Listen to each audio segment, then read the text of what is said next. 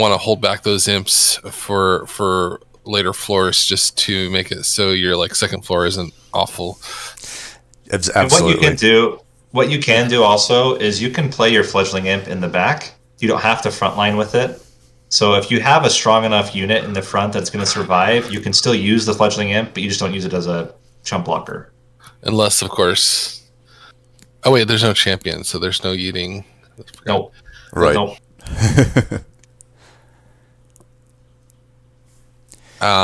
Yeah. So I think there's going to be some there's going to be some early divergence here, based on even something as small as how many imps they purge on the first floor. Oh, would one of you mind giving the go ahead? Yep. I'll do a countdown. Thank you. I will score Pahan and let's see, HoboJoe. Sounds good. I will score Opal and Bestari then. Unless Nate wants to. I'm planning to just watch. Okay, sounds good. And, Makes take sense. care of any other issues that come up. Yeah. So early champion picks: Sentry versus Siren, and then Alpha Fiend versus Brute or Branded Warrior. Interesting. Some Split squishiness. Anvil. Interesting. There's, I guess you do have a 2-cost spell to start with. I like Sentry. 2 spells. You get Endless on it anyway, which is, but they're going with a Siren there. I guess there is some rage synergy. I don't love the Hellhorn band, but you could make them work. Yeah, I'd probably go. there's a certain amount of just like taking a unit to get you through that first ring, right? Yeah. We're like, well, I'll eventually lose it, but it doesn't cost me anything to do it. Right. Except for maybe some Ember, if I replace it. Playing the Sentry though, I don't know. Yeah, that's a tough one because it's a pretty high value unit that typically dies ring 1. You do have the branding right, which might help keep it alive a little bit. True. And I think, as I said, if you play that rate, interesting. I think you sack the Implings. Yeah, maybe. Well, it's tough because it's gonna proc the damage shield sometimes, but I think you can. This is something that I learned very quickly playing some practice runs. You cannot worry about pyre damage early. Like, it's all about unit survival. yeah. I think the Vapor Funnel versus Sketches obviously doesn't really make sense, but Vapor Funnel versus an extra unit, that's a tough call. These early rings are really going to benefit from that Vapor Funnel. Maybe, unless they're willing to sacrifice their units. Well, and remember, you don't get the other unit. It's only when a champion gets played. The other unit. Oh, sorry. Oh, yeah. Units like extra upgrade. Sorry, I missaw. Were you thinking conscription notice? Yeah, I may have taken the champion, an upgrade for a champion when I was doing one of the seats. So it's like, oh wait, that doesn't. Oh, real quick, is Sato muted right now? Yes, but not by me. Oh. He did himself. Oh, okay.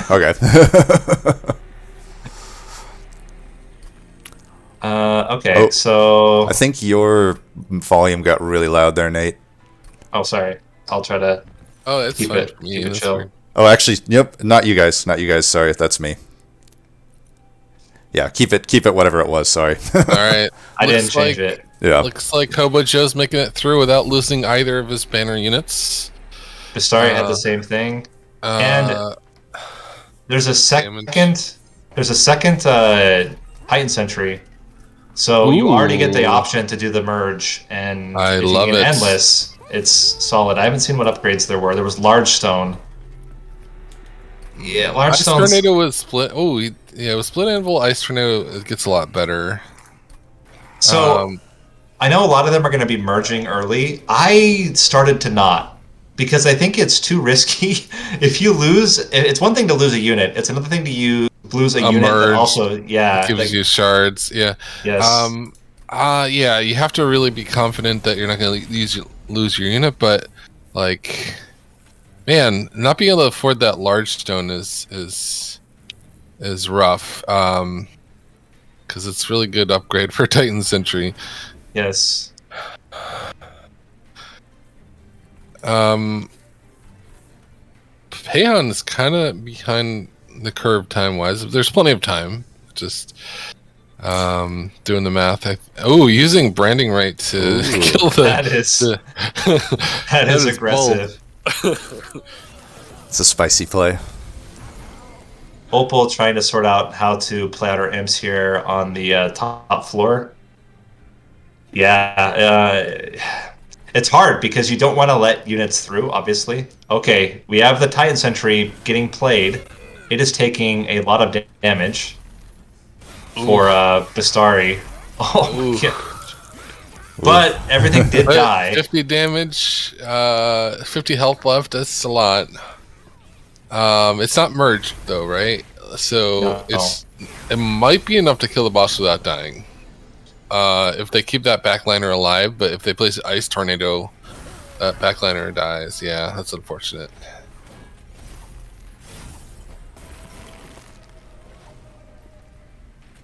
Pahan also has a tough decision because you want to keep this Alpha Fiend alive, but I'm not certain that I don't think he can without that branding right. Maybe he'll draw branding right, but it's tough with the boss reducing your draw.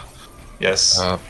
All right, it all comes down to this, and the Titan Sentry is living, so Bestari is going to get a clean Ring 2 and keep both of his units. Ooh, so HoboJoe is also playing their Titan Sentry, but it only has 35 health. Yeah, but he didn't take the trial, so he might be in a little bit of a better spot. That Vapor Funnel is going to come in super handy for those that took it. Yeah, that's one of those really nice tournament-oriented type artifacts, I feel. At least without the way we have our scoring. It looks like Opal gets through with 5 damage, did lose a Fledgling Imp, but kept their banners. And Pahan is not looking good at all, but he has not played his Helical Crystallis, which doesn't really do much, and he hasn't played the Foregone Powers. He might be able to keep his Siren alive with the Helical and 2 Foregones. Maybe. And I'll be completely honest, I lost both my banners Ring 1 on this, and it didn't end up being too bad. But you get a Titan Sentry right after. Right. So it's... Right. Yeah. Yeah, that's looking like he will lose both his banners, I think. He just needs to play out. I think you play the weight. Oh, he played both the Foregone Powers. Siren's living. Nice. He only lost the Alpha Fiend. That's not bad. The Foregones didn't betray him. No. All right. So, yeah, I think you take the Fortify. Got a Rail Beater and Horned Warrior. The route Bestari went there. Ooh, okay, so it looks like HoboJoe's keeping both his banners for Ring 2, which is nice. Nice. And taking no damage. And he's, doing the thing where you play cards anyway. Yeah. I guess if you want to just not have a fledgling plater, you could do that. Alright, so second no damage ring for HoboJoe. And Ritual Battle, I think you gotta take Ritual Battle. Opal opting not to merge units. I think that makes a lot of sense. Right now, she has a Branded Warrior, a Titan Sentry, and a Nameless Siren. There's not really a good combination there that I think is worth at this point. Unfortunately, the Mollusk Mage is just the deck is kind of bad for it. Yeah, it's risky. Yeah. Yeah, I mean, even if you lose it, it's fine. But there's just not a lot of spells that it affects, especially if you have branding right.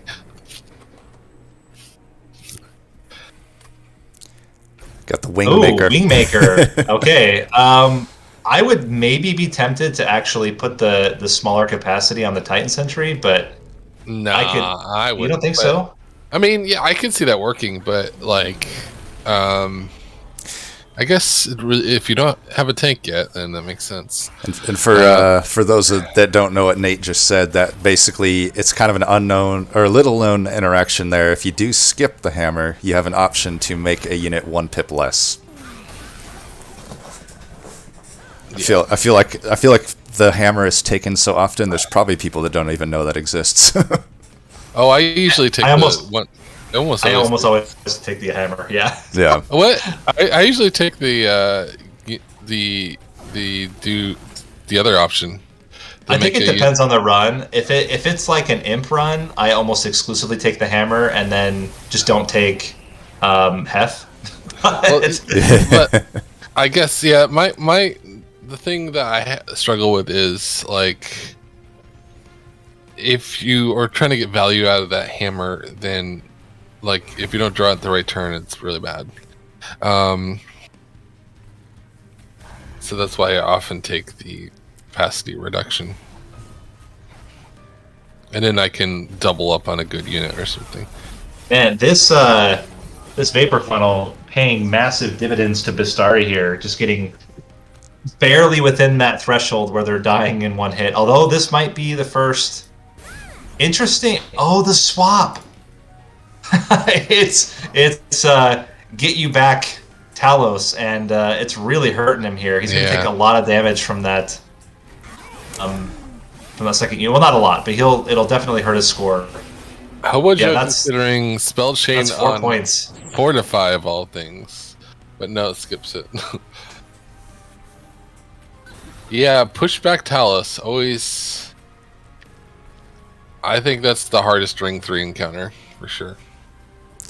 Agreed. There's a really good chance that Bestari is going to lose his Smith here. He might even lose the Titan Sentry. Yeah, that's a lot of damage. I don't damage. think he can do enough damage. That's where you wish you had a March of Shields. Yes. Ooh. Gonna have to sacrifice that imp that he spent 25 shards on. Well, the thing is, even with the imp, it's not gonna get. It gets you 1 extra hit. If you use the imp and the Helical Crystallis, you at least get a massive hit. You gotta put it in the front. He might be just saying. The Titan Sentry, yeah. Like, I'll lose my units, but the imp might be more important. I could see that being the case. Oh, I don't know about that. Yeah, I think that's a loss. That's a restart. Okay. Yeah, restart. But then I think now he knows he just has to swap his unit placement, and then he's fine. HoboJoe did not make that mistake and actually played the Siren up front. Hey, well, the Siren has incant armor, I think, or something. Yes. See, that's the hammer thing I always struggle with. Is like not on the floor where I want the capacity. Right. But HoboJoe's taken the first bit of pyre damage in the run. I don't see any of them with a build strong enough to kill that 245 health unit floor. There's no multi-strike. You really can't afford to put your Titan Sentry up front. But HoboJoe looks like he's in a decent setup here. I almost wonder if you play a Fledgling Imp in the back. I think you have to play an Imp. Damage. I think you might need to get through that health pool. I guess hoping a Branding Right might be able to get there. I don't know about Pahan's new setup. Might struggle. Sweeper? Yeah. Well, I mean, you don't think 1 damage can get there? I mean, once you get trample on that sweeper, it'd be nice. But okay, 6 damage for HoboJoe makes it through the boss. Did he lose his Titan Sentry? I didn't see. I think he did. I don't see it in his inventory. Yeah, it's unfortunate. And he took 6 damage, so 1 damage off from the best scoring, or a much better scoring. Sorry. Bestari got swapped again somehow. Let's see. Might have Another sweeper. I mean, I will say the sweeper with trample is pretty good. but it is the temperament. So, well, you have a ritual battle, so who knows? Maybe you take the sweeper, but no, they're going for the horned warrior. I'm not sure I agree with that decision, but what do I know? I didn't qualify. I don't mind Horn Warrior into Rail Beater. I think that's a pretty strong one, but if I recall correctly, I don't recall if they have a Rail Beater. Endless. There you They go. do. Oh, Well, this that's Bestari heartbreaking. That's heartbreaking. Endless without your Titan Sentry. Yeah, I still think you still. I mean, you have it for an imp at least. Oh, there's a Titan Sentry. There's a lot of rage coming in, at least. So I think here you have to play your imp and you have to play your ritual battle. Yeah. Like you just can't. You can't play it. I think the imp will live, maybe. Yep. I think he. Yep, just literally the imp. Actually, the Titan Sentry lived. yeah, that last Forgone Power. Wow, crazy.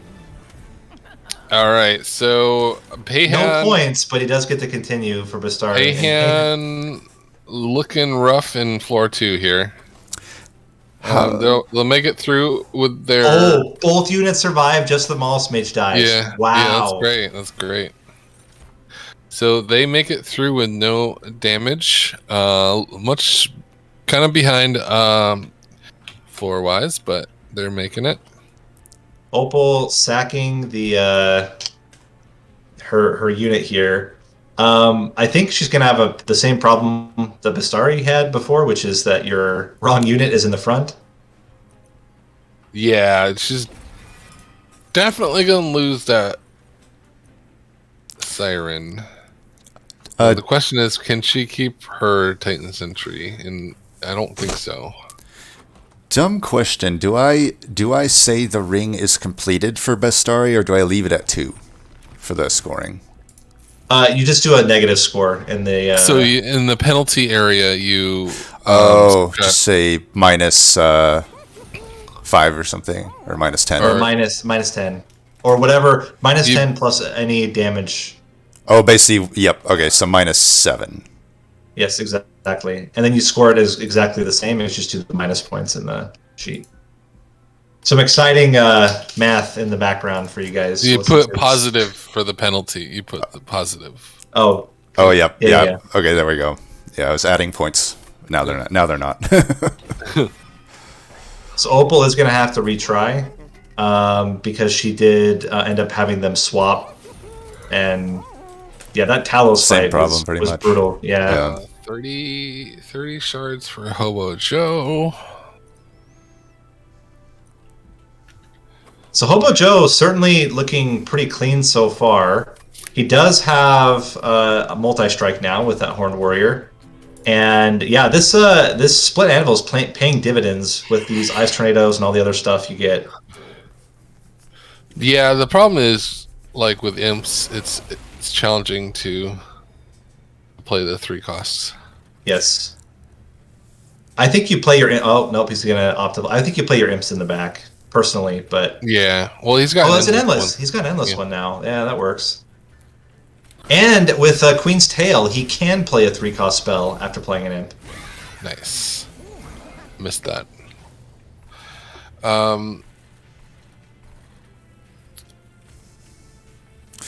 So yeah, he absorbs 1 hit around, which is nice, basically. So I kind of understand the logic, but I think it's very scary to have for Bestari to have played the Endless on the Imp instead of the Titan Sentry. But I think he's just hoping that with all the rage, he can actually get the Titan Sentry to do enough damage that it's not going to be a huge problem. Yeah, I get it.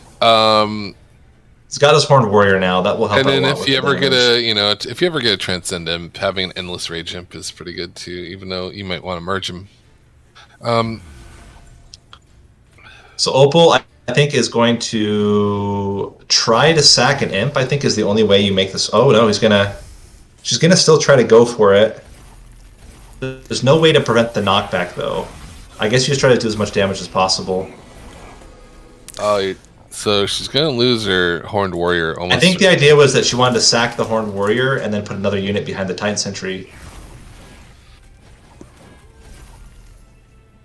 Fortunately, just not a lot of spells to trigger the siren left. No. But at least she does have a buffer for her unit now, which is quite good. I mean, that's a lot. You can get a lot of value out of a branding right here.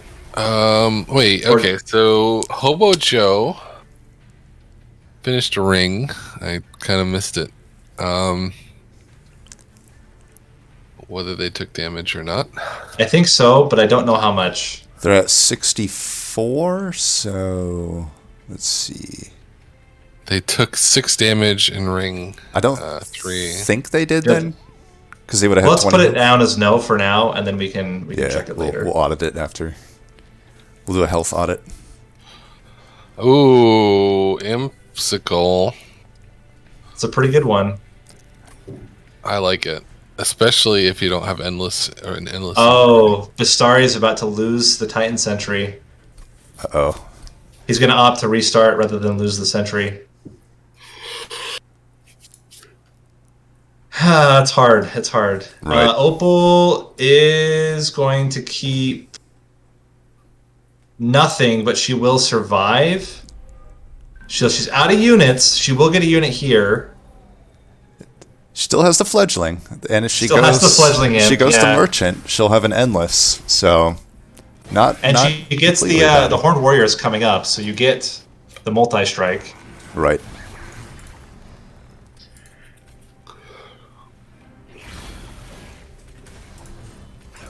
I mean, I would take Impsicle, but especially if you have the Queen's tail. Right.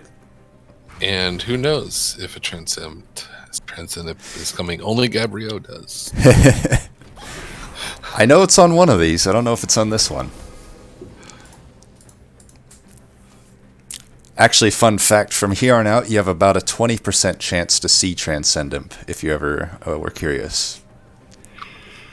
Because you have a 40% chance before Ring 3 and a 20% chance after Ring 3. Shout out to Wally for that one. He'll be in the second group there. So HoboJoe is taking some damage, but it seems like he's able to now get enough damage to clear and start. Yeah, this is like it's kind of turned around. Bestari. Or Bestari. Sorry, yeah, Bestari. So I think just playing on the wrong floor was the real culprit here. Yeah. The best part of this challenge: free train steward removal. Yes. Quick tome. Not I be like underestimated.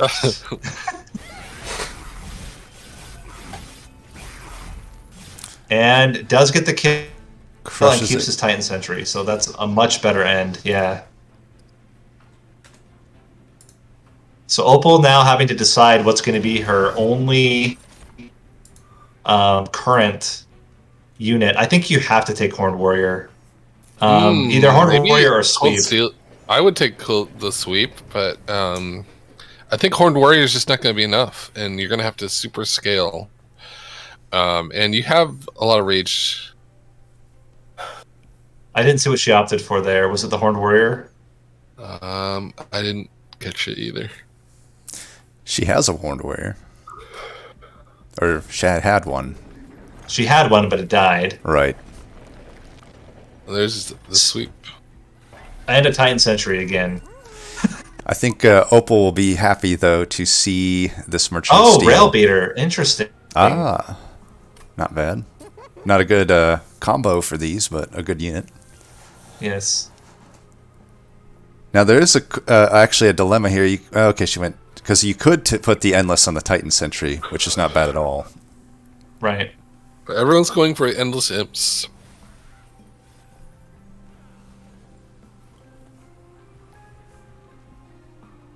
HoboJoe getting his second Endless, and he's going to put a second Endless on... Drumroll.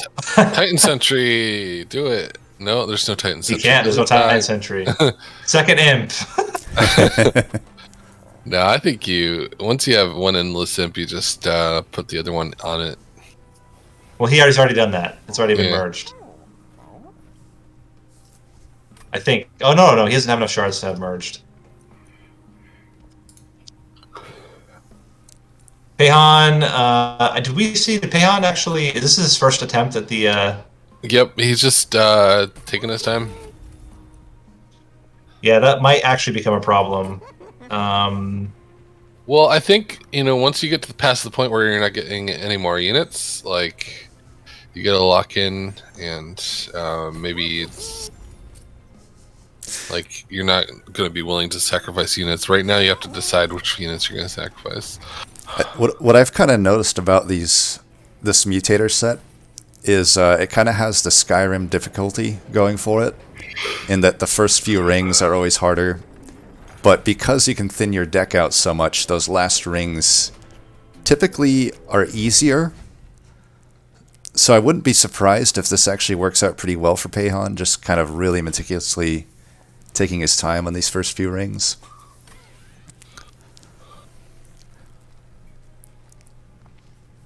Very nervous about the amount of damage that Pahan currently has, but I mean, he does. Yeah, He does 60 damage around. well, Once he gets the rail beater, the frostbite, Yeah, and the rail beater will double that.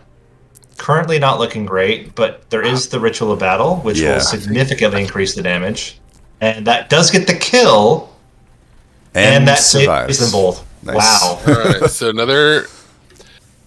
I'm not sold on this banner combo, but right. He hasn't taken any damage yet, so he's And he'll get an Endless Imp if he still has one left, which is a mystery, but we'll see. I know he lost at least one.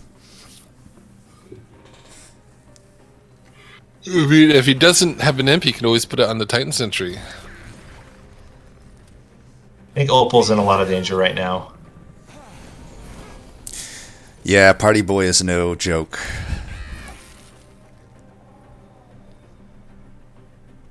Yeah, it's not going to do it. She's going to have to restart. And she has no scaling damage because it's adding spell weakness, not Did she frostbite. Did she not add Endless to a unit? She added it to an imp, I thought. Oh, because it must just not have drawn the imp then. She did, which was really strange. She had it, and then it didn't get played at a certain point.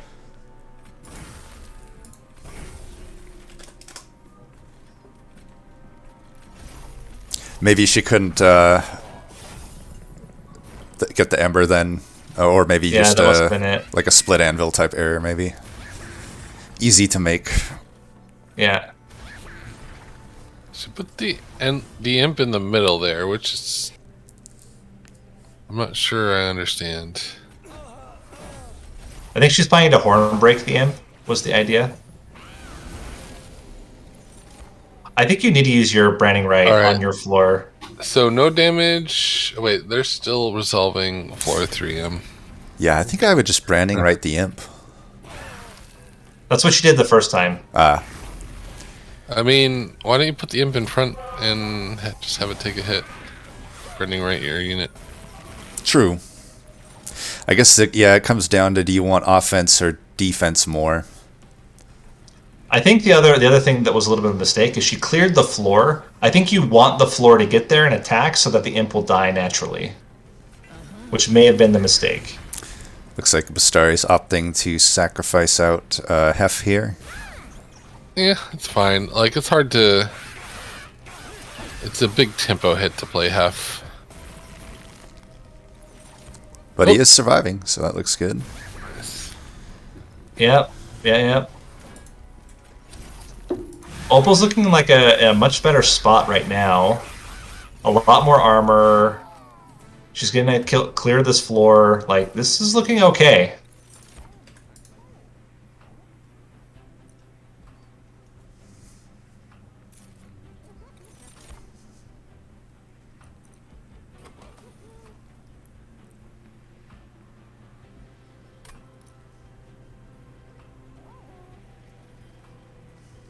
Yeah, it's definitely looking better for her. Yeah, looking a lot better. That imp's gonna die again. She'll take a little bit of pyre damage, but survivability is looking much, much better. Now, I wonder do you think it's better to let the Party Boy get... I guess it's only striking once, so Yeah. Yeah. I think you need to get more value out of your fledgling imp. Yeah. I think even here you stack your fledgling imp. Oh, she's gonna opt instead to get one defensive block with the imp, and that's gonna do it. Both of them are living. I mean, you do the math. It's more than one because the branding right on your unit is also. That's true. That's very true. It's another one. So it's 2 full hits. Oh, and there's an important work. I didn't see that from before. All right. I mean, look at the scaling on HoboJoe right now. Like HoboJoe is doing just fine here. No damage. Crushing ring 5.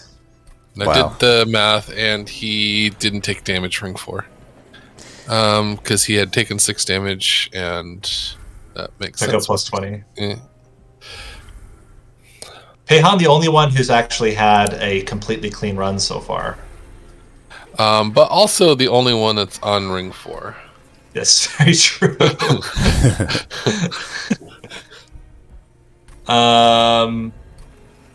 So who's restarted so far? So only Pahan and HoboJoe have had no restarts. Yeah.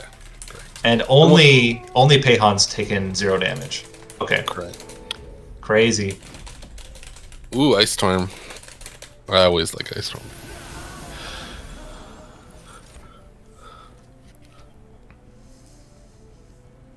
But you have the other spell that's similar.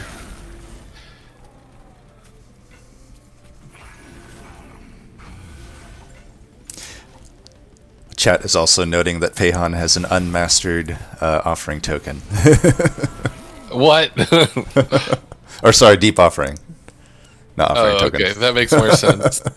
that does hurt Heart deeply. I know Heart loves that card. Yeah, I know, but at least it's not a common card that is useful to keep usually. It's an uncommon, or is it rare? I don't know. It's rare. Yeah, so it's a card that you don't start with, and it doesn't work for every build. Those are fighting words, Narninian. I mean, like, if you don't upgrade it, like, it's in the wrong deck, it's not going to help you, right? True. I am impressed how many of them have been able to kind of, like, salvage pretty dire circumstances in their different runs. I was worried at ring 3 for a couple of them. So I actually think here, if you see on Bestari, I think the quick on the Horde Warrior is a little bit of a mistake because you lose the auto kill on your imp. You have to now play cards to kill your imp, which is very dangerous. Yeah, I agree. What it does is it saves health on a couple of the floors, but I think getting the extra rage is pretty good. And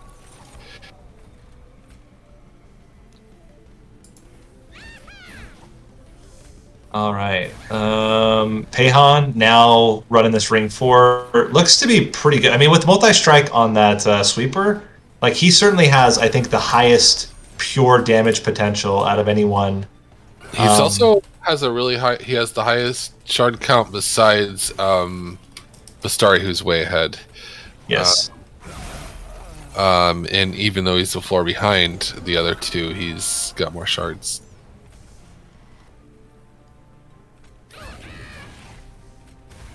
But Bestari with the 130, goodness. Yeah, that's a little insane. I don't know that I'll hit 200 unless we have like a god run, like Seed 4 was in the qualifier. I don't think I'm hitting 200 in any of my runs. I just find it way too dangerous for not that huge of a reward. Like, yes, it does make a difference in points, but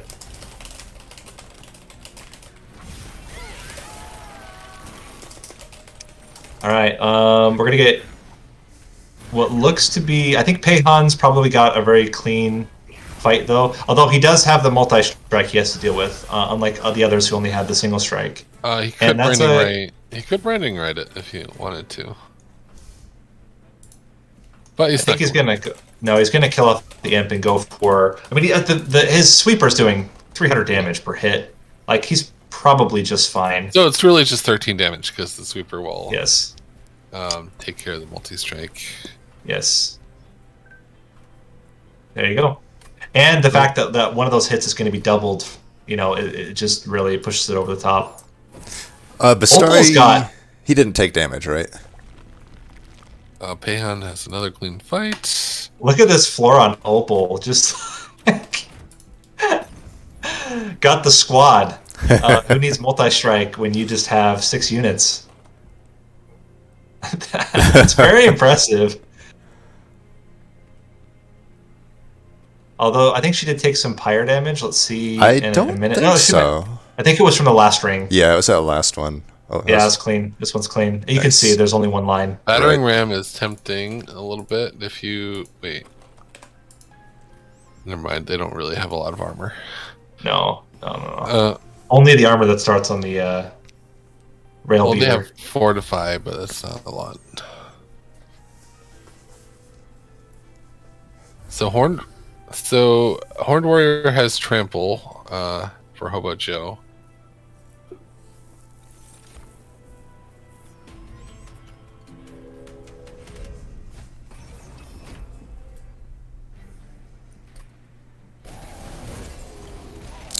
Conduit Masters with a damage trial can be scary. So Pahan opting not to get Hef here.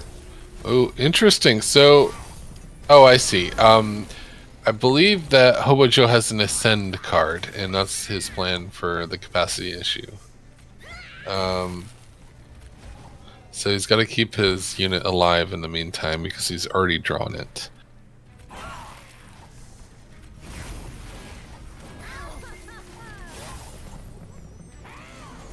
Yeah, with Ice Tornado and he doesn't. Wait, he already drew the Ascend? Yeah, he already drew it. Oh, okay. So he just has to get through the deck through one round. I mean, the nice thing is that most of his deck is imps and spells, so shouldn't be too difficult. I definitely think you chump block here, and I don't think you Wingmaker. I think you let it hit both units to kill the imp and also... Looks like Bestari missed the split anvil play there. Oh, didn't play the Astronauta first. Yeah, it's super hard to remember, honestly, especially in a tournament setting. Yep. So he takes a lot of pyre damage for that, but he'll probably be okay.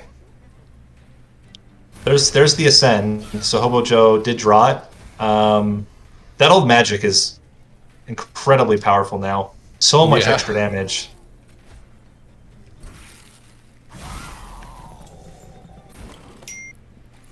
I think almost everybody's been opting for Wildwood Tome, and again, to my thing earlier, I really just think it, unless, I guess you do have, a lot of them will have or not even a lot, all of them will have the important work.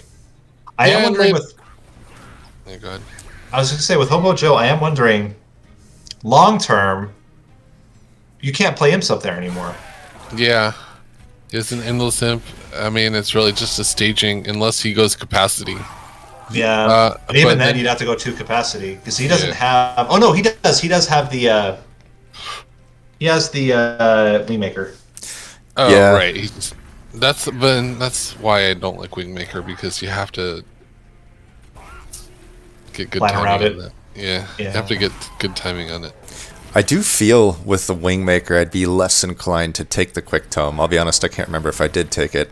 Because, Temperament has a lot of incoming damage with the Shade Wings, so I could see Quick Sweeper definitely being good, but then as you said, you can't sack your imp other than important work. Or I guess branding, right? Oh, and Bestari gets through with 54 damage taken. But he's alive, and he has his units, so he really can't complain too much. Right.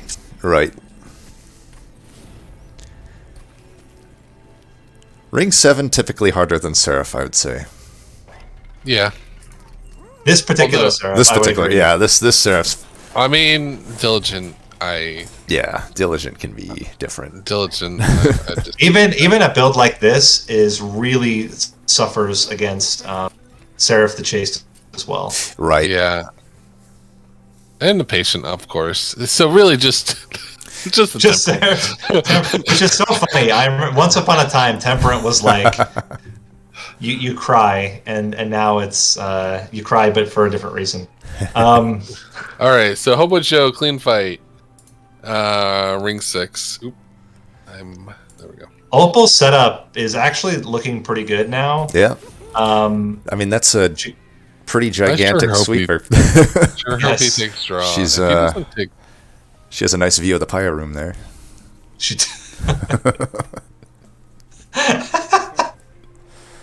All right. Pahan also looking pretty clean here. And let's see, we're now hitting the halfway point. So he can probably finish on time, but it's really like it's starting to get a little intense. Yeah.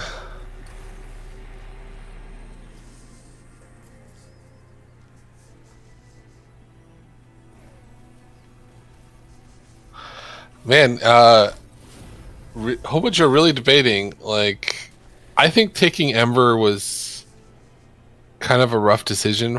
Like, he kind of suffered in that fight a little bit. I mean, it didn't matter, but he didn't draw his Ascend for a while. Didn't have draw. Right. Did all of them go that path? He's the only one I've... I know Opal also has it. But interesting. Interesting enough, Opal does send to back instead of Ascend. She's relying exclusively on her Wingmaker to get the capacity she needs. Although her units are also not... I guess, no, her unit is large. Yeah, so Pahan and Opal both have the Sweeper setup with the Rail Beater. And then, yeah, HoboJoe and Bestari both with their... Clean fight for Bestari. Does anyone have a Titan Sentry left? I think they've all died off. Yeah, they've all died off. I would have had an endless one because I just love it so much. But it's working out for them. Hard coming in with the burn. Yeah, that's true. If he had Deep Offerings, he'd get there much faster for sure. Now, and I think Deep Offering does trigger on all the cards that are drawn, right? The Split Anvil. Is that how it works? Like when you draw it, don't the cards that are drawn get affected? I know that for sure they do on Incant. I don't know if they do on. I don't think Split they Anvil. do. I don't think Do they not? Yeah. I know it's the negative impact, like in the Ring 6 boss, that makes it so your spells cost more. They do. They cost more, but they don't get the benefits.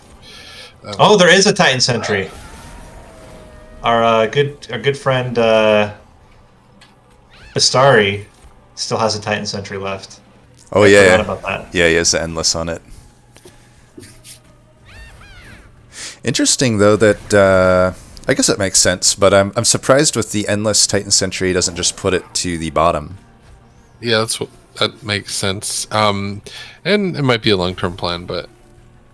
I think the idea is to just get another heavy strike with Rage. Yeah.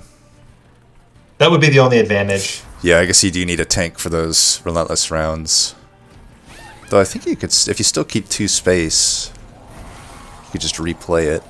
So Pahan, clean Ring 5, still has both of his units. Definitely, if he can pick up pace, like he's in the spot to take first. Oh, that's a good point. He's gonna have a shard. He's not as much on the shards, but yeah, he's also 2 rings behind some of them. Yeah, but like it's not too. Like Bestari has 185 shards. No, Pahan can get that. He's got 3 temples left, so there's plenty of time for him to pick up shards. And Bestari also did restart twice, so I think if he picks up the pace, because he's on pace with like HoboJoe in terms of shard count. I think it's a it's gonna be interesting. I think it's really funny that everyone is using the branding right to kill their imps. Yeah. Who needs sustain? Damage is sustain. Offense is defense. Yep. Yep. I mean, honestly, It's, when you're quick, offense is exactly defense. Right. Wow, we're gonna get a flying kill here from Bestari. Nice. Really?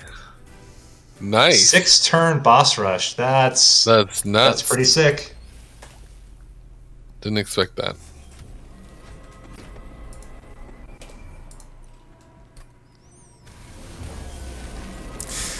That is one way he can make up some of those points from the restarts. Yes. Now where does he go? Does he have the sustain to go top? Does it matter? Does he just kill the enemy before that even comes into play? So how did he get that flying kill? Did like multiple multiple He does run last stand, so he probably just last stands? Yeah.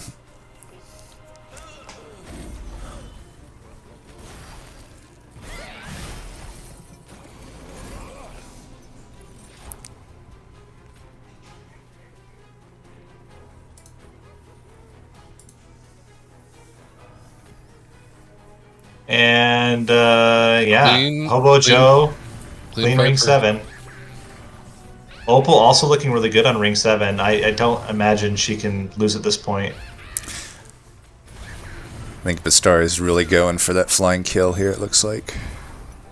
Just gonna You kind of have to Yeah, I don't think he has the defense to go too long survive here. through all of it. Yeah. I think he'll get the flying kill as long as he can get to that last stand. I mean, the deck is so thin, I'm sure he'll get to it. I think that the last stand certainly is a big part of it, but the other is like you have to stack up enough damage to literally kill during the mini boss floor. Like that's the only chance you get. That's true. Because he might want to put that He doesn't have Titan- enough strikes. Yeah, he probably should Well, get that does he have Titan Sentry trample? down. He doesn't have trample. Okay, Wingmaker coming in pretty huge here. Yeah, that cleared out a lot.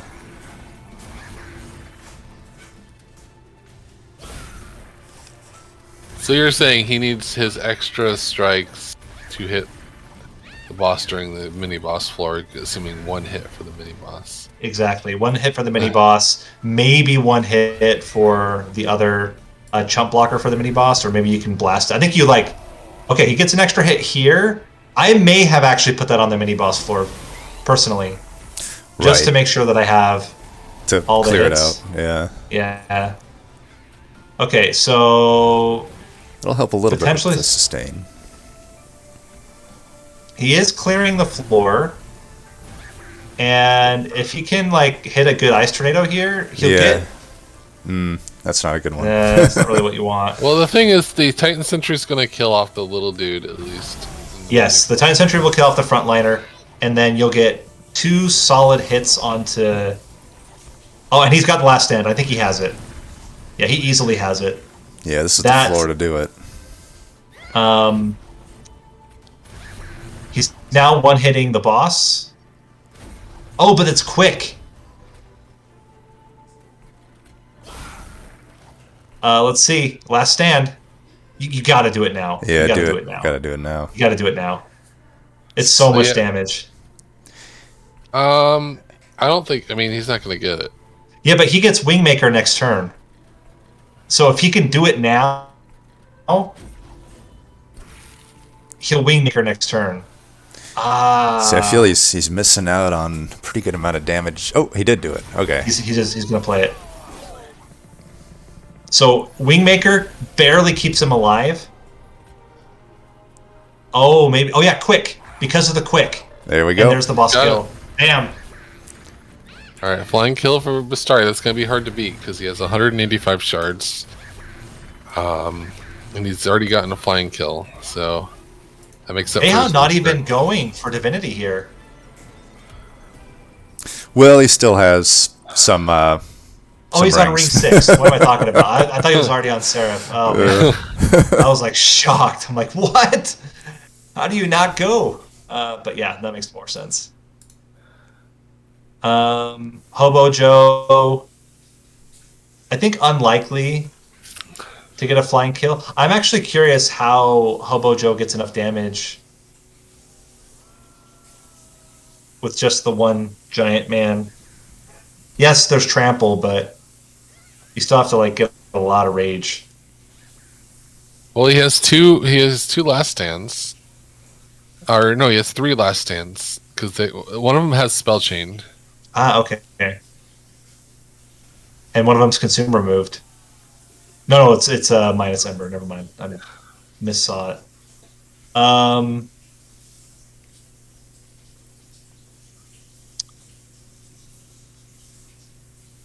Opal having a pretty decent start against Seraph here. Pahan with a clean ring. Oh wait, 4-turn boss rush, flying kill for Pahan.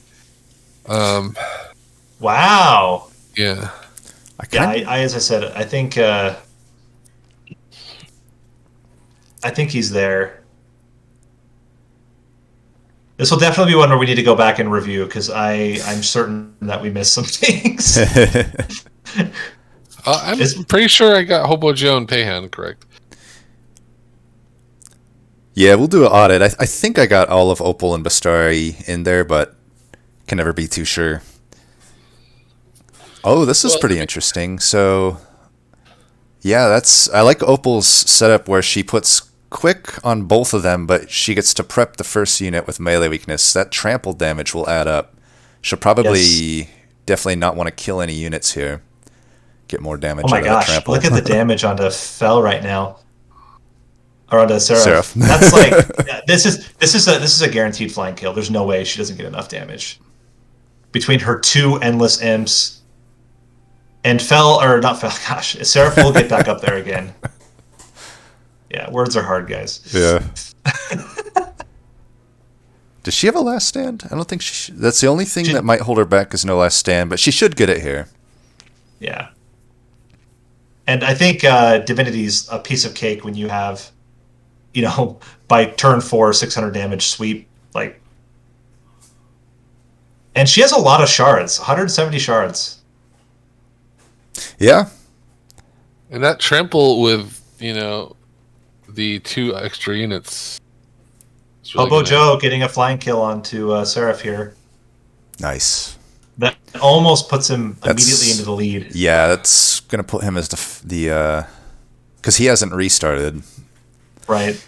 I will say this is pretty nice, even with the leaders and whatnot. It's still close enough all around that I think it's anybody's game for the second round. Nobody's really out of the running.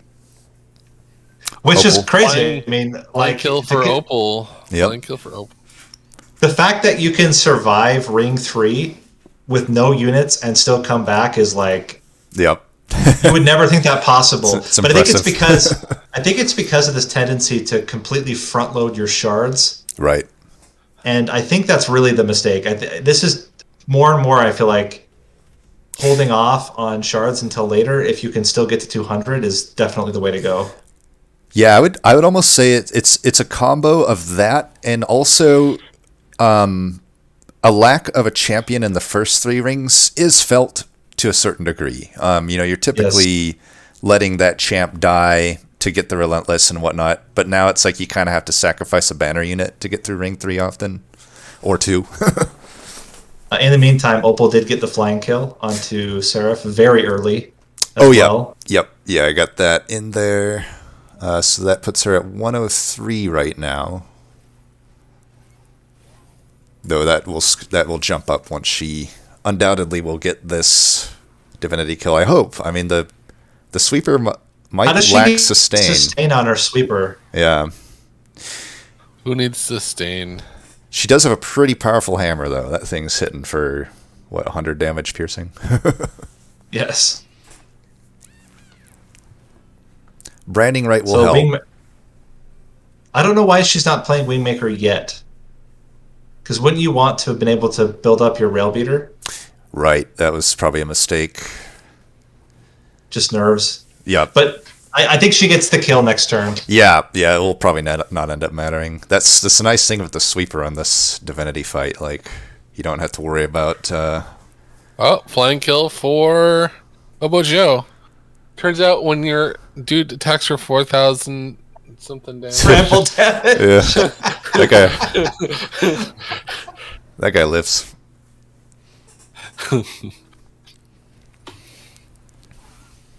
Does not skip leg day. And yeah, next turn we're gonna get the flying kill for sure. Or unless the sweeper dies, but nope, sweeper doesn't even die. And you have So that's a flying kill for Opal. Nice. I think that puts her almost on par with Bestari. Yeah, it's going to be pretty close. She might have took more damage on one of those rings, I think, but that's about it. The shard count's really coming to hit her here. What was her overall shard count? 170? 107. Oh, actually, no. So, wait a minute. She might Just bridge the gap here. Yeah. They're tied. They're tied. Wow.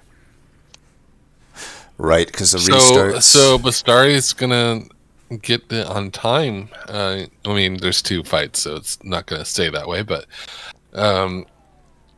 Also, HoboJoe did flying kills Divinity already. In the meantime. And that will definitely lock him in for first so far. Pahan also looking very strong, though. Completely flawless run. No, HoboJoe's still behind in points, right? Did you mark him complete? Oh, no. Okay. That's a There lot we of go. points left. The only thing that's setting back, and actually it's not even a setback yet because they're still on ring 7. But yeah, Pahan is behind in terms of shards. But he's got another temple to go through that could easily put him back up there. Yeah. Especially if he has some infusions that can happen. It looks like that fledgling imp is uninfused. Clean ring 7.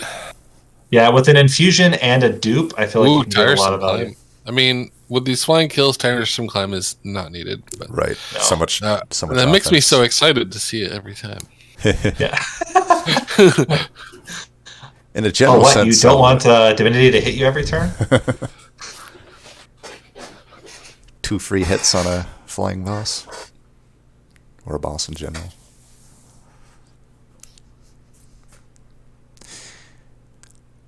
I mean, both those cards, Important Work and Tiresome Climb, have got to be 2 of the best uncommons in the game, eh? Yeah, well, I mean, Important Work obviously has some dependencies, but right. I will almost always take Tiresome Climb. Right, same. But wait, you're saying Rage Germ isn't quite on the level of these other 2? For some reason, when Ritual Battle is in the same clan, for some reason... Unnamed Tome is not needed here, but it's also something I'd love to see. Why don't we, actually, it's a good idea in chat, why don't we unlock HoboJoe here and have a conversation while we're waiting? HoboJoe, can you hear us? Oh, you know what? Hobo, I think, does not have a mic. Oh, he doesn't have a mic.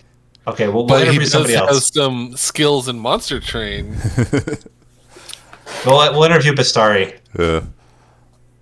Hey, Bestari, can you hear us? First to finish.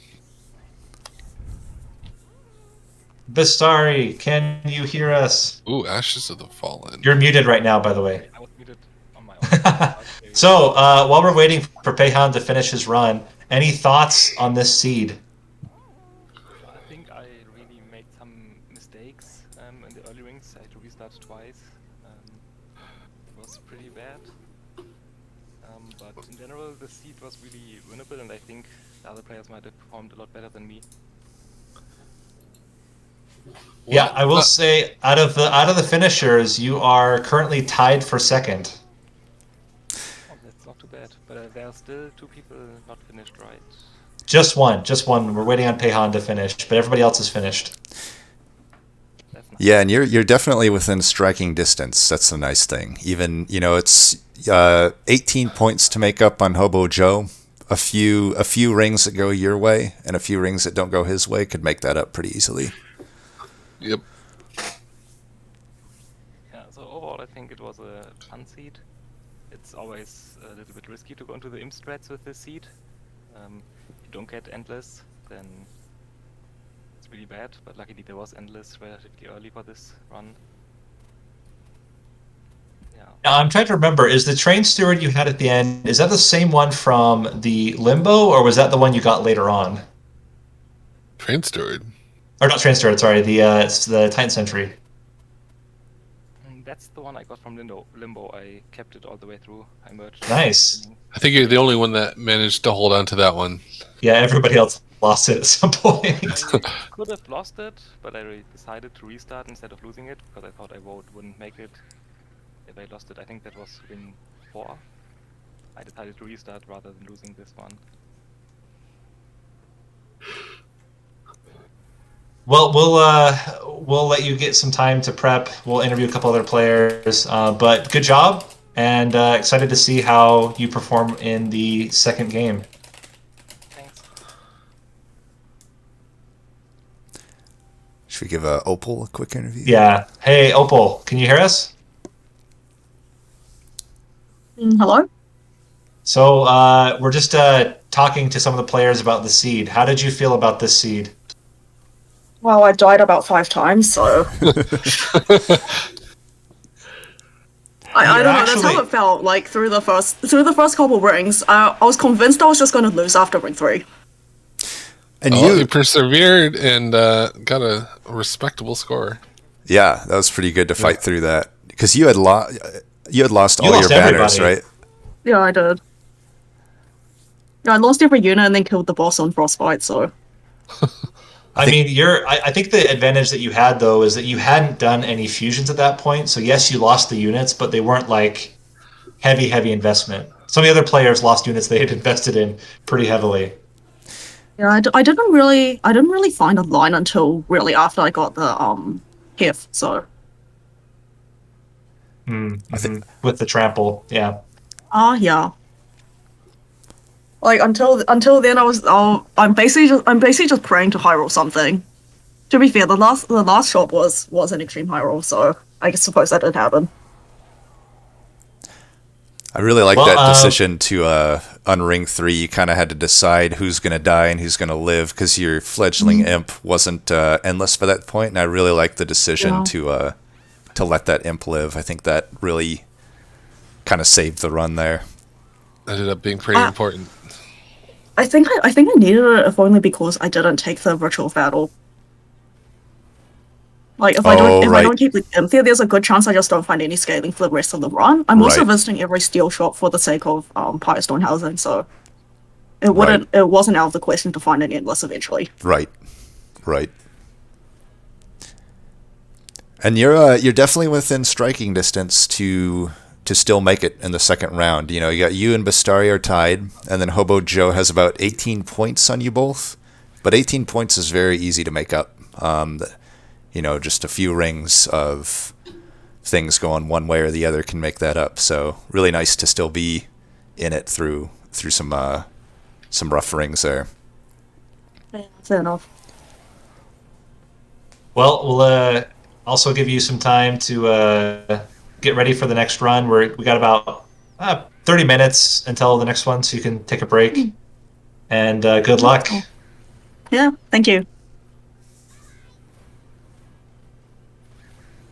And in the meantime, Pahan, I can't imagine there's no flying kill in this future. This is absolutely gonna go his way. Interesting that I didn't realize until now, he actually took the Wormkin etchings so that he can consistently get last stand every single turn if he wants, or at least get it back once. And it's permafrosted. Yeah, his shard count also bumped up. He's up to 155. Yeah, I think he needs to start playing last stand more if he wants to get that flying kill, though. Yeah. I would expect he probably plays it now, but let's see. This seems like the right time. It feels good. Feels right. Yeah, there we go. Yeah, there you go. There's the flying kill. Nice. He might be a contender for second place. We'll see. Because he had a flying kill. He's a contender for first place easily. Yeah, he's within. He's got at least 25, 35, 40 points in his future. He's the only one that didn't take any damage. So I think. Well, let's see. Let me think about this. Let me do the math. Yeah, with the flying kill. Well, he's the only one that got a flying kill in ring 6, I think. Yeah, exactly. That's what is just barely putting him ahead of the shard deficit. He's also the only one that has not taken any damage. Right. So he'll lose 1 point for the shard deficit to HoboJoe, but gain 4, so a net positive of 3 with the no damage. Or sorry, yeah, because HoboJoe took 20 or less on one of those. Yeah, so he'll have a good lead, I think, unless he doesn't. I mean, I can't see how he would not get a flying kill here. No, I think it's. I mean, he's taking I a guess damage right now. But he has both branding right, and he's got incant armor. Like. Oh, right. Or not incant armor, but he Rail has the beater. branding right, and he does have the A rail hammer, I guess. So I don't think he's going down here. I mean, already like we're talking the second round, and he's already doing 958 damage. And that's before the trample. I mean, one thing that we also have to remember is that like the trample damage is you can't underestimate. Right. Yeah. Yeah. Even next floor, he's gonna have Just a good amount. Yeah. Bulldoze through those units. Last stand. I think he just got. I think he just plays last stand and he gets it. Yeah. Oh, I guess he doesn't have trample, does he? Oh, does he not have trample? But I guess it doesn't really matter. It's still sweep. Still a sweeper with. I think he has multi-strike instead of trample. Yeah. And he merged the siren instead of hef. Ah, right. Yeah, last stand and win. That'll do it. That's All right. it. And that'll give him the win, I think. Let me just double check that. And he's ahead by a good amount. 8 points ahead. So with a I won't say commanding, but with a sizable lead, Pahan's going to go in with first place. Let's talk to him for a little bit and see how he's feeling after that finish. Pahan, how do you feel about that run? It was pretty fun. I think I did pretty good. You're currently in first place. Okay. If we were racing, you'd be in last place, but we're not racing. We are going for points here. I've always been in last place if we are racing. Not the fast player, fortunately. Hey, it worked out though. That meticulous play allowed you to not take any pyre damage, get an extra flying kill. Pretty flawless run overall. How did we overs? Did we take the same route? Actually, your build and Opal's build were almost identical. What was different? She never took the last stand, so she was relying just on her imps for scaling, whereas you had the last stand scaling plus the worm connections to kind of get more value out of it. And then the others didn't have sweepers. They took the Horned Warriors and merged them with Hef to get trample on their Horned Warriors. Okay. Did anyone play with sketches? I was curious about this. No. I think you'd have to be insane to take sketches in this run. I don't know if you are aiming for top score. Maybe I never play with it, but I think I literally only take sketches with Shadow Siege, and that's it. Okay. I mean, I'll take it if I have like those awoken units that in like AoE heal. I forget like the hollow. I don't know. Okay. But yeah, overall, really, really strong run. So currently, you are in the lead by about 8 points between you and second place, and then there's not a massive gap, but a pretty sizable gap of another 28 points till third and fourth, who are currently tied. So still very close, and there's still one run left, so certainly things can go in a crazy direction, but I think you should feel good coming out of this with at least a head start over the others. Yeah. Okay, great.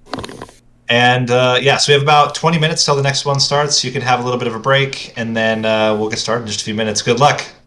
Thank you.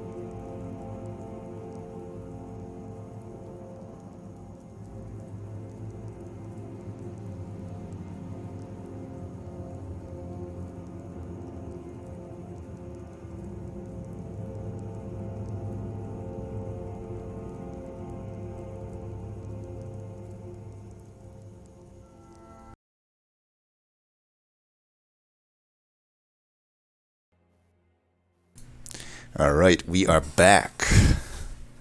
About 5 minutes till the start of the second round here. We have everybody within contention to get there. Pahan does have a somewhat commanding lead, so unless he exits pretty early, he's probably going to be in, but there still is the striking distance of Bestari and Opal to HoboJoe of that 18 points. It's a decent amount to make up, but it's not out of the question by any means.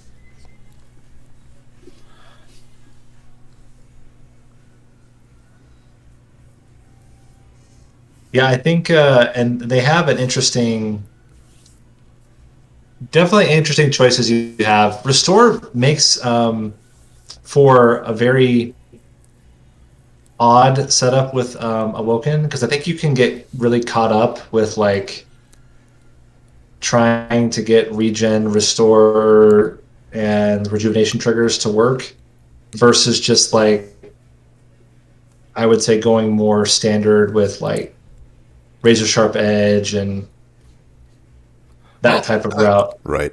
It all depends on what you start with. Restoring Retreat obviously can lead to overstacking. Awoken Hollow kind of setup could be strong with some risk. You got Restoration Detonations to help you catch that health back up. I think it really depends on what your banner. I mean, if you see a Hollow here, I think you take it and lean into that, because then you have a bunch of starting cards that gain value. But then, of course, Shade Splitters are not really synergizing with that. Yeah, it's interesting. You kind of get offered from the start here kind of two lines to go down. You could go the risky morsel route, because you do have a pretty decent morsel card there. Or as you said, you could, at the very least, if you see a Hollow, you got some greatness there. The Restoring Retreat, that's a tough one. Do you try to finagle the descend overstack? Can be tough, but not undoable. What do you guys think? Do you think there's a Woken Hollow in this limbo pick here? Well, based on your comments, you really like this seed. I don't know. Do you think there's maybe a Hollow of any sort in this run? Oh, interesting.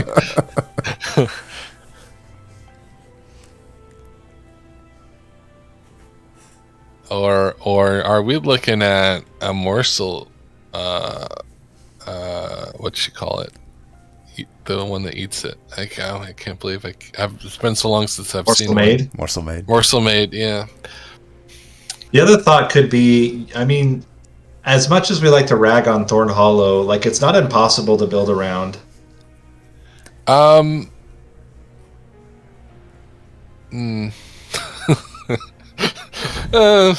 It's just max health. I get concerned about its max health. That's all. It has a lot more health though these days, because they buffed its max health. It now has the same max health as Woken Hollow. Until turn 1. I will say, in this combo is my favorite. If I'm gonna go Thorned Hollow, it's this combo. Interesting. Because he can damage shield it or whatever. That, and Life Steal. There is a pretty. I don't think it's super known, but I'm pretty like one of my favorite infusions to make. It's the only one I'll ever put a Shadow Eater into another unit. The Shadow Eater into Thorn Hollow. Yeah, that's pretty good. Yeah. It's like one of my favorite things to do. I mean, I'll do Shadow Eater onto other units all the time. I mean, Awoken Hollow is pretty good with it as well, for the same reason. Yep. It also is nice because the Gorge does not cultivate the morsels with the Awoken Hollow. Yep. Because they all kind of go at once.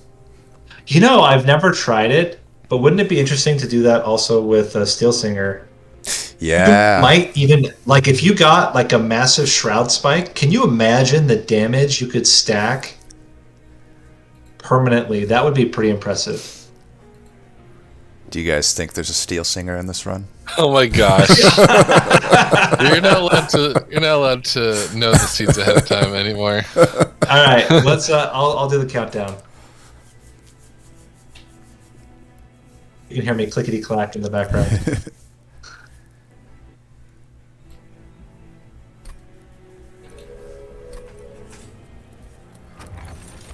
All right, let's see what we get for units here. Let's start with the treasure chest. Okay, X cost. I think you auto pick X cost. Yeah. This in combo. Umbra. Well, we both. Yes. I mean, specifically these. Although Wing Steel's so nice, but I still think you take the X cost. There's a lot of decision making happening right now. Thorn and my Awoken. And the Shadow Eater. And the My gosh. Okay. I think I actually take Awoken, but and an unmastered Shadow Eater from Pahan. Yeah, this could be his chance. This is your chance, Pahan. Looks like he's gonna go for Muscle Maker. Go with oh what my he's, gosh! Bestari's going for the Shadow Eater or Awoken Hollow. Nice. Yeah, that's what I would do for sure. But I wouldn't even play the Shadow Eater. Ooh, yeah, that's risky. That Shadow Eater might get purged. Maybe that's the plan. Maybe not. Maybe not. Whoa! But on the middle floor, you only get one.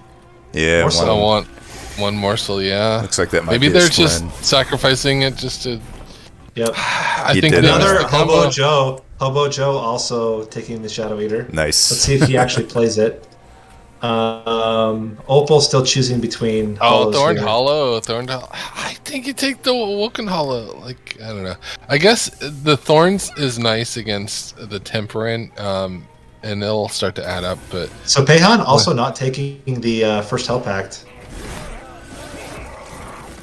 He's the only one that took. Went for Wing the Steel. immediate value. Wing Steel.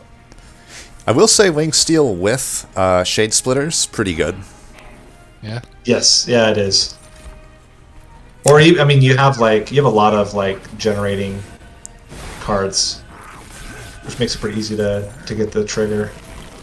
So here we go. Definitely dying. Morsel Miner certainly gonna help. Oh my gosh, Ooh. almost enough. If they had Yeah. only had Descending Retreat. Yeah. Oh, that actually made it worse. What? Oh, because the lifesteal or something. You can't try to understand. Yeah, I think it's a lifesteal. Lifesteal on the first hit, so it ends up at the same health total as it would have anyway. And pretty easy kill here. No damage All taken. right, so no damage but they lost a banner unit. Yes. So I've become less and less of a fan of Wildwood Sap because I think regen is just not feasible in this day and age. I don't necessarily agree. I think obviously, yes, Divinity, it's less useful, but I think before then it's really useful. So we got a clean fight from HoboJoe, I think. Yeah, I think he's the only one that's kept the. No, he lost his. He lost his. Shadow Eater. Shadow Eater. Yeah. Pahan in true form, still plugging through this. Oh, we get first ring. a Space Prism, which is nice. Husk Hermit, I mean, that's the combo. Sweep Hermit? and Sweep in the hollow. yeah, sweep and hollow. Yeah, that's another option. I just love the Shadow Eater. I want to see somebody do it. I would be But so impressed. you Opal's need- the only one that can right now.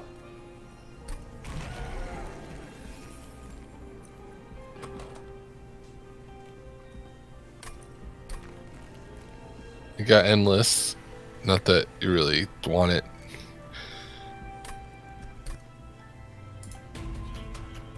Yeah, so both HoboJoe and Bestari taking the Husk Hermit. Quick. Pahan also didn't take Shadow Eater. He took the Morsel Maker instead. And he's putting it in the middle floor. Ooh, that with the hollow. What? Oh, maybe he just sacks it. It's just one. What? Yeah, I think he wants to be able to play more morsels on the top floor. I don't know. I can't be responsible for what every player does. I guess maybe it's his way to try to kill the backliner without taking pyre damage. Opal did it. Wait a minute, which one did she take? I can't see. She merged them. She merged them somehow. Yeah, what did she merge? We'll find out here.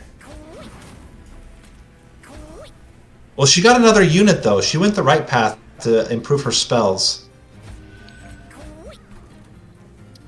Oh, I just want to know. I want to know so bad. It is Shadow Eater on Thorn Hollow. She did it. Nice. Sir. All right. And she gets a morsel maker. Now we now have a commenter favorite. I know CodRayZeal will be impressed as well. Cod's like just zooming on Opal. Oh my gosh. I'm not loving Narninian right now. But I do. I think Opal's right. trying to decide on whether she's going to take this morsel maker. I think you take it. I think it's really good, consistent morsels. Yeah, you're not going to get like your primo ones, but Right. I'm leaving. CodRayZeal wants me out. No, don't leave. Bestari, clean kill. No, she takes 5 damage. Takes 5 damage on ring 2. It looks like in the same exact spot, we might see damage taken by HoboJoe, but no, HoboJoe opts to play the Woken Hollow, I think, up top. Then he's totally fine. I don't know why you wouldn't play it. Like, I don't think morsels are as valuable as the triggers from the Woken Hollow. Oh my gosh, this Thorned Hollow is just absolutely incredible. Also, Pahan did lose his morsel maker. So if that was his goal, he succeeded. Bestari took 5 damage in that last fight, right? Yes. So Opal's Thorn Hollow has 39 shards. Gonna end with 51 shards. It's pretty good. It's pretty good. I've never seen that before, so I like it. Like, really, you get a shroud. If she gets a shroud spike, it's over. Yeah. And graft. Oh my gosh. Glimmer's good too, though. Yeah, they're both really good. So shard count you need in order to like legitimately be able to like solo with a Thorn Hollow. You probably need at least, or it's not shard count, spike count. Right. Like close to 200, which is no more than 200. Some of the units have 300 base health if you count armor as well. Ooh, So it's it looking could be rough tricky. for HoboJoe. Okay, HoboJoe was losing their House Kermit briefly. But they pull it off. Clean. Pay attention. Pahan also getting a clean kill on that. Opal also getting a clean kill. Sap Tap, that's pretty good. Both are good. I mean, I think you take Sap Tap, personally, but Yeah. both are really strong. Yeah. Just in case you lose one. Did Oh, you so look funny. for this one specifically? Alright. How many times do you have to reroll for this seed? Well, not only did I have to reroll many times, I had to like throw some away because I think I'm in the algorithm now for the like challenge board. So Yeah. like every day, at least one of my seeds that I was doing would make it to that that leaderboard, so I'd have to throw it away.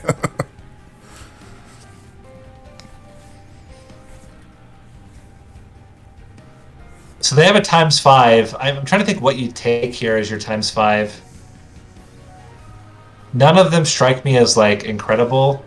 I guess restores if you're Pahan, or if you're Opal. I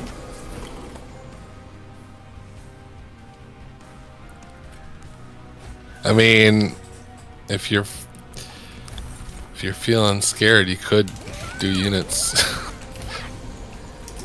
So now, double gorge, it's a gorge trigger, right? So if you get double gorges, it will double the Shadow Eater's essence trigger. Yeah. So Also, you'll notice the morsels are stealing the cultivates from that Husk Hermit. Oh, yeah. Oh, that's brutal. Not the greatest synergy. No. Oh, yeah, that's hilarious. So, Bestari went with 5 times in graphs. Interesting. Looks like it still was enough to not die, though, on the Talos fight. Yeah. I think what you do is you take another unit and you put your Morsel Maker onto it. Get Even like scaling. a Morsel Master. Yeah, yeah, because then you can heal and then play the morsels. Yes, exactly. By the way, 75 spikes right now in this Talos fight. Although it looks like there was a leak. Oh, yeah, 4 damage. Maybe 4 damage. tank might have got through. Unfortunately, like, those spikes aren't gonna scale up that much faster. You're gonna have some extra draw, but like it's gonna be a little rough on early waves and later floors, I would imagine, if you're relying on spikes to kill. I think it entirely depends on if she gets the morsel trick or the double gorge, or if she gets Shroud Spike. Because Shroud Spike would then allow you very early to just get a massive amount of shards. Oh, Opal accidentally shielded an enemy, I guess. Oh, whoops. Looks like it won't matter. Maybe Well, actually, how do we know it Point-wise, was? she will. Pahan looking to take their first damage of the tournament.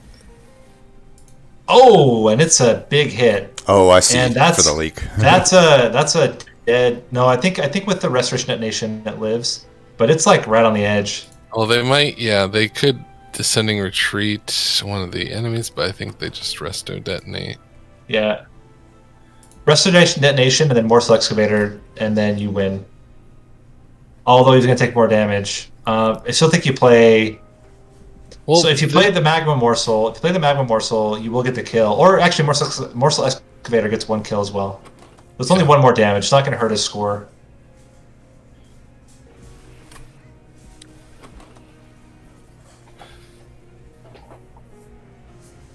I think Pahan definitely has the most, or not, sorry, HoboJoe has the most, like, straight up standard cultivate build,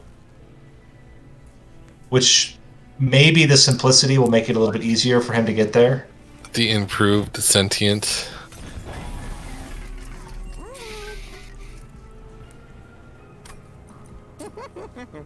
I don't like that. That's basically better than sentient. Yeah, it's a little bit weird. I mean, it's not exclusively better. Like on this floor right here, sentient would be better because sentient would take so many more triggers. But yeah, in general, I would agree with that. Sentient is much worse with Umbra because the restore happens after the gorge. The rejuvenation happens after, and the damage taken by the sentient would happen before the morsels are eaten. So in this specific circumstance, it would be better to have the Awoken Hollow, but... Alright, so we have 9 damage taken by Pahan.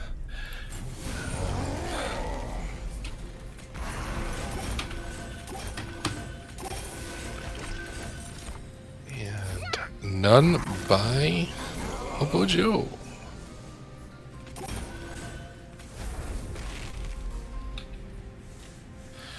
Cycle of Life, it's a bit expensive. I think Forever Consumed is pretty strong here. Yeah, being able to do 90 damage on call, not bad. I mean, yeah, and you could cost reduce it. Oh, thank you. That is a lot of morsels Bestari's just chuck into the wind. I wonder what Bestari's plan with the Awoken Hollow is, because he already has 1 infused into the Husk Hermit. Right. Yeah, I don't know. Because the cultivates are being stolen right now by that Awoken Hollow. Mm-hmm. Yeah, maybe they were, like, wondering about a glimmer or something, but that's opportunity has passed. Right. You could get, like, an Unleash the Wildwood, maybe, but even then, True. it's only 1 spell. Yeah. I guess it's like a restoration detonation ammo back there. Could be somewhat good, although not with spell shields.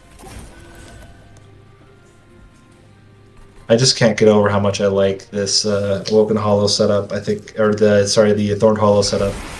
Yep, isn't it satisfying?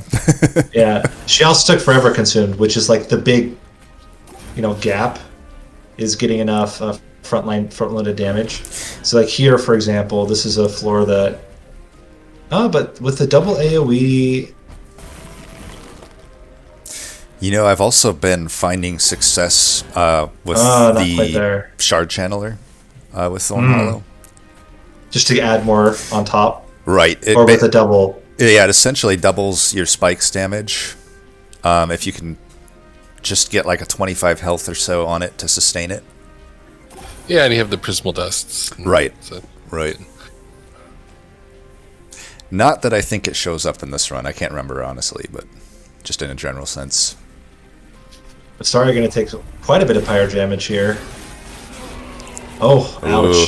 Yeah, that's... Oh, that's... Okay, I think he's fine, because he will have a lot of damage. Yep. A lot more triggers, yeah. But those that was... You never want to see the double X. Right. Opal should have no problems. This guy... 48 damage. Yeah, 48 damage by Bestari. Yeah, that's pretty brutal. Bramble Lash. What? Oh my gosh. Oh boy. Looks like Opal did take 13 damage. 13, yeah, from leaks. Just getting early spikes is kind of difficult right now. You just need piercing holdover Bramble Lash now.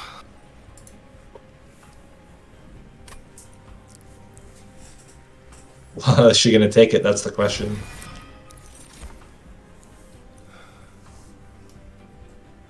Because I think that's your main thing, that your downfall is just dealing with those front units. But Bramble Lash helps a lot, I think. Looks like Pahan opted not to take that Divine Horde.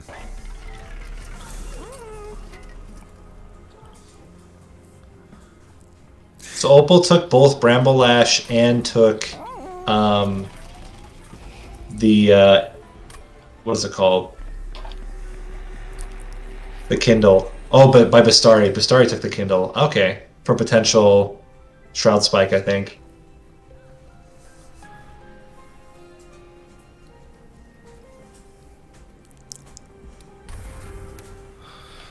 Some more pyre damage. Hobo. Pahan's also kind of like just shifted completely into this into that same style of rejuvenation, cultivate, but doesn't have the multi-strike, which is going to hurt a lot. I mean, you compare that with like HoboJoe, who's pretty well crushing it in terms of damage, although he's going to get some more leaks here. Yeah, this Ring 4 proving to be pretty tough to deal with the tanks. Yeah. The boss has been pretty easy for all of them. It's just the tanks. Right.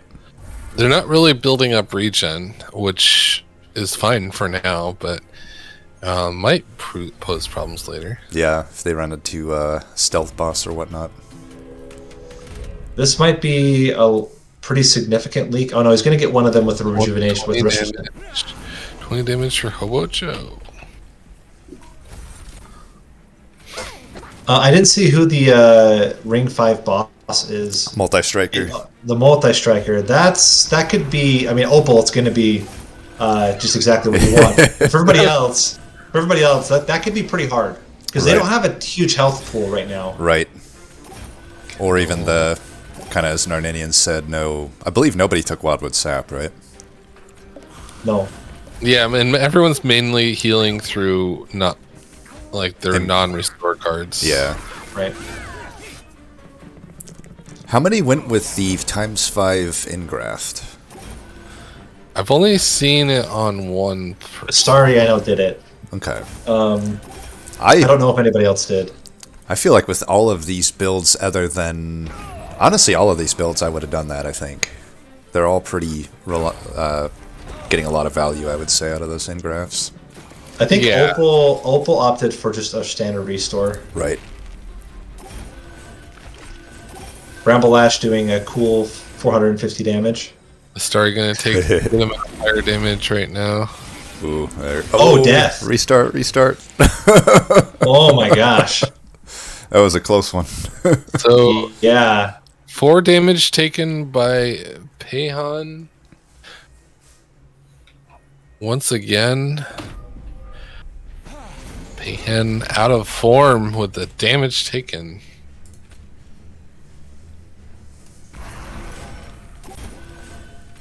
Wait, Did we lose somebody? Yeah, we lost. We lost Opal.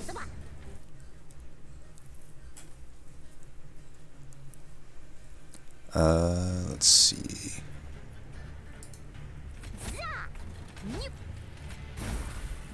Check really quick. She might have just stopped her stream.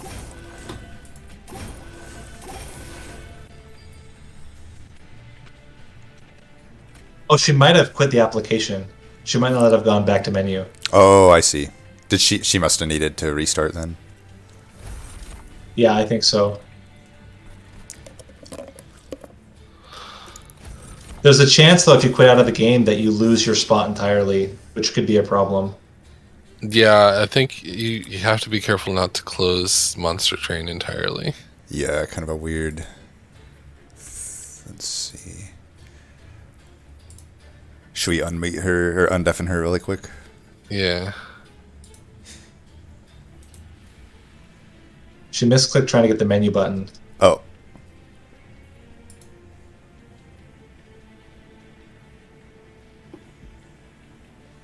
Sounds like she's in chat right now.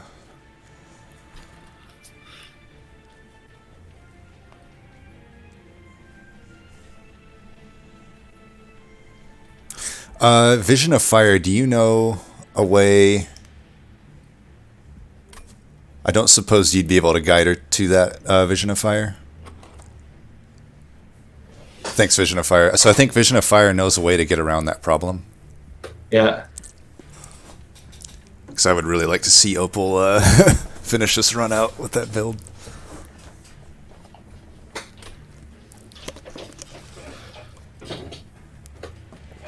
Are you in the Discord now, Vision of Fire?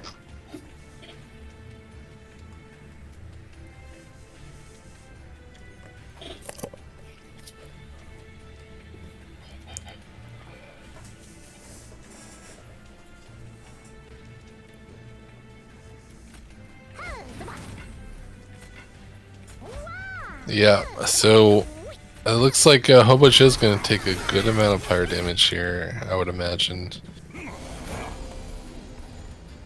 It's enough to kill him. 3 hits will kill him. Because he's going to get another... No, wait, maybe... 15 by 4? Well, it's not 15, though. He has a resolve trigger, and he's beating 2 of the guys up front dying. I think... Oh, right. That's a lot of extra damage, yeah. I guess Can someone check... 20 by... Where did Opal show up? 10 health. I'm going to jump in. She should be in Discord, but let me just jump into the run itself. And see, because she might have not gotten there in time. She might have hit, like, I got out of Discord instead of going back to menu. And if that happened, she might have lost. I'm just going to check right now. Sounds good.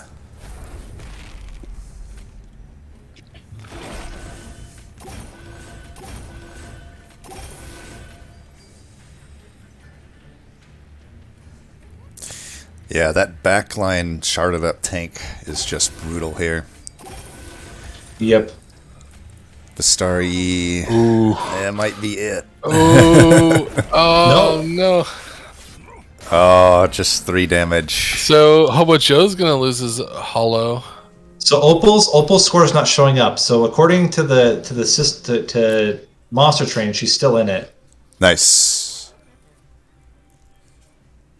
I'm gonna see if I can grab her. I think the problem though is it might reset her run if she doesn't do what Vision of Fire kind of outlines. 60 damage for HoboJoe. Yeah, I'm trying to find her. She's off of Discord as well, entirely. So she exited Discord.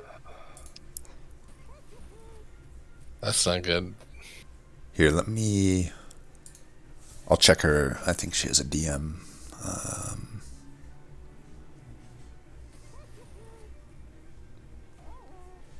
Oh.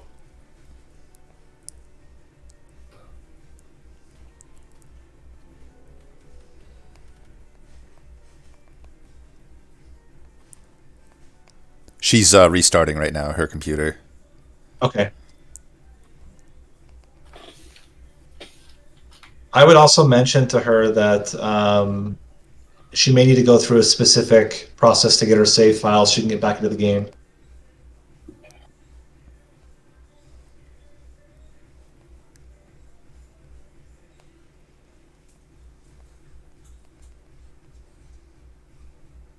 In the meantime, we still have Pahan and HoboJoe continuing on the run. HoboJoe lost their hollow, one of their hollows.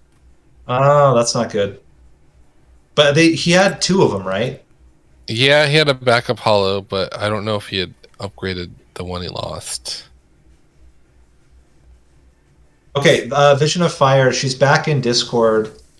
If you want to try to connect with her.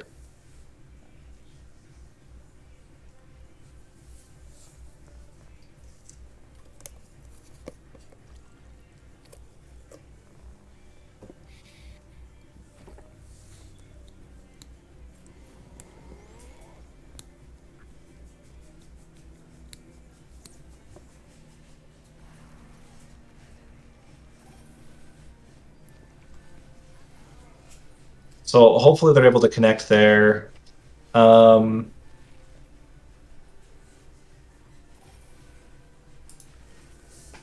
Worst case scenario, we can go back and just kind of like keep her at her score. That would be the absolute worst, and consider it like a double restart. Well, we're going to need a restart from HoboJoe. They couldn't get past that first wave, unfortunately. Restart ring 5. Ring 6.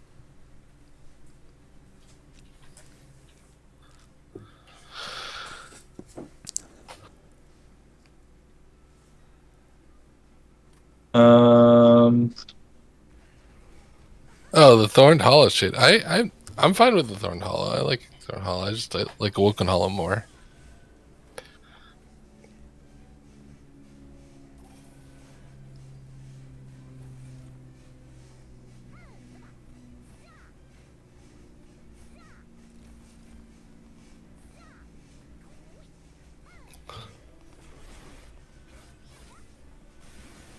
Yeah, I mean, this first wave for HoboJoe, like, he doesn't have any pyre health to spare, unfortunately. So he's got it's a tough decision. Like, do you just eat? I just sent Vision of Fire. I just sent the message to her to DM you. Oh, okay. Nice. Do you just eat the blights? I mean, that's the only other option. But he's going to try again. I've become a big fan of eating the blights. I guess his other option is he can play both his restorations, try to get through that statue. True.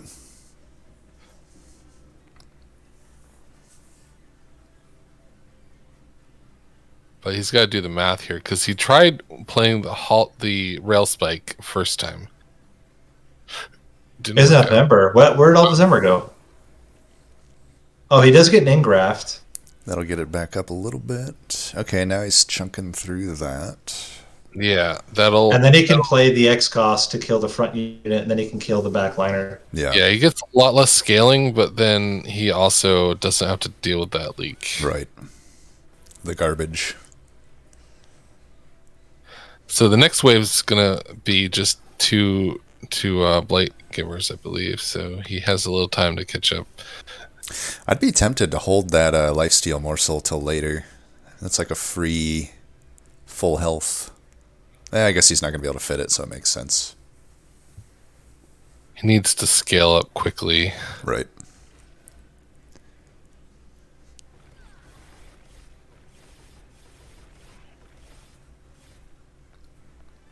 he can't let anything get through.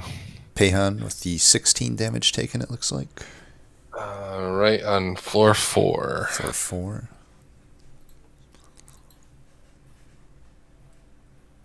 Wait. Yep. And Pahan's the only one that hasn't restarted yet, right? I don't know if Opal's restarted, but She did. That was her whole thing. Was she clicked the wrong button, and so she Alt F4'd to try to restart, and that's why it's showing her like she lost her run. That's what happens if you leave in the middle of a custom run. You just lose it. You lose your spot. I think I was gonna say I think he has enough damage if he does Restoration Detonation. So this is looking a lot better for HoboJoe this time than the last. I think there's no way he loses at this point. Yeah, he's pretty scaled up now. I will say Pahan has 10 shards right now. That is certainly a shard count. It's not a shard count for Divinity, but it is a shard count. Oh, he does have a good lead, so maybe he's banking on that. Yeah, I think I'd be tempted to do that. The only way Pahan really loses at this point would be an early exit. If he can, even if he just sticks to like 100 shards and finishes out the run, it'd be tough for him. He isn't killing Fel right now. He's losing his hollow, which is very dangerous. That's like 90% of his build is his hollow. Yeah, that's rough. What's he gonna do now? Because there's no scaling outside the morsels now. Exactly. He's gonna go infinite. Well, he could go infinite. He can infinitely heal, but that's all he can do at this point. Could do the mitosis. I mean, that is forever consumed. Yeah. Infinite forever consumed, maybe. Yeah, that's actually not. Yeah, that could work. Just keep. You have to remove consume from. Basically, your deck would have to be at least 2 Awoken's Rail Spikes. Which he has already. Forever consumed, and then you just clean everything else out. You could technically do that. It would be kind of... Take forever? Yes. I mean, like, he's got to beat Bestari and Opal. Bestari's got an early exit, so he doesn't need to have an amazing result to beat Bestari. But I guess he can't another rail spike. I mean, sure.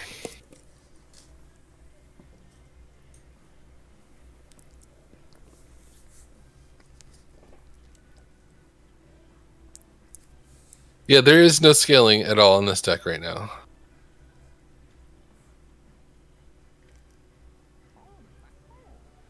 Yeah, I don't see it working out. You could get a what you call it, the consume morsels card. I can't even remember the name of it, but if that shows up. Oh, Feast? Yeah. Looks like there's a holdover there.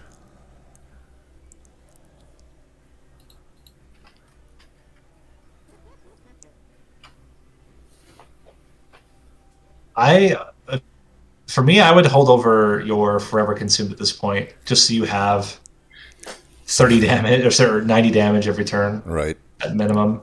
It's going to go for the Glimmer. I don't think Glimmer is going to do it. You already have a sweeper. You don't need AoE, you need burst. Well, is sweeper quick? I forget. Oh wait, Pahan has 2 more Awoken Hollows. No, that was HoboJoe that lost it. Sorry, I'm getting it mixed up. HoboJoe lost 2 hollows like on 2 consecutive floors. I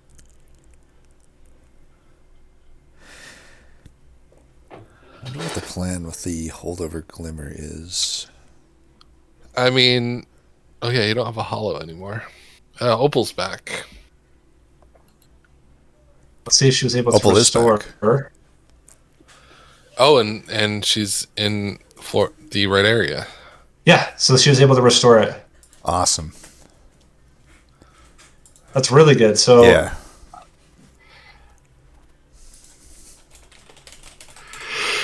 Yeah, this floor is going to be interesting without your scaling. I'll see how HoboJoe does.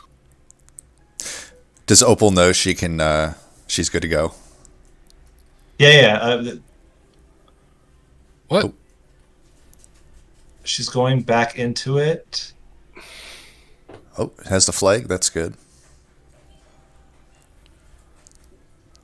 And she's back in the fight. Nice. There we go. Awesome. Sweet. So we'll count that as a restart, but if she can get through this, she has a shot here. Yeah, she does. I think HoboJoe just is gotta see how far they can get. I don't see them making it through Divinity, maybe, but I don't see them making it through Ring 7. I think they could make it through Ring 7. But How? maybe not. Maybe not. Look at the health on the next floor. Yeah. Well, Forever Consumed. This is something that I wish that they would change. I wish that X costs were affected by Rail Spike. Yeah, Spell Chain is, which I appreciate. Yes. He just is healing his morsel. Okay. There's nothing to heal. He's just playing cards to play cards. I think this is where his unit dies because it's taking too much damage. No, it's quick. It'll kill the backliners. But then after that, oh no, it's not quick. It just dies. Oh no, he can heal it. It's still going to die. It doesn't matter. You block with morsels, yeah. I'd be somewhat tempted to restore and retreat that giant tank there for Opal. The 120, right? And just bring it down a couple times. Yeah, because to give yourself more time to get more spikes. The only issue is that will make it stronger, right? And because it gets another resolve trigger. Yeah, and she won't get her attack on it, but I guess her attack's only about 27. Why wouldn't she get her attack on it? She can forever consume the tank on the bottom. Oh, that's true. Or Bramble Lash it. Yeah. Yeah. Well, no, she can't Bramble Lash it, but she can forever consume it. Right. Oh no, Bramble Lash is just -2 right now. So I think the debate here for HoboJoe is do you play your Forever Consumed, kill that front unit, and gamble with your Rail Spike, or do you play the Rail Spike first? I think you play the Forever Consumed. Oh, it's spell chained. Yeah, he can kill both right now. Oh, yeah, that's true. I think you kill one, you play your Rail Spike after you end graft. Yeah, and see what you draw. Yeah. Oh, he knows what he's gonna draw. So Opal. Well, he can end graft to get one more. This might be it. 12 damage short. Oh, it's a valiant effort. Did she drop it down, or did she keep it? She did not drop it down. Kept it on the floor. All right, so HoboJoe's gonna probably make it by virtue of making it further in the run. Well, at least Opal had the chance. Yeah, we didn't just lose it entirely. Right. I did want to see the resolution of that build. I mean, I think him getting through this floor 7 will just secure it, but I don't think he needs to. I think he might already be secured. Yeah. 230. Yeah.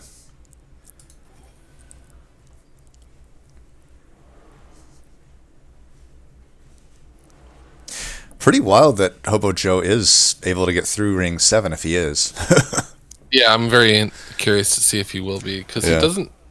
Because he's only doing 60, And it's the big. That Gilded Wing on the bottom is going to be the one, probably. Yeah, he has no. He doesn't have any tools to deal with those in the back. Unless he can forever consume everything. Oh, he's just dying here. Ooh, so is So is Pahan. Wow. Yeah, the killing the backliner actually made it worse.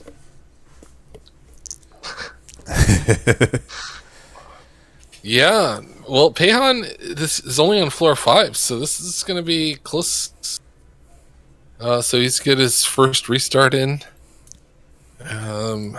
Ring restarted 5. I think all of them just took too many shards too quickly. Yeah. Yeah. Because if you don't have that many shards, like that multi-striker is not doing nearly as much damage. He scales so hard off of damage. Yep. And health. Yes. And you know, it's interesting how the shard, the upgrades work, because it's like, I didn't even know this till recently. Actually, Wally and Vision of Fire kind of clued me into it, but it's a bit random on what gets upgraded. It'll be the same in the same seed as I play it, but like, let's say if you played a different seed and you had the same shard count, sometimes that big guy will get upgraded, sometimes he won't. So it's like, you might get lulled into thinking based on a different run that you can take it on at that shard count and be fine, right? But then another run, instead of a sycophant upgraded, it's the big guy, and it's a completely different situation, right? So what do you do if you're HoboJoe? I think you forever consume the front one and take all the damage from the back one.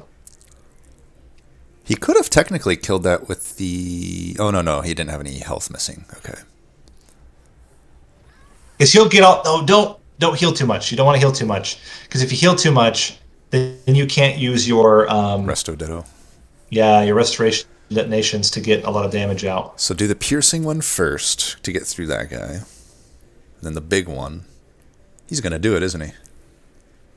Well, he needs at least one morsel to chump block for him. Right. Looks like he'll get it. Yeah. Oh, Forever Consume just does it. Oh, nice. Wow. Okay, that's pretty impressive to get through this. Well, we still got living armor, though, with the backline. A lot of backline damage coming in. No real way to get them dead. Yeah, I think the problem is, he'll kill it in the first round, but he'll be dead. So yeah. Oh, interesting. I think he's just trying to get as much damage on the boss as he can get. Now, if he chump blocks with 4 morsels, he still can't win because he doesn't do enough damage. Right. But I do kind of think maybe he shouldn't forever consume the. Maybe just do the one forever consume, but not the second one. How much regen does he have? He needs. I would have been not playing those morsels. He needs to have 4 morsels. I would have just put him in the draw deck. Yeah. He's got 2. He might be able to redraw back into them with an Awoken's Rail Spike. Right. In fact, he will. If he Awoken's Rail Spikes. If he lifesteals in the back, maybe. Oh my gosh, he's doing 850. That means he's living through the first round and lifesteal. And now it's just a matter of how much damage can he do. And I think you have to draw your morsels. 2 more morsels could be game changing. If he could get another lifesteal. 3 lifesteal he would need, I think. No, he only needs 1. Oh, you know what? He'll lose it, though, because of the sweep. No, he won't. Because the backliners will be dead, then he'll gorge it, and then he'll have it. Ah, that's true. Oh, no, he'll lose it because of the multi-strike. So it doesn't matter either way. Oh, that's sad. I think maybe because Forever Consume isn't going to do enough damage. Well, you could get 2 of them, I guess. Awake? Yeah, you could draw Awake again and maybe get enough regen. Oh, yeah. And then looking over down at Pahan, he might be done. He's close. He can block with a morsel, which could be relevant. Well, I don't think it is. That's going to make it... Oh, that's actually making it better. Lifesteal. What Lifesteal would do the trick. I don't know about the placement of that morsel. No, I think you block because it doesn't do any... It's 1 extra health, 1 extra damage. Right. And now... That does it. Oh, dang. Oh, my gosh. Oh. Wow, he does lose the hollow, though. He does lose the hollow, though. Oh, man. These These builds losing their holo is just brutal. Although, all right, let's see. Yeah. Let's see how. 34 damage taken by Pahan. there's that And awake. he has no hollow. He has no scaling, so he's at HoboJoe position much earlier in the run. Yes. That was a valiant And- effort by HoboJoe. Yes, yeah, but he's gonna go out here. Yeah. What? That's a second restart, right? Oh no, that's his first one. First one. He can yeah. try it again. Yeah, you can try it again. Oh my gosh. Okay. Might as well, right? Oh, we still got time. Yeah, he could probably, now that he knows what he needs, he could probably formulate this. I'm not sure if you guys have played against Joe before. I actually have. He's actually pretty good at like playing, especially like these mutator type runs. Definitely his ability to just improvise is pretty nice. What is the reward for completing a ring? I'm trying to get the penalty calculated.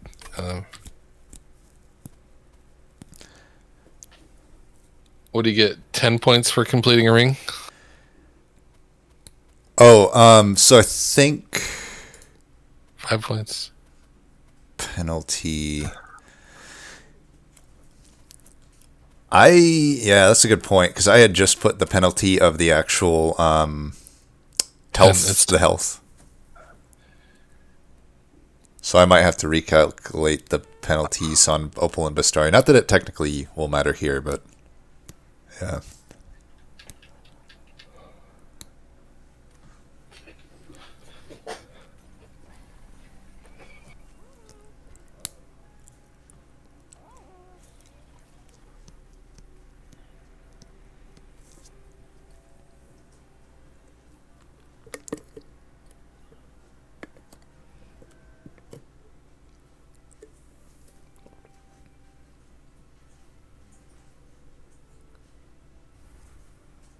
Oh, I see. Sorry, I'm slow today, Narnian. So 5 and 5 basically. So in the end, Pahan definitely benefiting from his lead. I think that lead 26 points. No, he still would have made it through, even losing on ring 5. Oh, he didn't lose though. That's I don't know what I'm talking about. He made it through. He just has the same problem as HoboJoe, which is No Awoken Hollow. no support for your Husk Hermit. Yeah. At least his is quick, so at least he doesn't have to get any garbage in this. But there's no chance he can defeat Fel. Although his does not have the Morsel Maker resolve.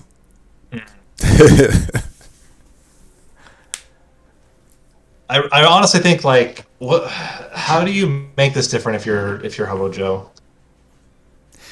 Do you try to stack more regen? Like, is that your play? I would, every time I see a lifesteal morsel, I'd be tempted to hold it and just have them all hopefully there for the end.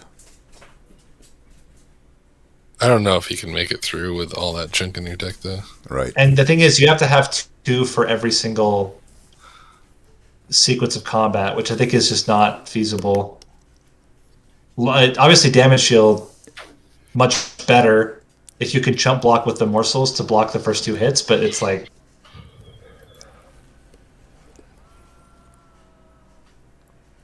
Can you get enough with Awake? Can you get enough? Because he got rid of all of his restores. That's the other problem, too. If he had restores and Awake, I think he can manage to get enough regen right. to make it work, but... I wonder if, should he just hold his rail spikes for the final round? Get like some pseudo huge turn out of it?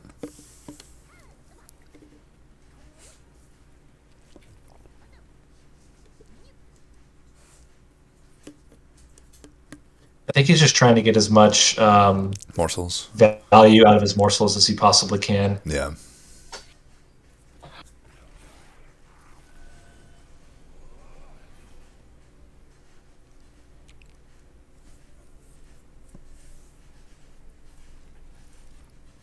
Pahan already looking in dire straits. Like that bottom floor is just going to kill his Pyre. Yeah. I mean, he might be able to Restoring Retreat one of them. 5 damage. Yeah, it's a tough spot. It's a tough spot to be in. I think you call it in Tal here. Yeah.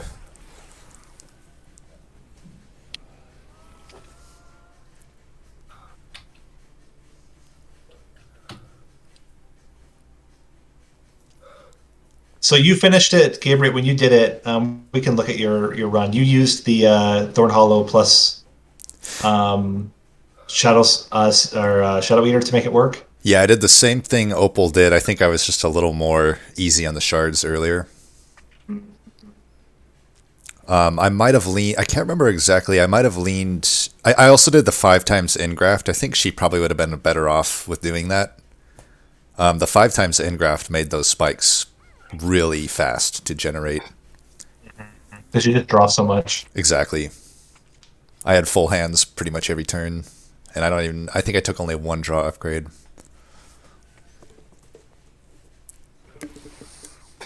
That's the one thing with regen that's tough, is that regen only triggers once, right? Like if regen triggered per regen, like 1 per, like obviously it'd be overpowered, but like Right. the fact that it only triggers once at the end of the turn means that like you can stack it as high as you want, makes you survivable, but it doesn't make you scale. Yeah. Which is like the big issue. Right. So interestingly, the problem for right now is that is not that yeah. But both players having big problems right now. Yeah. I think he engraft first, right? Got a bigger draw. Yeah, you try to get as big of a draw. You have to get Forever Consumed. That's the trick. Probably needs more energy on the Forever Consume then. With Forever Consumed, he will get another 75 damage onto the mid unit. Oh, just kidding. He was killing it. It's a sweeper. Sweeper's the thing. But he will be able to hit Forever Consumed for 120. He probably can draw it even again. Yeah. It's already like so close to getting there. He'll survive. He'll survive. And he will have a lot more damage this go around than last time, but I don't see it. There's a lifesteal.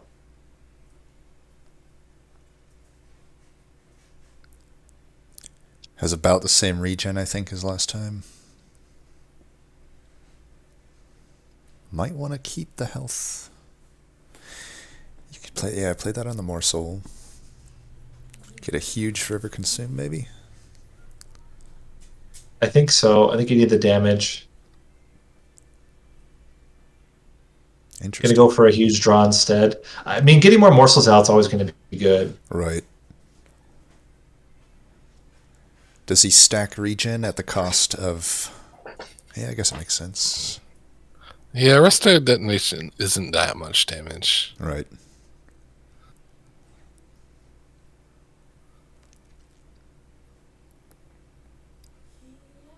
I don't think that was the right call. I'd probably play that on the Pyre. All right, so we missed Pahan finally dropped here. Yes, pain. So I mean, his numbers are higher. Yeah, he's definitely. He can't awake. Right now he's actually slightly ahead of HoboJoe. So if HoboJoe makes it through this ring somehow, then he'll eke it out. But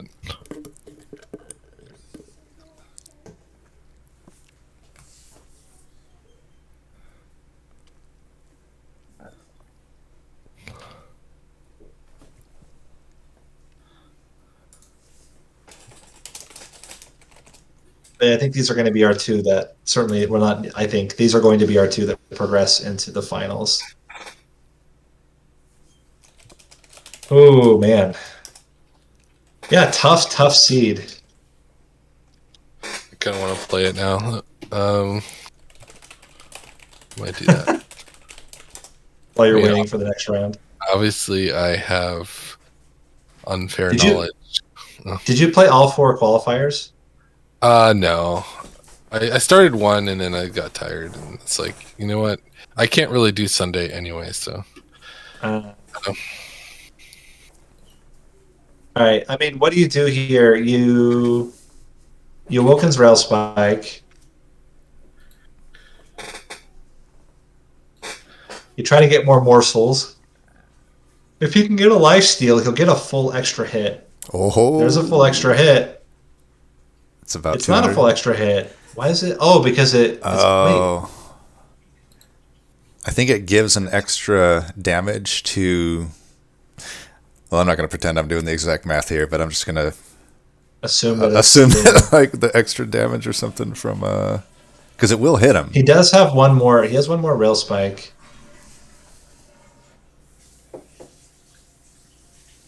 There's another one. Is he just? What am I missing here? I don't know. I mean, you can awake again. Oh, it's so close. So close. And then he loses it because the damage gets too high. Well, it's a valiant effort. Boom. And there we go. Let's talk to the players. Yeah.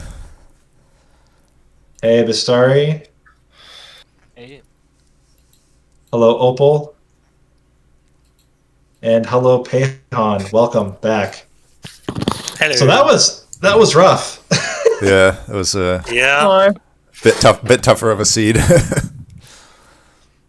But yeah, really well played, everybody. That was another one where a lot of you got stuck into some pretty rough spots, and you fought through as best you could. Definitely impressive performances. Yeah, this clan's combo isn't the best in my opinion. Yeah, I needed a reserve sharp edge or something like that, some scaling at least. But yeah, this is also one where a lot of the like fuse synergies come up very early, but I think the early shard count is incredibly dangerous in this type of run.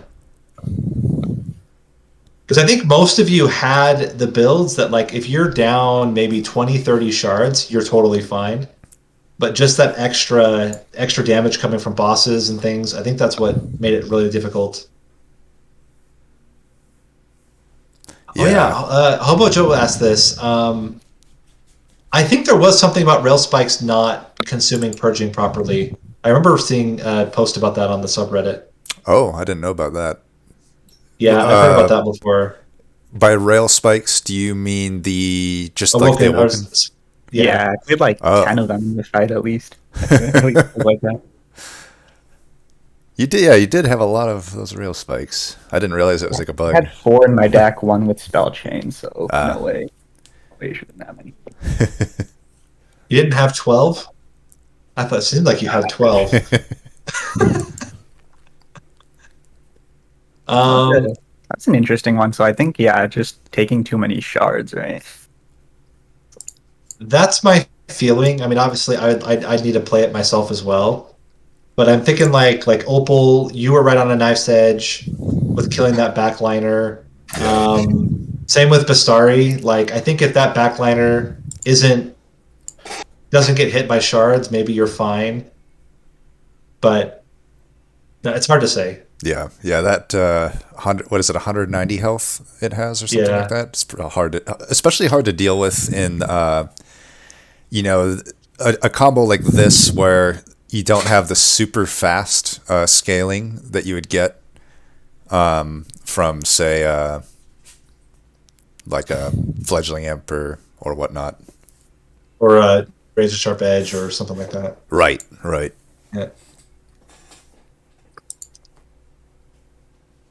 Well, so just maybe you guys have already seen the scores jumping into the stream, but HoboJoe and Pahan, you'll both be progressing into the semifinals.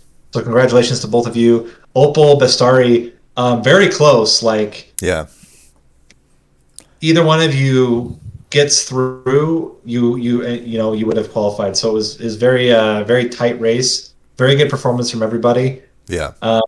And for those that aren't making it, both of you, really hope you guys continue to participate in the tournaments. This was fun. Yeah. We have to think about what we're going to do for the next tournament, but maybe we're thinking, jumping ahead of ourselves. We still have 3 rounds to go. That might be the closest Scoring. 4-way score I've ever seen in these tournaments. So that's pretty awesome. Definitely, Yeah. it was anybody's game. So definitely well played to everybody. Alright, guys. So we'll see HoboJoe and Pahan tomorrow in the semifinals, and we'll go ahead and get the next group ready here, and I'll put it back to the tournament screen. So what time is it tomorrow? So Same tomorrow, time. same time, yeah. Same time. Okay.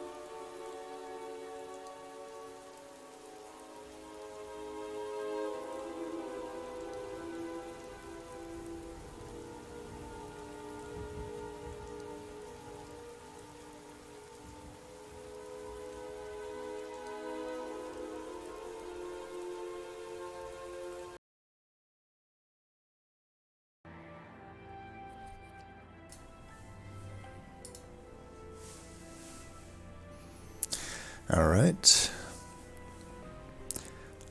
It might just be me on commentary for this one.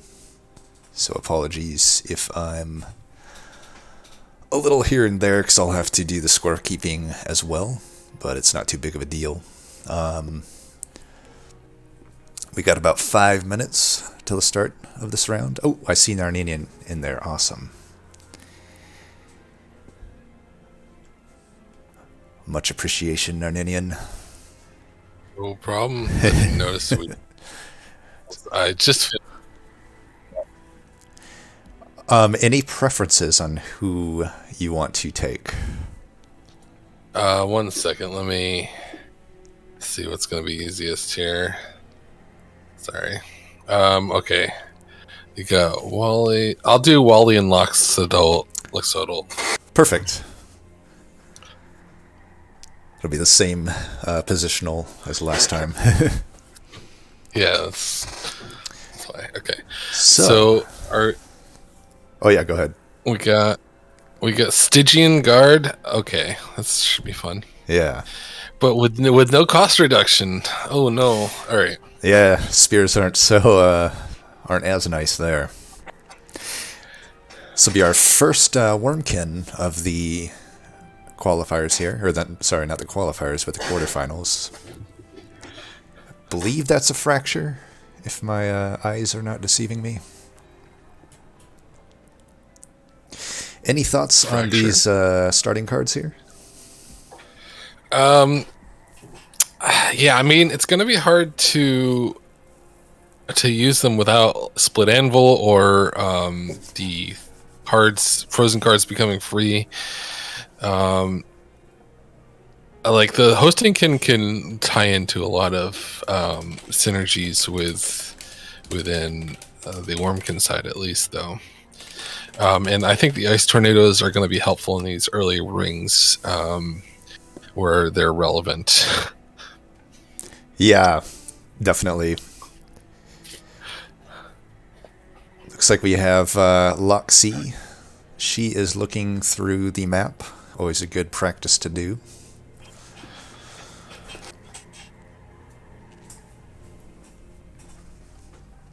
I hope CodRayZeal and Wally know that they can open up. We chat them.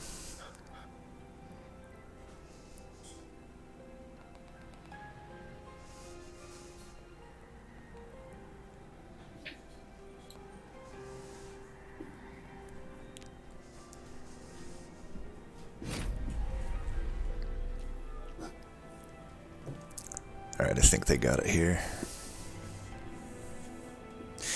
I'm gonna mute maybe just all but 2, just so the music doesn't like collide.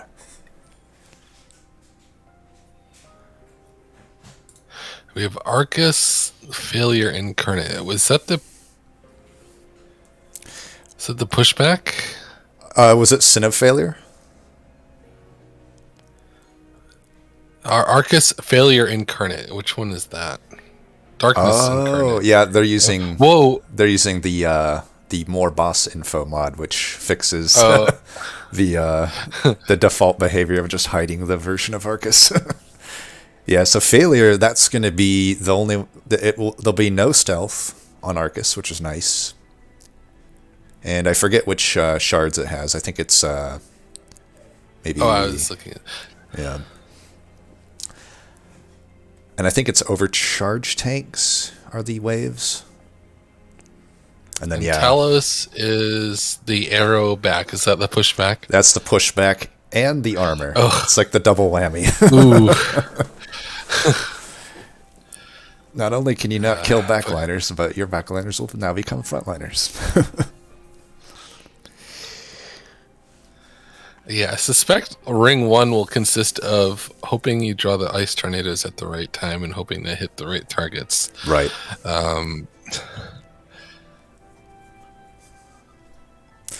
Wormkin, I found, has been pretty interesting on these. I often found myself just taking a unit specifically knowing it was only going to get me through those first few rings.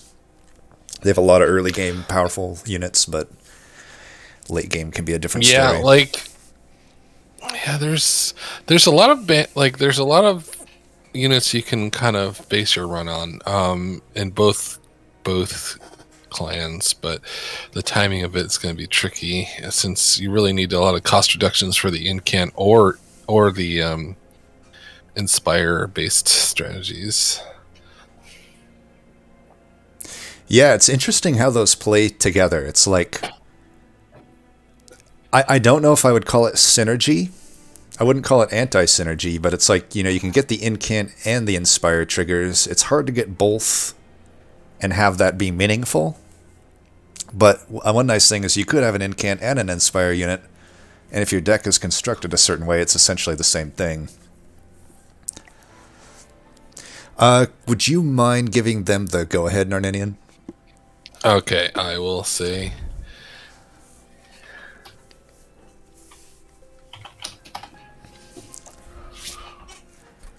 All right, we're off to the races.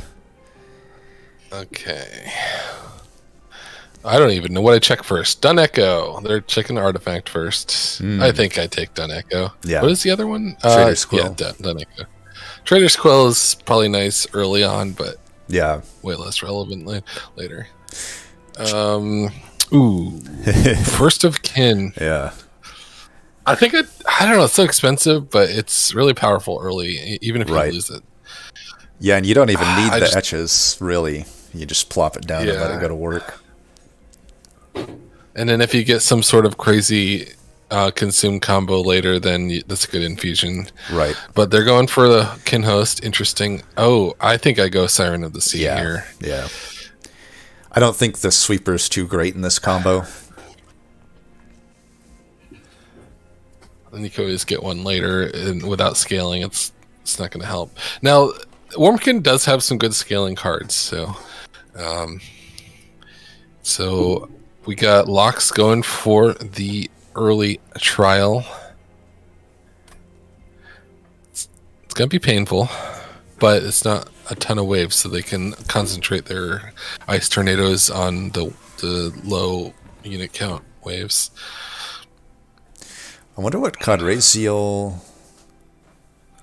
and Wally, they know they can go, right? I mean, I assume they should. Maybe they're thinking something over. Okay, Cod's into it. Wally... Okay, he's going. Nice. He was waiting for a countdown, and I just said go. So. Oh, speaking of countdown, I should put that on. Good catch. There we go. We'll give them some extra minutes. I don't think they'll need it.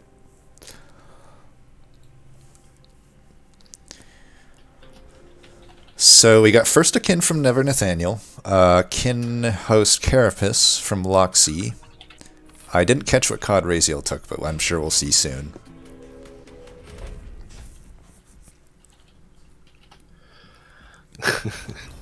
All right. Sorry. Wally was confused because I didn't do a countdown. I've learned my lesson.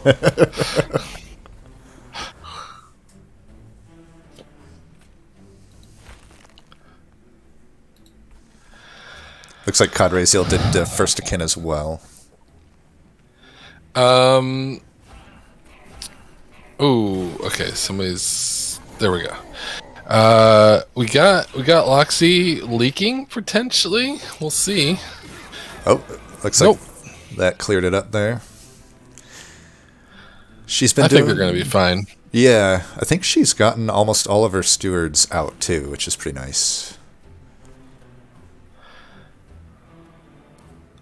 Oh, look like Wally's. He's got some streaming issues. Yeah, he's got like the full. I guess he's streaming the full monitor. Okay, we get a clean kill. Clear from CodRayZeal. Run from. So, I assume that Never Nathaniel took a Siren of the Sea, just isn't playing it. Is that what happened? I'm guessing. I can't imagine. I can't imagine he would take the Cold Kalia. Oh, maybe he drew it at the same time as the other. Oh, right. The Ember. Right. Yeah. That makes sense. So clean run from Loxy, and Shard Soul Carver. You know, I'm not hating the idea of a Shard Soul Carver. The normal problem with it is it doesn't fit with your champ, but there is no champ. Right. And Shard Soul's Infusion also can be pretty nice. Yeah, especially with a sweeper. But Titan Sentry is hard to do. You got multi-strike and incarnate armor. That's very good. Looks like CodRayZeal was going with the sweeper there then. Oh, interesting. I see. I like the Shard Soul Carver on a sweeper, but the timing of it was unfortunate. So Loxy's putting multi-strike on the Siren, so putting some investment in the long term in the Siren rather than making it an infusion, which is another option.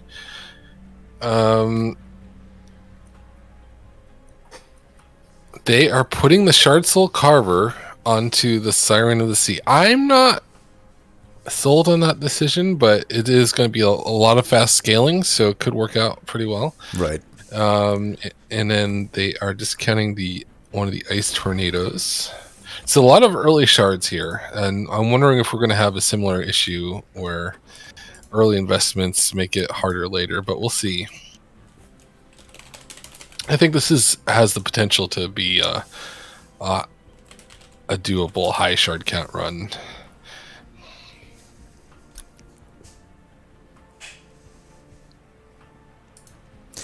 Yeah. Definitely that level of scaling, I think you could support 200 shards. The question is, when do you do it? Do you go early, or can you get a path? Oh, actually, okay, we got CodRayZeal in potentially some trouble. Uh-oh. Well, he's got a Titan Sentry still. I think he's opting to restart, it looks like. Uh-oh. To try to keep his units. Probably a smart decision. Give up some points here in favor of, you poured all those resources into the Cold Kalia. He may just want to put that Titan Sentry down on the bottom and sack it. No, deciding to just play it out differently, keep the Titan Sentry around. I like what Nate's doing here. You do get the pip increase, but you have very, very nice scaling on that multi-striking Siren. You can take a pip upgrade and you can fit 2 of them on the floor. And that's 4/4 per play of a spell, essentially, is assuming that most of your stuff is infused.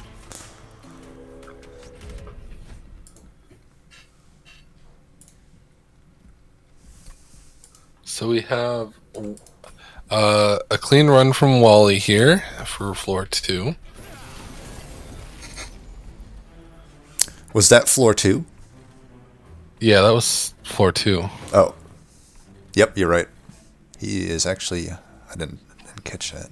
I missed him finishing floor 1, but it seemed to be a clean run for that as well.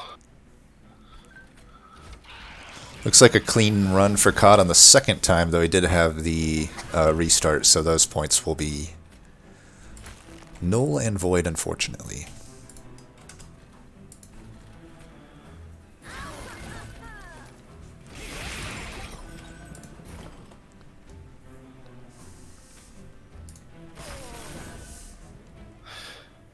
So Nate going for a double floor strat, so I'm wondering if he's looking to sacrifice his etch unit, since it's probably not his main source of scaling later. Right. Seems reasonable. I mean, you already have a pretty good line with that Siren. Eventually you dupe it. Lox is looking to lose their Siren. Not good. They have it infused already. They might have to restart this. I mean, they're going to beat the boss. Yeah, I think you put that much resources into the Siren, it's worth giving up some points to try to keep it. If you can do it differently, at least. Right.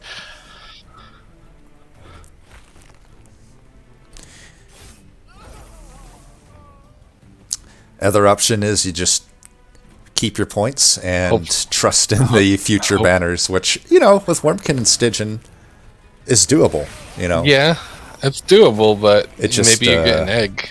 Yeah, there's also kind of a sunken cost fallacy going on. Yeah, what if you get double egg? That could be rough. Yeah. Yeah, going for the restart here. I think I would, but you got to think about, well, what did I do wrong? Can I fix it? Right.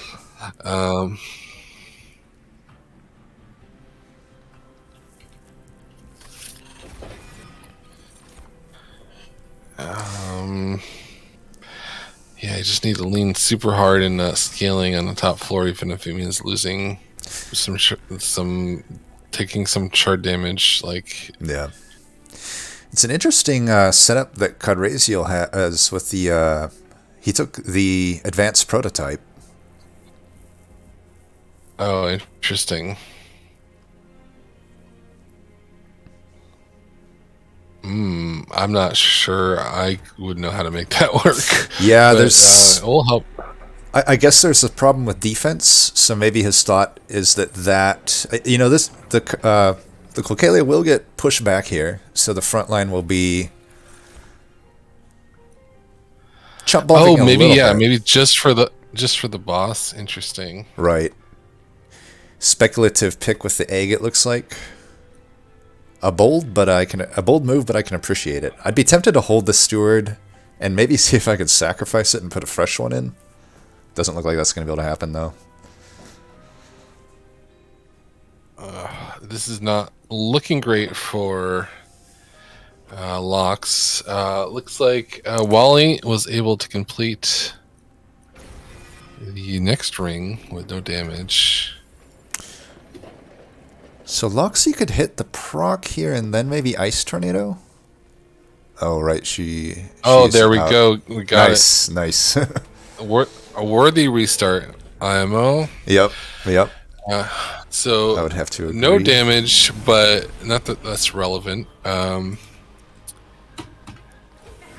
Because they restarted the ring. CodRayZeal beat that without taking damage? Yep. Yeah. Wait. CodRayZeal? I'm not sure. I'm not. So we got an echo transfer. I kind of like that. There's no real payoff for echoes right now. I think but they decided your penalty might be too high on Loxy. Oh, okay. What is it? 10 point? I think it's 10 points for. It's 10 points for a ring you complete, right? 10. I think it's 5 for complete, 5 for flawless. Well, I see. Right. Okay. I think it's factored into the penalty. So you're matching the penalty to basically. Yeah. And then you'd still want to put another ring complete like that. So I think that's correct. Oh, and then the extra. Yeah. I thought it was 10 points per ring you complete plus 5 points for it being flawless. Am I wrong or? Let's see, because she would have had 15 originally. Is that correct? Yeah.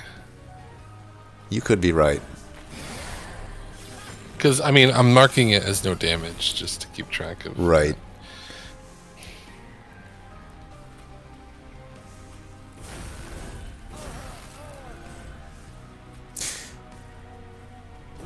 Yeah, let's go with 15. I'll do the same for CodRayZeal.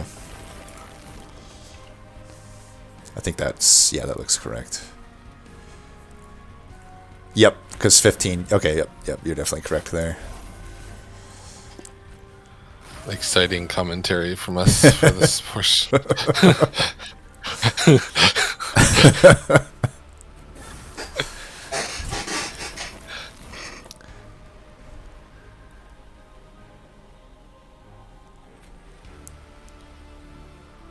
Interesting. I didn't notice that Nate had taken the Mollusk Mage. Must have just took it as a chump blocker. Yeah, there's no reason not to. There's just a nice extra. Oh, Ice Empire. I'm a fan of Ice Empire. Yeah. Ancient Synergy is a tough one because you're already kind of strapped on Ember, but it is infused, which is nice. Both are great cards. Ooh, I missed that there was a trample book in the cavern, I assume. There was, yeah. That could make up for the lack of strikes. Some pretty good Ring 3 drafts there for if anybody does end up having to lose some units here. Like CodRayZeal, it looks like they got a pretty good chump blocker there.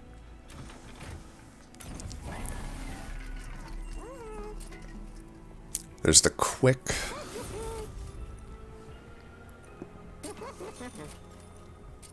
And another multi-strike. I'm liking... Interesting. So he duplicated the unupgraded Siren. That's actually pretty clever. So you get one with quick and one with triple multi-strike. CodRayZeal will lose his kin host here, it looks like. But does get through with some damage taken. 15 to be precise. Yeah, the downside of this reap damage is that doesn't help you if your units die. Like, you don't care that the guy died that killed your unit. So, Loxy has a egg. I'm not sure. Maybe they just took it as a chump block, and yep, exactly what they're doing. Oh, do we have a restart from Wally here? I kind of missed it. So they're having to restart Ring 4. Was that a restart, or is that the initial load? Oh, maybe. I'll be honest, I can't. No, I think it was a restart. Okay.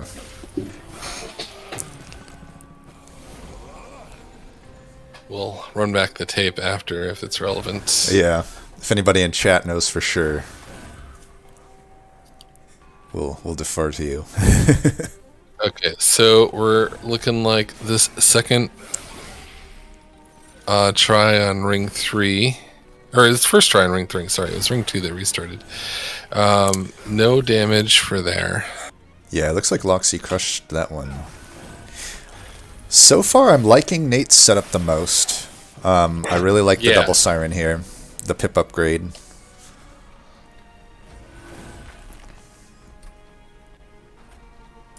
Although, he's looking like his second Siren's in danger. Yeah, that's not going to be good. That is the triple striking one, too, which I think I'd rather lose the quick one, maybe? I don't know. It's tough to say. The problem is, so we got to restart. He's like Nate. 2 damage short of the quick one actually killing the front unit, which would maybe save his own unit. Right. Getting some real lag from Wally. Yeah.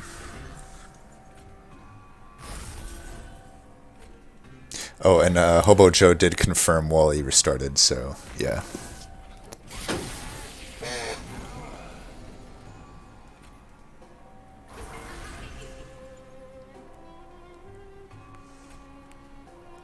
It's a great question, Opal. I don't think so. I don't think I saw the extra pip, but we'll hopefully see here soon.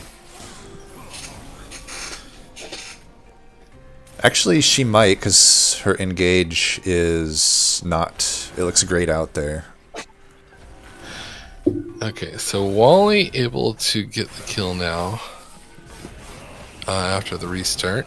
Not sure what he changed up, but he figured it out at least. He takes 3 damage on the second try, so he's gonna lose 11 points or 13 points for the restart. Interesting with Nate going bottom for the second try here. He definitely got more... Oh, I don't know if that helps the situation. Oh, Ooh. Okay, well... There works. we go. There we go. Wow. It works. It was, That's a razor's that card edge draw there. that was... Oh, you know what I just realized with Nate as well? I think it was on the seed when I was running it that I discovered this. You'd have to calculate it exactly, but if you die on your strike into the spikes, it doesn't actually purge your unit. And I'm pretty sure this is the ring. That's the exact ring I found that out on. So he might have actually been fine top. Oh, because it might have been the spikes that killed it. Yep. Because I had a similar like 2 sirens set up, and one of them died on the last hit, but it still stayed in my deck. Interesting. It's interesting the way spikes resolves things. It's similar. Like if a Pyre Wings hits you and your spikes kill the Pyre Wings, it doesn't actually apply the Ember Drain to you. It's like the resolve on everything just happens after the spikes, like just sort of ends the battle, I guess, or ends the unit.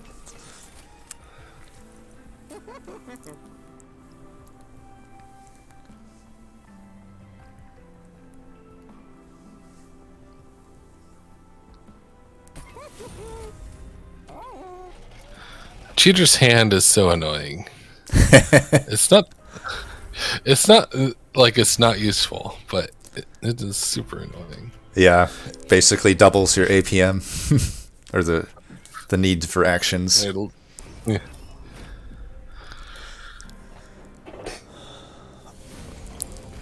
I'm quite impressed at CodRayZeal's build here. I wouldn't have thought it would do as strong as it's doing. It's like kind of on a very like precise line you have to take. So if you can, yeah, and wait, he has. Yes. I think he lost that egg because it didn't have endless.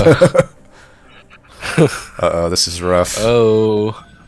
Unlike spikes, this is not going to work out in his favor. Yeah, this reap thing isn't gonna help you that the boss is dying. Yep.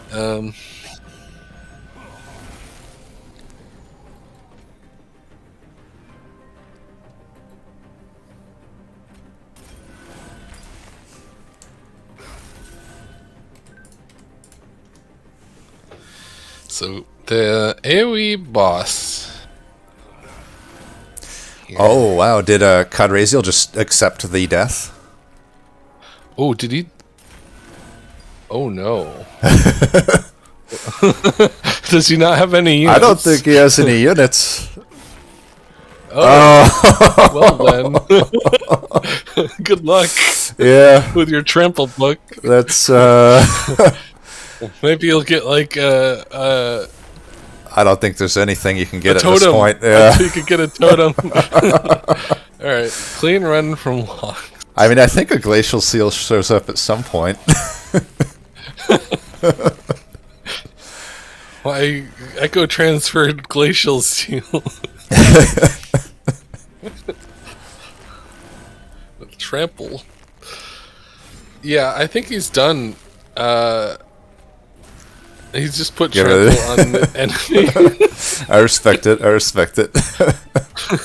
I didn't know you could do that, to be honest. Yeah. Well, Cuddlebeard is nice if you get that glacial seal. Yeah. Would have been nice for CodRayZeal's Code Kalia. I guess they got the flash freeze. I do respect though. I mean, the never give up. He's on ring 6. Yeah. Technically, he has the most score right now. Or wait, nope. That is, I did that wrong. So everyone's restarted. Interesting.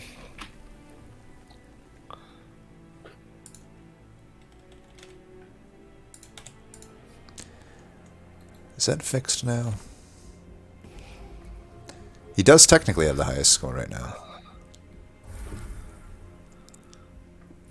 Yeah, I mean, there are decks that could do without a unit.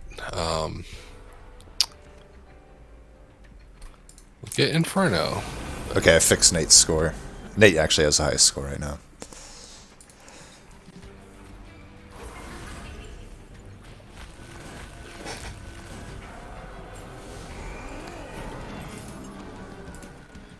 Oh, that'd be cool if there was an Inferno run. Wally completed Battle 5 with no damage.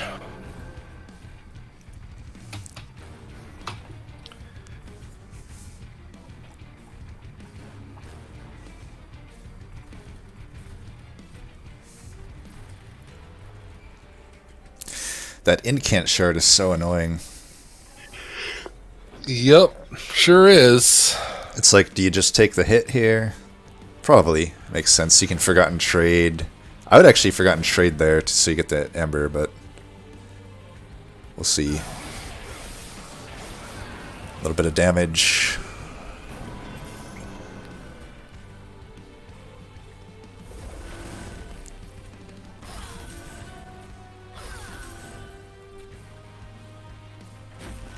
I'm worried about Nathan's front units health scaling. It's not. I gotta say, it's pretty impressive that CodRayZeal has made it to Relentless here. Yeah, I mean, he just echo transferred the boss. Yeah. Just you gotta give credit where credit's due, though. Having some fun here. Yeah. All right. All right, I'm gonna add CodRayZeal to the chat commentary. Here. Yeah. Yeah.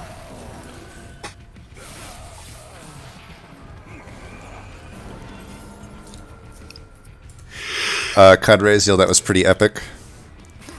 I was impressed impressed that you could actually make it to Relentless without any units there. Well, I thought might as well, do something. Echo transfer the boss just out of the pure kindness of your heart. Well, you have to play all your cards, right? Exactly. That's that's Monster Train 101 right there. Well, we'll see how people do. I mean, you are right now still in second. If other people can't get past Arcus, it's certainly within reach still. Or if they lose a unit in Arcus and die in ring 7 or something. Right. Probably played a little bit too recklessly there, but I liked your setup. It was a little too slow on the scaling, unfortunately, with your shard count. Yeah, I make that mistake of thinking Incant Armor is going to carry me on something that has 15 life. It's not something you should do. I picked up that First of Kin to try and sort of go for Endless, and if I didn't get it, then just keep the First of Kin. Didn't get Endless, kept the First of Kin.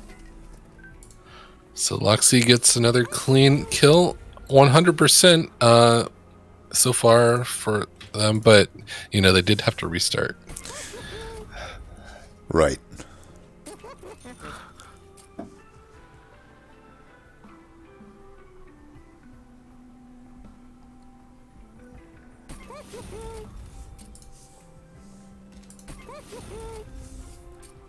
Sato's back in chat.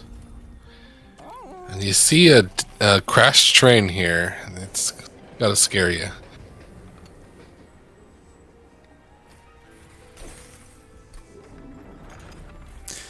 Looks like Petrified Heart from Never Nathaniel here. I think that makes sense. You could either buff one up more or just get them both with 10. Yeah, I think that makes sense. And you have no healing, so why not? Right.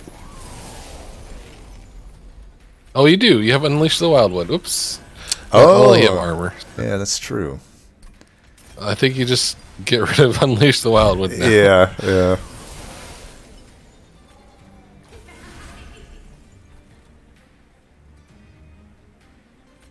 I mean, it's a free spell that is infused.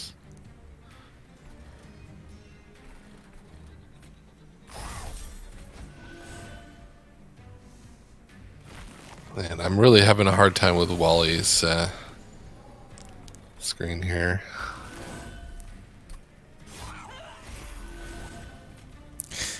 Must be the VPN.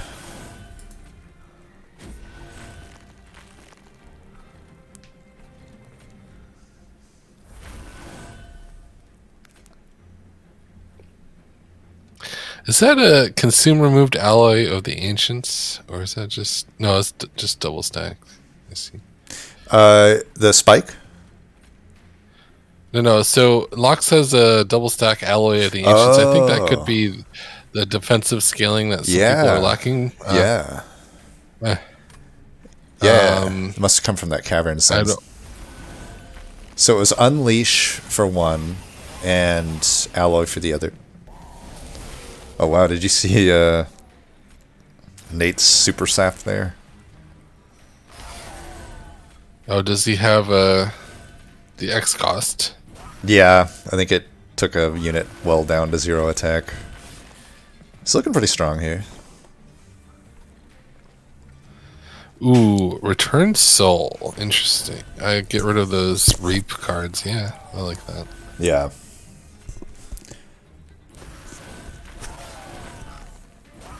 Guardian's Amulet. I think that's going to be helpful for a Divinity. Right.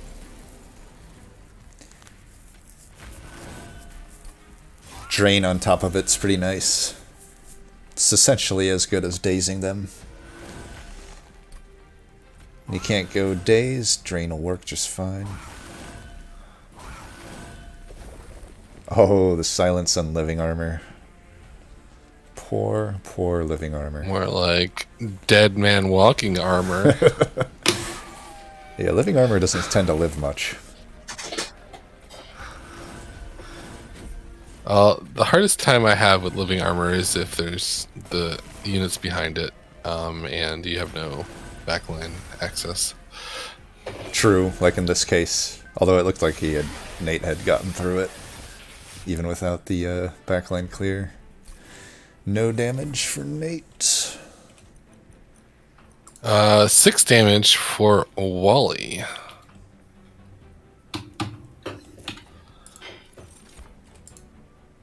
Ooh, Soul Crushing Guilt.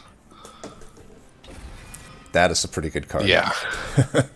That is a good card. I don't think anyone can tell you otherwise. I mean, they could tell you otherwise, but... I mean, they could.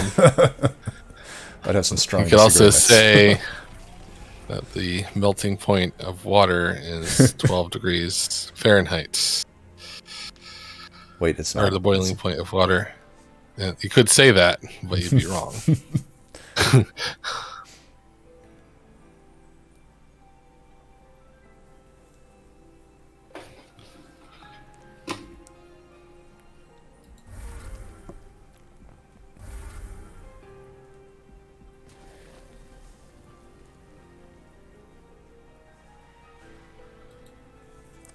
Wait, did somebody restart Ring 5?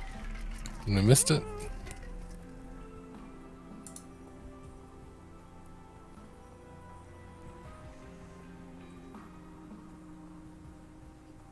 I didn't see any restarts for Ring 5, but...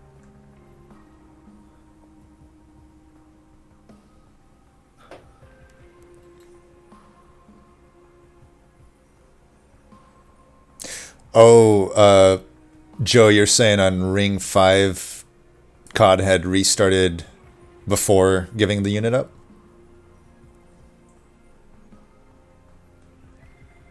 Oh, okay. Yeah, we missed that. Alright. Alright, so Lux gets a clean Ring 6.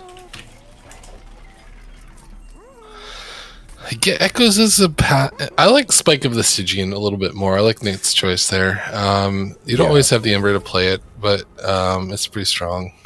And not knowing that you're going to get Soul Crushing Guilt later. Right.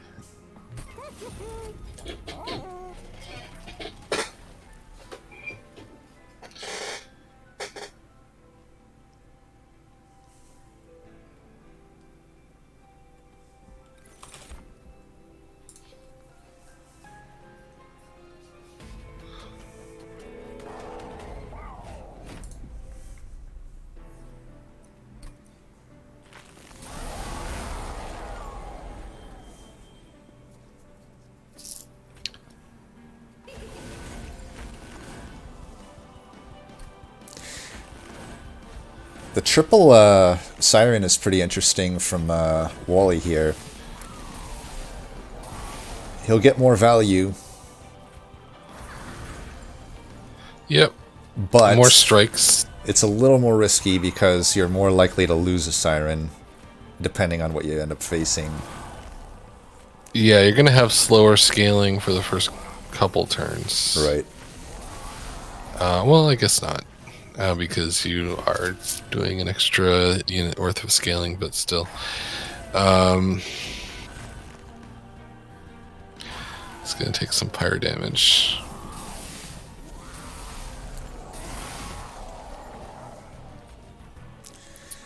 And how we doing? I'm going to do a quick shard count update here. Sure. So Wally is at... Nate might actually be in a rough spot here. He's going to have to spike one of them. Oh, I don't think he should throw that away. Lox is at 110. Nate's at I see. 115. That works. And I don't... looks like CodRayZeal was at 50. Okay, perfect.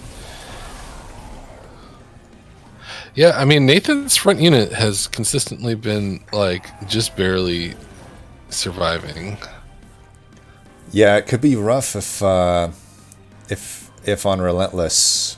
You know, hopefully he can get a good sap going into Relentless. Well, does he have the Soul Crushing Guilt, or is that... He has a Soul Crushing Guilt, and he still has his Spike of the Stygian.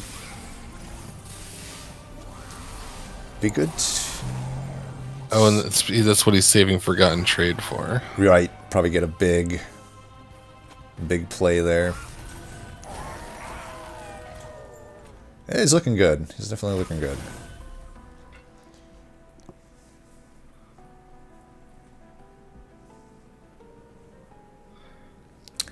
Oh, interesting. He went with the... just to burn it. Maybe he wanted to put in more damage there? Interesting. I suppose if he Soul Crushing Guilts Seraph, he doesn't need to really get that big of a sap turn. Well, he's only doing... yeah, you're right. He by the time it gets to the boss Relentless, 3 rounds will be most of the boss's health. Time for the 50-50. Ooh, he gets it. But he has to draw it at the right time. Did Loxy lose one of her sirens?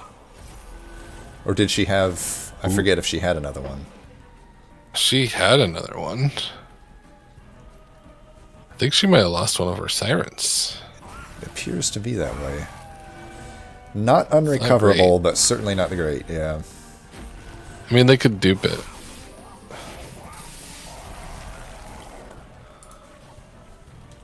But just getting through this without it it's going to be rough.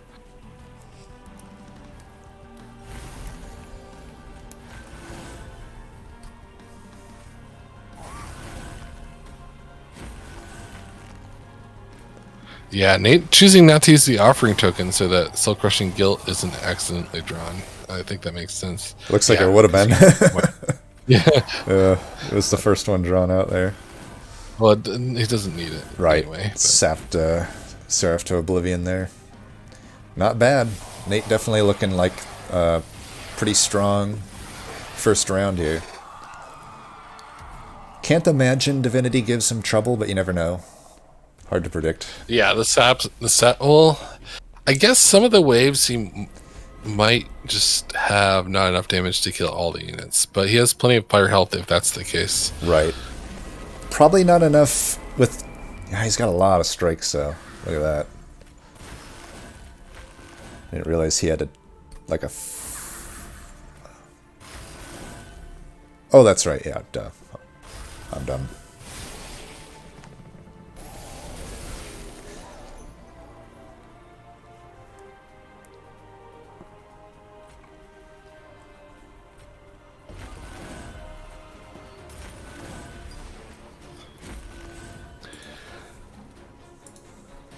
Lox chugging away here.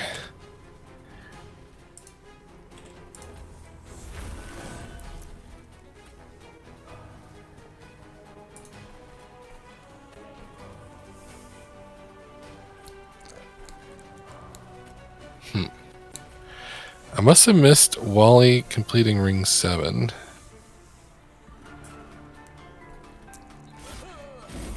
It's hard to follow along on a Wally's screen.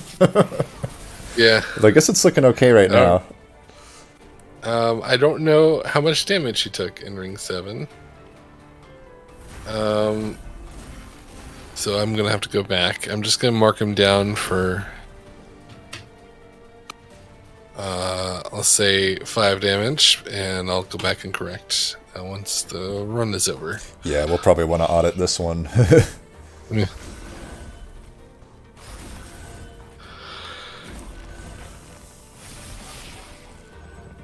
Loxy going up against a almost dead living armor. Wow.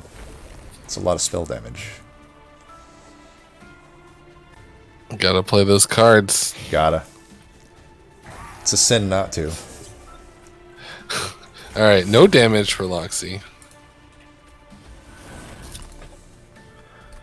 And Broken Memories. Soul Crushing. You gotta take Soul Crushing Guild. You just do. Yeah. What do you think of Soul Cripple as a card? I never really use it. Yeah, I've used it when it's been in my deck already. But I think she just picked Broken Memories. If I saw that correctly. Interesting. Yeah. Going for the flying kill, maybe. Yeah, I could see that. Nate might be losing a unit, but who cares? It's Divinity, right?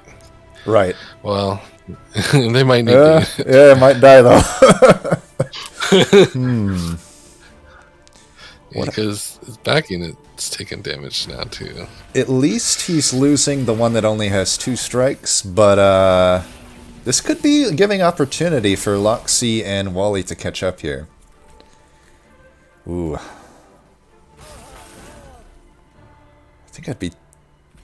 think if he had pushed that unit back and proclamated, he would have been fine. He might still be fine.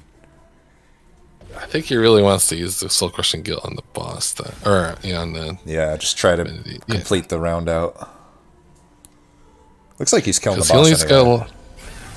Yeah, so he needs to make it through like 3 more waves, and he's close.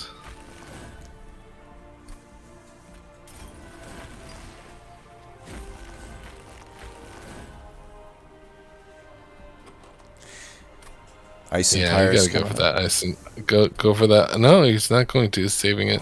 Well, I think take the fire damage. Yeah, I think if he had thrown it away, it would have tossed it.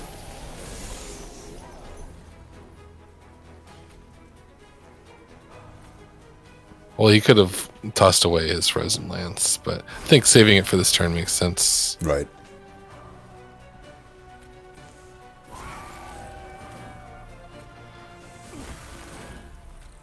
And he should be okay on the next boss. Might leak the back unit. And then he'll be fine for the Relentless, I think. If he Soul Crushes. This is very interesting, Loxy's build. She has a lot of, what do you call that card? Urchin Spines. One of them's even double stacked. She might be going for some sort of a flying kill with that. I wouldn't be surprised. Yeah, I'm not sure if it's gonna be doable though. I think if if she'd gotten the frozen cards become free artifacts, maybe. It might be doable on Divinity. I'm trying to think. If you got a double stacked Urchin Spines, that's 4 spell weakness, and then 4 more from the others.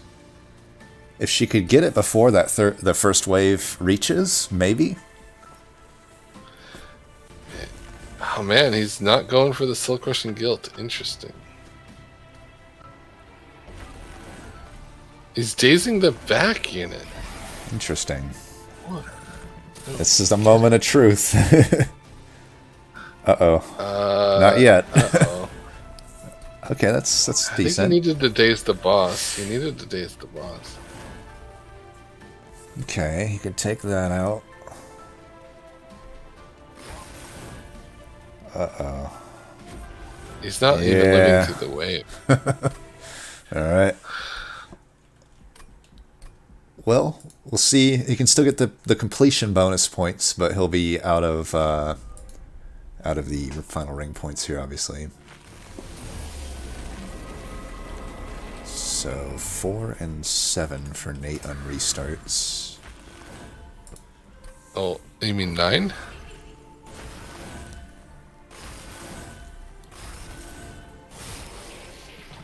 Do you mean 4 and 9? Yes, exactly. I was just testing you. Yeah. Thanks for So that coffee, helping me be aware. I think that coffee was decaf or something. Or maybe it had a whiskey in it. I don't know.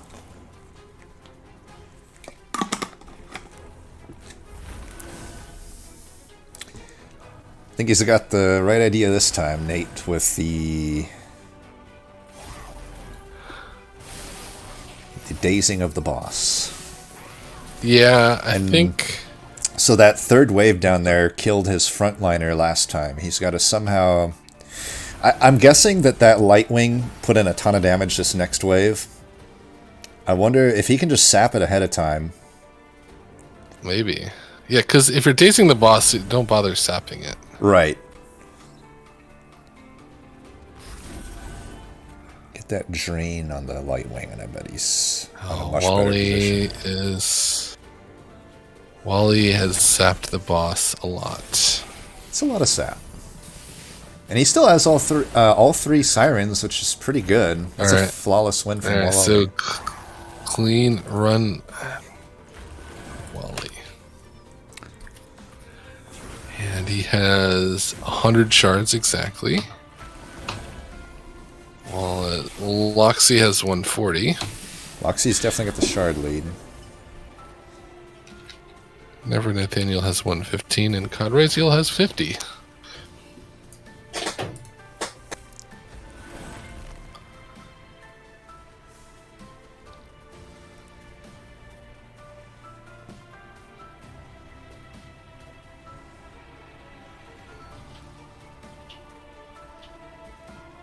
Oh yeah, that move by Loxy there saves a lot of damage.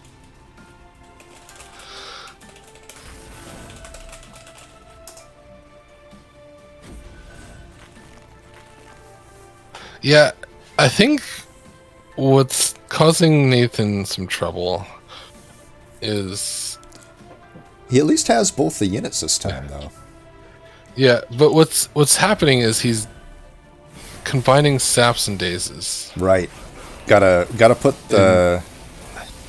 Go with one or the other.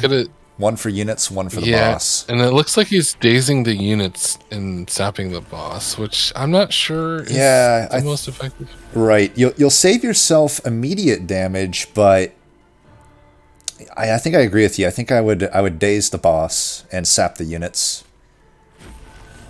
The sap will decay in a more meaningful way than the daze will. I don't even know if that made sense what I just said, but it does. Yeah, it does. Cause did he opt to not soul crushing guild there? Yeah, he couldn't. He didn't have yeah, he had just the one echo. It looked like. Yeah, his holdover echo transfer is, he can't always. You get some pretty big sap here. I think put the spike on the backliner so it dies.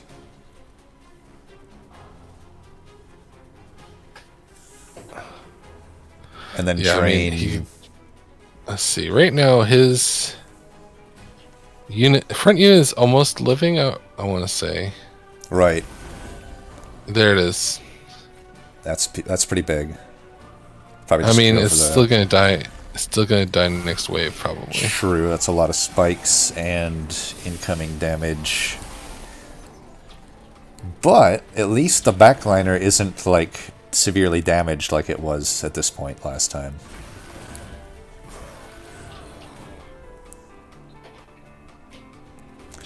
Looks like Loxy coming up on Relentless here. I can't imagine she'll have issues. Yeah, I agree. She has pretty solid... Ooh, wow. Wally's losing his front unit. Loxy, I feel, is doing a little bit of the... You know, you gotta disrespect Seraph a little bit. Give yourself a little bit of reap. It's gonna be a clean one from Loxy. Yeah. Gotta play cards. Yep. Gotta get them all. Alright, so clean run for Loxy. 8 of 8 so far. I mean, does gotta put her, restart. Yeah, puts her into the lead.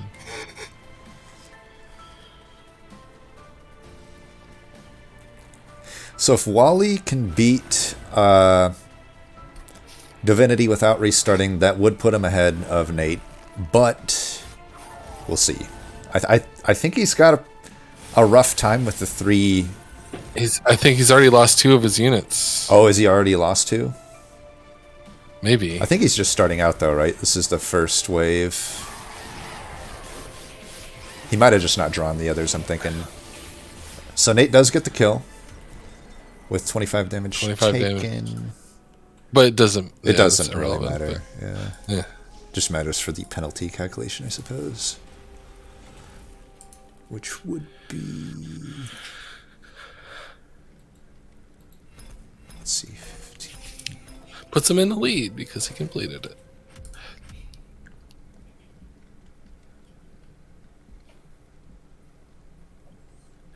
Is it really that high a penalty? So he had 15 for the first one. Yeah, that's too high. That's too high. It should be 30. Should be 25, right? Right. Because he doesn't have any bonus points for the more than 20 damage. Right. 15 plus 10. Yep, exactly. And 115 shards. No flying kills. Nobody's had a flying kill, right? Wait, so Nathan did it in Relentless for the Divinity? Looked like it, yeah. Yeah, it makes sense. Here, let's go ahead and unmute Nate, see if he has any thoughts there. Right. Hey, Nate. But 2 reasons. Hey, what's up? How do you feel about that? I mean, I'm really happy I finished, to be honest. Like, yeah. I can't really complain too much, but like finding the line on Divinity would have made a world of difference in my score. Right. Lost some points at the end. But, you know, you're still right there. We haven't seen... Yeah, Loxy is losing her frontliner here, so a similar situation that you ran into. Although, I guess... Okay, never mind. She got it there. Yeah, so we got Wally's going... Or is it Loxy that... Yeah, Loxy's going a lot heavier into spell damage. Right. Whereas you were combining Sap and Daze, which I feel like sometimes, because they don't really combine well, was hurting you because you had to figure out whether to Sap and Daze the units or the boss. Number one problem, I took that stupid relic and then later realized it doesn't work with Unleash the Wildwood. That would have just solved my problem. Then my Siren never dies, and it's never a problem. Right. I didn't think about it at the time. I was like, oh yeah, I don't heal. I'm Stygian Guard and Wormkin. I was just kidding. I have the ultimate heal, and that doesn't work anymore. Looks like everyone had trouble. And I don't know. I'm just looking at the scoring sheet now. So really, it will come down to like whether Wally has a clean Divinity fight as well. Right. Wally's got more stewards for sure. Or not stewards, has more units for sure. Wally has 2 less points on shards compared to you as well. Yeah, but if he just finishes, he'll pass me, I think. Right. Although... Because you get 30 points just for finishing, even if you take a bunch of damage. Right. But it's going to be close. The point is, it's not not super out of the woods. Yeah, I mean, this wave right here is the moment of truth, right? It doesn't look good yet. I mean, he might be just dead here, depending on how this ice tornado hits. It's got 2 of the tanks are surviving at full health. Oh, that's not good. Okay, never mind. Now they're all I'm not watching on Discord. I'm watching in the. on the Twitch. Watching on your stream. Yeah. Yeah. Well, it's looking better now. Well, now he's killing both the tanks. The Shard Channeler is still living. Forward the league. Right. And Luxie is looking solid, I think. The spell damage is really paying out. Yeah, I mean, I thought about that, taking like the Urchin Spines and then just kind of going all out there. My biggest concern with that is always the waves with spell. Spell shield. Yep. Did he take the not the what is it called, the Ancient Synergy as well?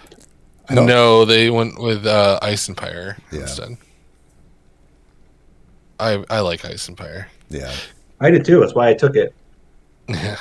I was a little peeved that it wasn't infused though. That's just how Dun Echo works.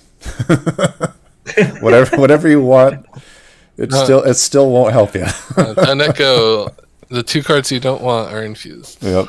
Looks like Loxie leaking here. Yep.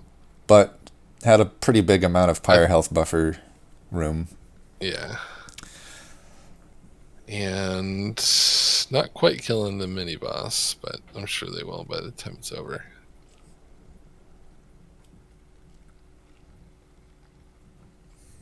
I really thought about taking the Echoes as well, which would have been really solid, but I was really nervous about having too many. I was really nervous I couldn't play some of my spells if I didn't have enough charged Echoes, so I didn't take it.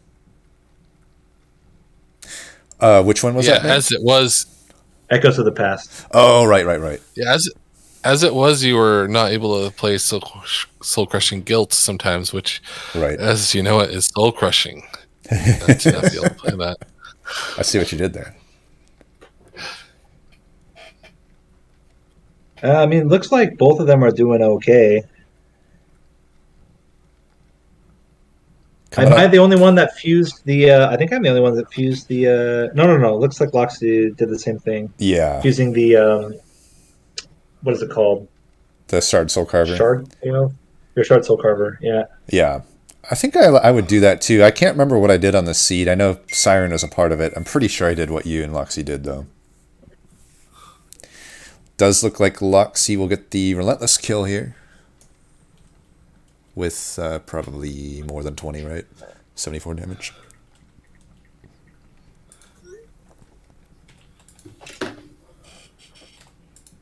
I filled that in Narninian. Hopefully you don't mind. Oh, okay. Sorry, I got a call.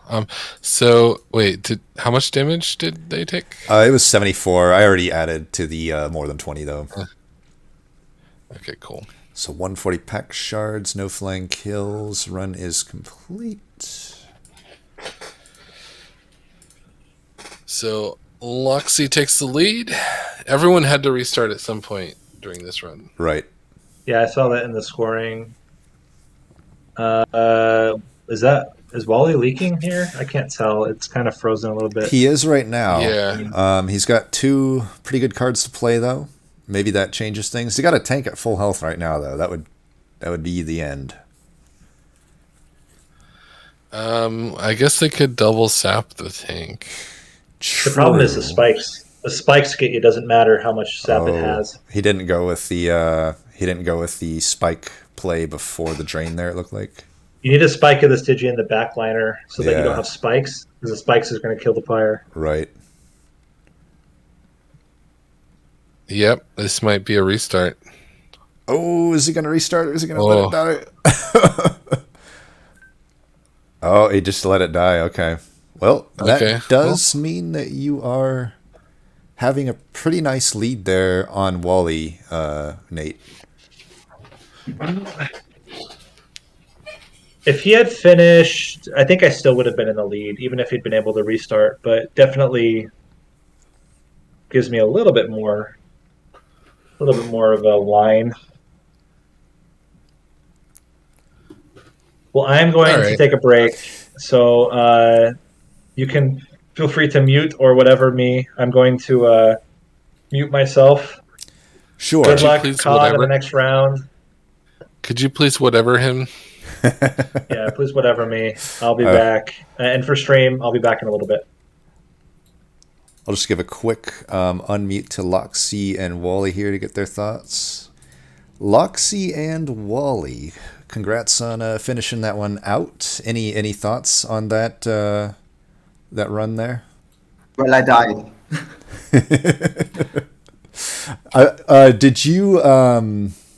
Did you just kind of accept defeat there, Wally? You didn't want to go for the restart there? It was already my second try, and we only have 2 tries, right? So you have 1 per ring. So if you wanted to, you could restart there. No, I restarted the Divinity already. Oh, you did? Okay, we missed that. Oh, we missed it. We've been dropping the ball left and right there. We'll have to do a good audit here. But yeah, thanks for the honesty, Wally.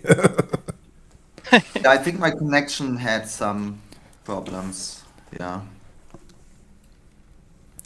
Well, GG anyway. This is, we got another round coming up. I think it's still anybody's game. These, there's a wild variation that can happen, right? All it takes is one big swing going one way or the other. Definitely well played, everybody. That was a tough seed.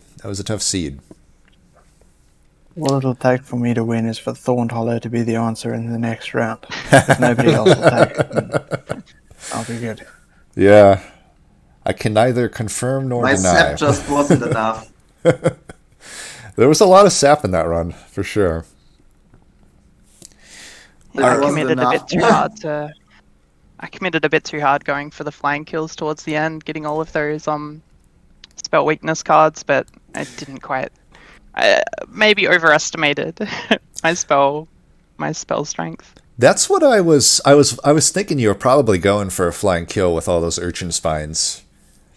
I think that was the idea, but yeah, it was possible. I think you would just have to get everything in the right order. I think I could have got Seraph. I think Seraph was definitely possible. Yeah, but not sure about the divinity. Right. Because I think, what was it? You were doing 200 with your proclamation. So yep. 200. You had a double stacked urchin spine, so 2 by 4, 800, and then you had 4 more 60. Yeah, probably not enough for divinity, but maybe for Seraph.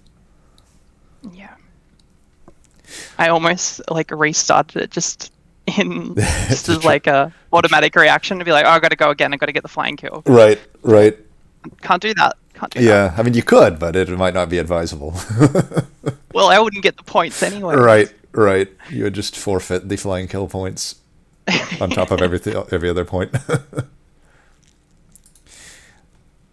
Well, really well played, everybody, so far. We'll take a quick break here, and then at 30 minutes past the hour will be the next start of the next round. So I'll go ahead and remute and deafen everybody, and we'll be back in maybe 20 minutes or so. Thanks, everybody. Sweet, thanks.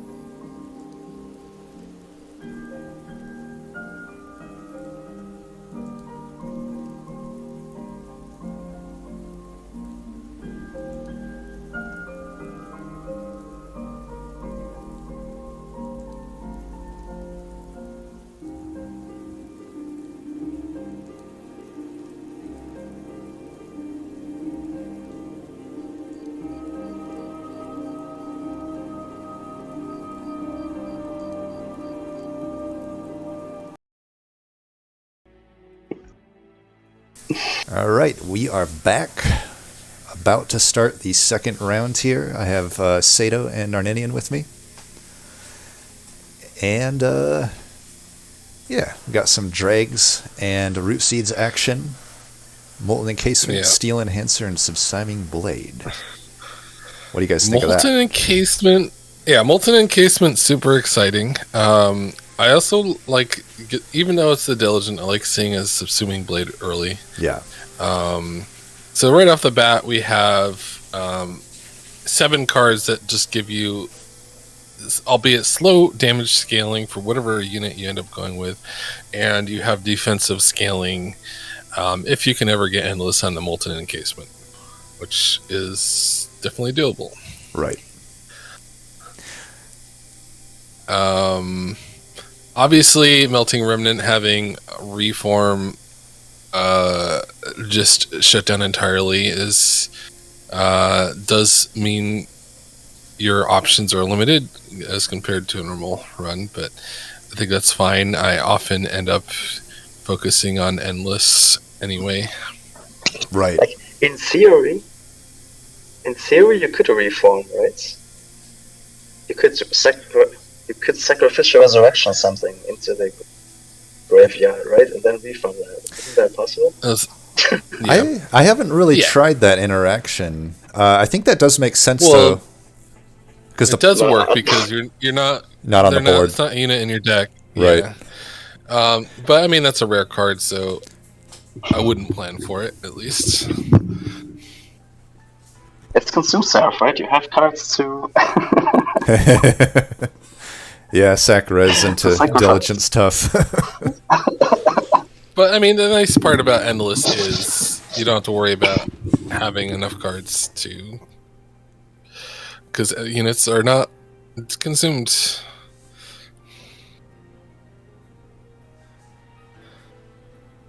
I would be, obviously, if this were me, I would be hoping for one of the 2 harvest units, a Baron or the Rage one. I forgot the name. Paraffin Enforcer. Big Sludge. Oh, Big Sludge, yeah. The big Sludge, yeah. Really? Yeah, the Enforcer. What's wrong with the Big Sludge?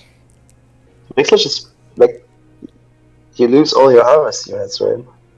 You basically need to hit Endless, otherwise you can't harvest your own units.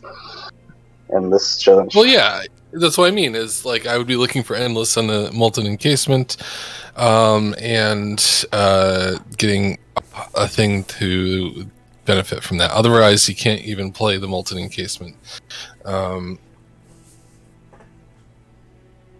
Yeah. But I mean, you have an extra artifact to support that with the first unit you play against Endless. You have the Tomb artifacts. I think like really digging into those shops early to look for Endless would be helpful. I'm gonna give the countdown here. Yeah, the problem I have is like you look for Endless, but then you miss like multi-strike, for example, right? Very often, or like other things that you usually pick up. I don't know. All right, Wally, you're good to go. All right, so we have Shattered Shell, Awoken Hollow with no heals. I think the Shattered Shell is a clear call. 10 health is kind of low if you run into like Spike's boss, for example. Yeah. And I think I just, for the Awoken units here, or the Melting units here, I just take the Lady because it has more health. Right. Like, I think there's no burnout, like, real tech here, other than you have some units that are going to go away after your first fight if you play them. Looks like Nate took the Enforcer, CodRayZeal took the Lady, so we got one for each. Flicker's Liquor and Vapor Funnel both tempting. A Vapor Funnel with helping with the score. Flicker's Liquor, I think, is a good long-term strategy for Endless. Yeah. Looks like Loxy took the Enforcer as well. Interesting. I'm not. I think you can get enough damage without the Enforcer, and the extra health is really helpful. Yeah, I think the Enforcer as an essence on one of the sweepers is really powerful. Yeah. And I think its starting stats are good enough to survive. Assuming Blade, good timing. Yeah. Take care of that nightmare crossbowman. A little bit of a leak from CodRayZeal. The Vapor Funnel will do a lot of work for the score of Loxy and Nate. Bottom floor set up for Loxy. That's risky. I'm not sure I know. I don't know what the plan is there. Like, maybe it's probably going to end up in a loss of the unit. Yeah. Maybe they don't care about their sweeper and they just are planning on just using the Enforcer. Would have been nice to have the sweeper up top, though.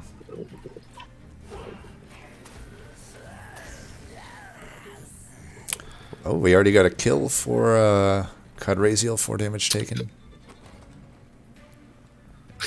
Two of those choices. Oh, he is going for it with the burnout. Interesting. Nice. I don't know what the plan is there. Hope for Wicklash, maybe. You got multi-strike, you got the money, you can re-roll. I would be re-rolling here heavily for Endless, but you have money if you need it. Right. Get that molten encasement. Oh, there's a multi-strike. Yeah. Putting it on the lady. Interesting. Maybe the okay, so he's gonna keep the lady, but the problem is that some anti-stealth synergy there. Right. So he's got to not rely on stealth if he's going to use the lady for burnout extension.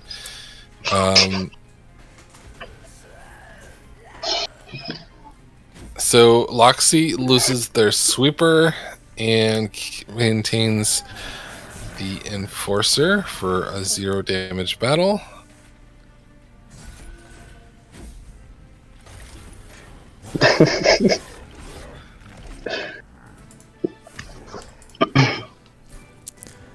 Nate gets Wally.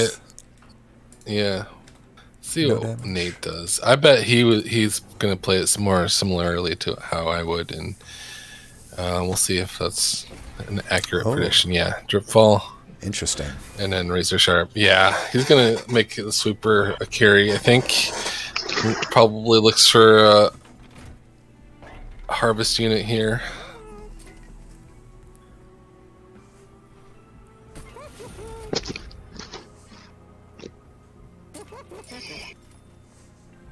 So Wally, I believe, Wally gets a clean kill as well. There we go. Nathan gets Endless and Burnout on the Stealth Tomb. It's got his scaling covered. Now there is one. This is a Spikes trial, I believe, Ring 2. So he's got to be careful. And you can see CodRayZeal almost losing his unit there.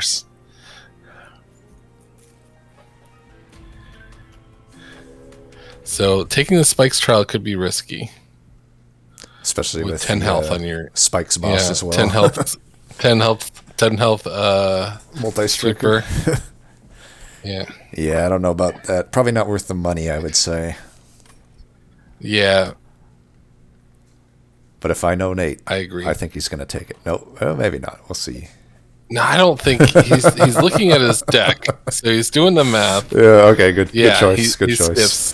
Good choice, because I think you lose your sweeper. Yeah, for sure. You probably beat the boss, but you lose your sweeper. Not the Endless molten encasement, unfortunately. He could throw it away if he wants. You don't necessarily need to. I don't think he cares about. Yeah. He doesn't really care about the Enforcer sticking around forever, and he's going to draw it probably next turn. Yeah. Good call. Because he's going to want to self-infuse the tomb, I'm imagining.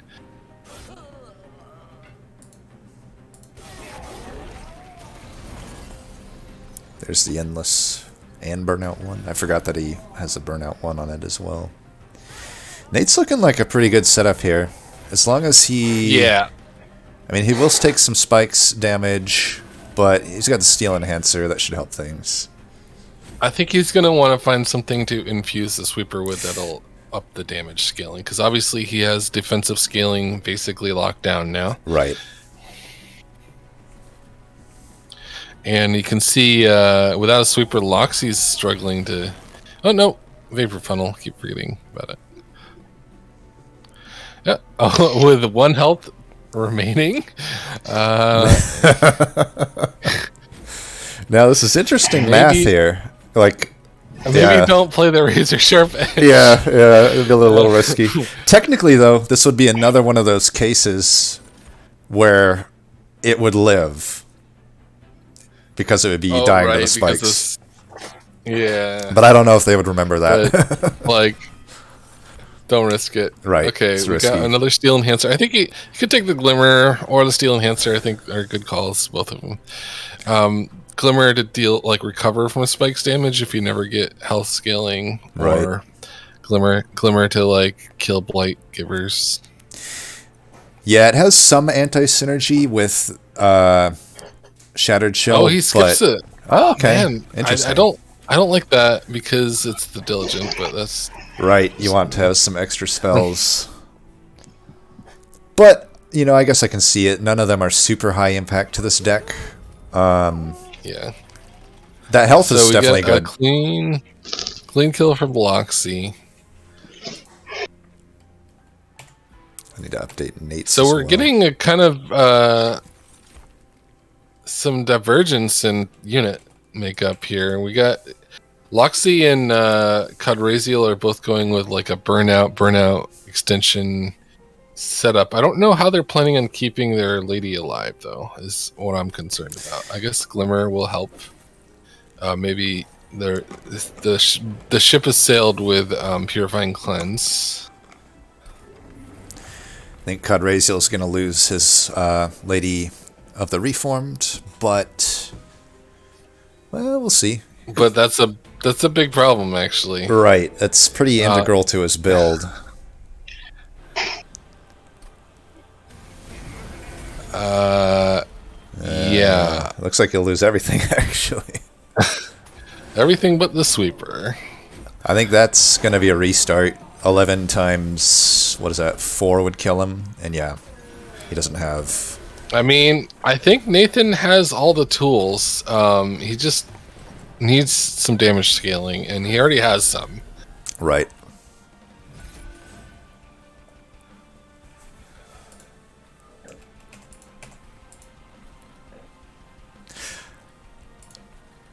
Wally perfected ring 2, right? Yeah. I got that. Sorry, it's very shaky. Yeah. But yeah. So whose build do you like the most right now?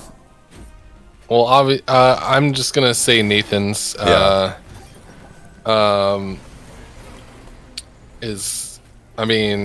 of it is just it's exactly what I would do, but that's not the only reason. I think it's pretty strong.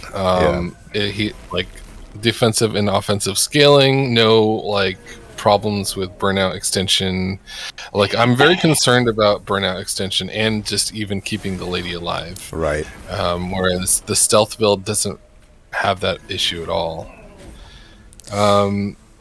There is drip fall. I don't know if they took it. They have hollowed drippings for burnout extension, but that doesn't heal. So Nathan gets a clean fight cycle of life. Oh, there's your infinite probably. I'm not sure. Oh, Wax and Spike. Oh, I don't know about Wax and Spike there with Nate's build. That was a questionable decision, I will say. Yeah, that's maybe it's just something you can burn, but infinite. That'll units. help. Oh, he didn't even take the. I think he learned his lesson from the egg tournament.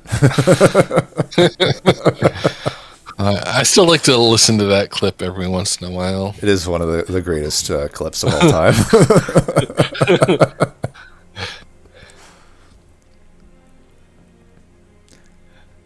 All right, so clean fight for Loxy. Clean for... Keeps her lady. Pyre-wise, it was clean for COD. He did have to restart, but he does lose his lady, but he gets through. I think you take Rail Spike here. I mean, if you're Nate, but if you're anyone else, you take Wax and Spike. I'm just really surprised that Nate... Yeah, I guess Nate does have the 2 Hallow Drippings, so it could work. He did consume remove it too, so I think this ends up working out for him. He can really lean into Paraffin Sweeper. This will actually, I think, be pretty good. It's risky though. I mean, that's his damage scaling that I was talking about. He's lacking, so I guess right. That's a move. I think I would have preferred him to take a draw upgrade here. That way, you can thin your deck out a decent amount, and if you do want to put Paraffin into Shattered Shell, you can mathematically almost guarantee that you find one of those 3 burnout extenders before he burns out. But we'll see. I think going into Cursed Fell is probably reasonable to have an Ember upgrade. Right. Yeah. Right. And So and having it for the Diligent as well. Yeah, if you don't want to take Pyre, well, that's fair. I don't know.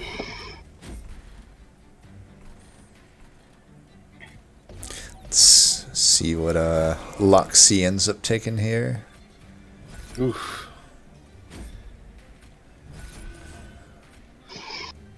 He has a 1 in 7 chance of not drawing his Stealth Tomb.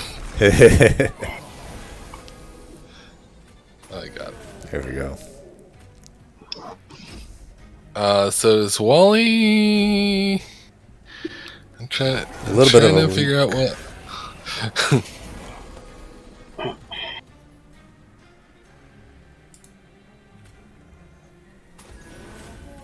Are you trying to see if Wally took damage?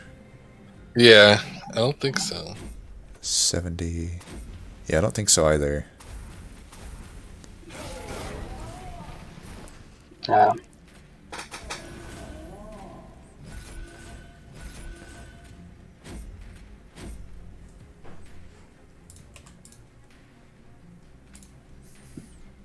So everyone took the broken wheel. That's the...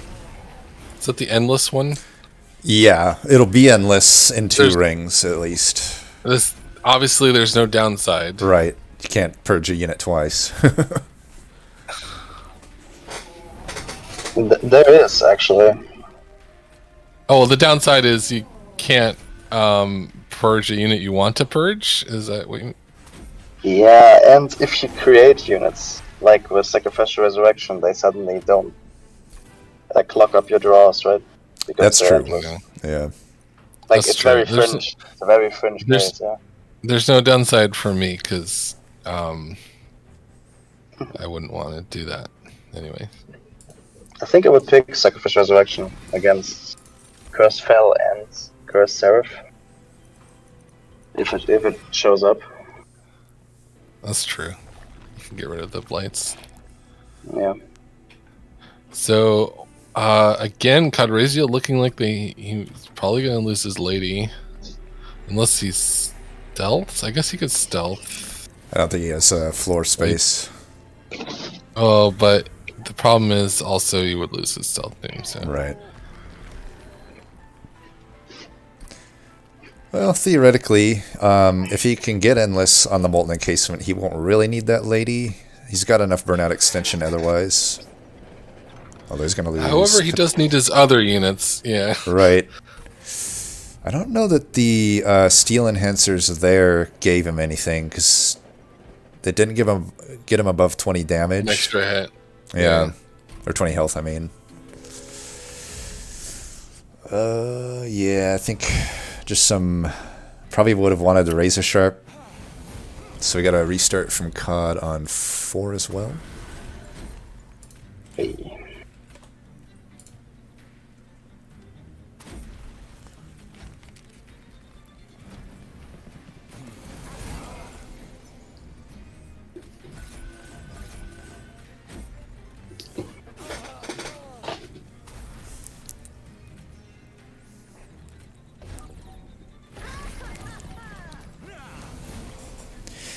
Hidden Assault, I think especially Nate will be happy to have the build that he has. Did he add a Sacrificial Resurrection to his deck? Must be spell fodder for Diligent.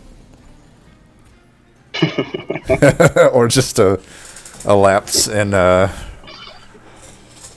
remembering which mutator it is.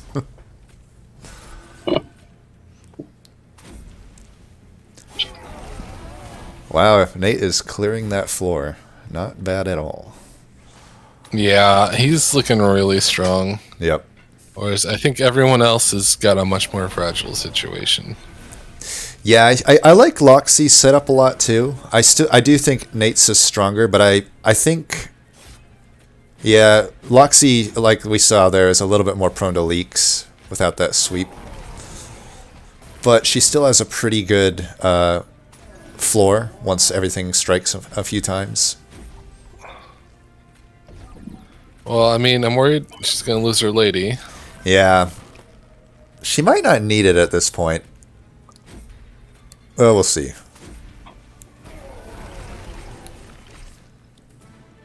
Alright, Nate, another flawless victory.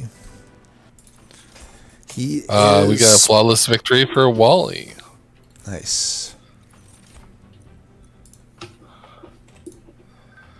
Do you throw away one of your stealth tombs here? I think you do if it'll save your lady. I don't know if it will, but I think you do the math for Loxy here.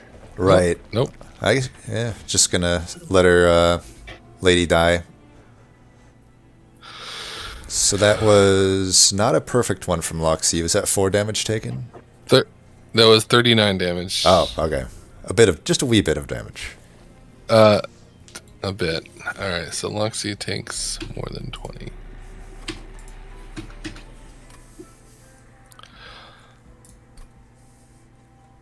Root could help with Divinity, maybe.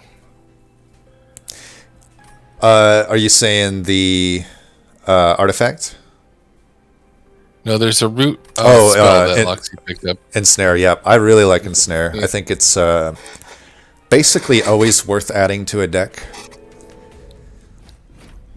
You know, it can help with... Sometimes you just can't scale well enough to kill a mini-boss on Divinity, and it basically allows you to kill it without taking pyre damage. At the very least, it's a 0 cost that basically draws itself.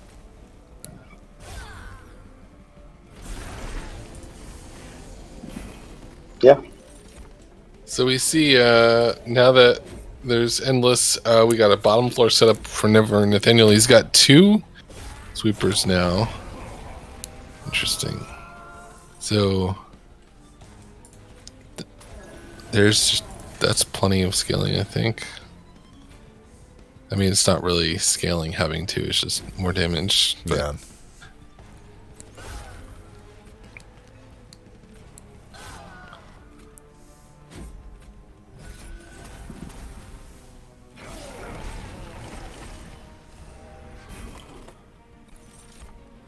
So is that infused with the Enforcer? Which one? Did Nathan infuse the Enforcer with the sweepers? Yep. So that's with 2 of them on the floor. That's that's a bit. He might even get a flying kill. We'll see. I don't know. It seems a little slow. He does have... It's definitely not on the Diligent, but he might here. I'm trying to remember. Did he take a drip fall? No. He didn't. Okay. Drip fall will help. I thought he did. No, I think he took a drip fall, but the problem is the Diligent is stealthed. Right. And here he missed his opportunity. Didn't draw it anyway. And it went to the top.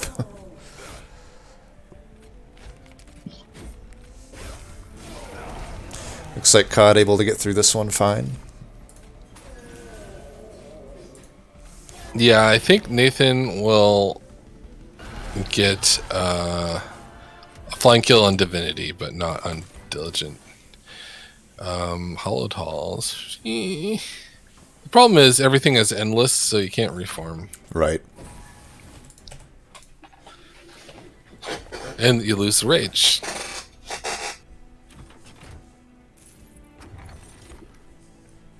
Units gain an upgrade slot.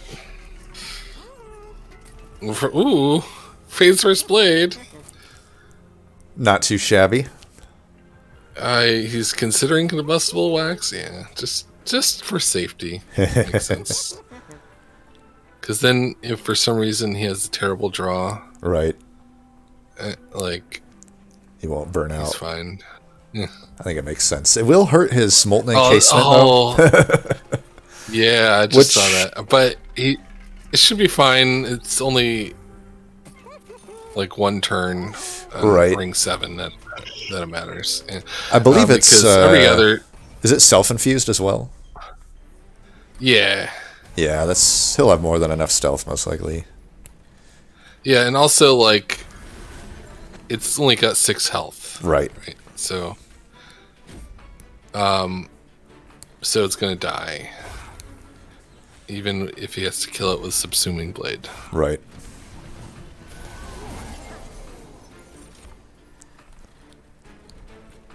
Oh wait, he has Vine Grasp every turn. Well, that doesn't help unless he gets magic power. Right.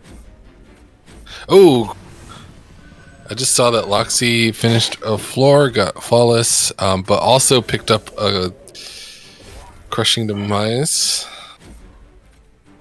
Not too shabby. I'm a huge fan.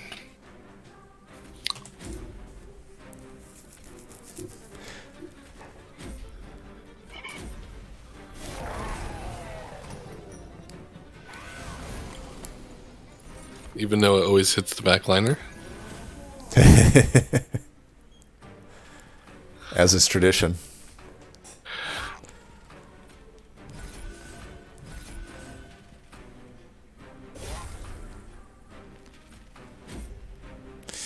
Did we lose Wally? He just finished a floor. And is frozen.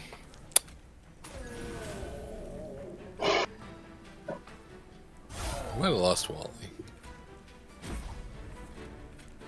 Give it a few minutes here.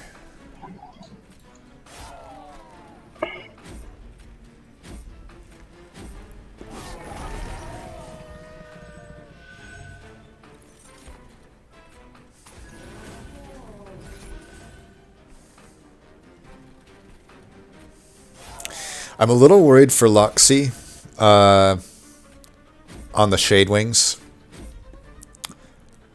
Without an endless stealth option, she'll need some pretty good removal or other forms of defense, or it could be pretty brutal. So, she has Subsuming Blades, she has Crushing Demises, and she has Mortal Entrapments. So those are her defensive options, I think. Yeah. She has Holdover on Subsuming Blade.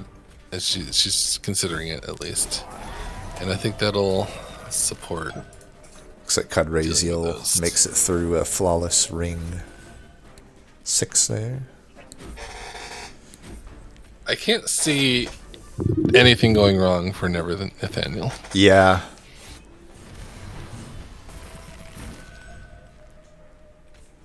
I was surprised he didn't want to scale his Subsuming Blade there.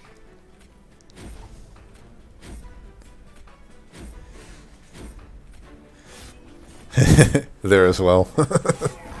I guess it's doing 68, probably good enough. It's enough, but you know, numbers. Yeah, might as well give yourself as much power as possible.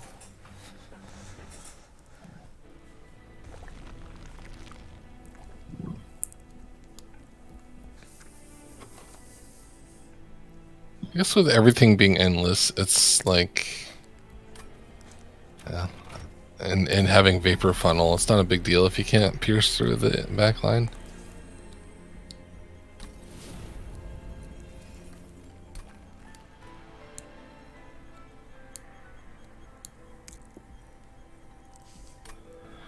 Gonna take some damage here from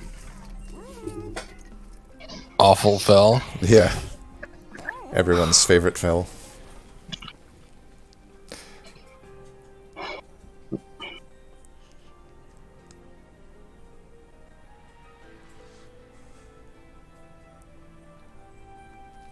Yeah, we lost Wally. We might just have to go back and recreate his score from the run results.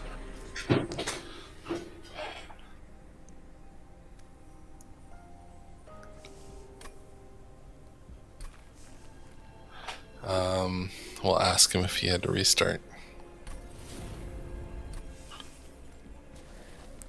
Yeah, I trust he'll... Yeah. We could probably also see from the other players' screens that have the players open. Looks like he's up to ring 7 already. That's looks like interesting. We can at least know that he did a flawless ring 6 there. Yeah. So we'll just give him that, yeah. Yeah, and we'll see if his name goes away. Ooh, so Loxy just having some trouble getting enough damage scaling. I'm impressed. Yeah, and yeah, CodRayZeal. Wonder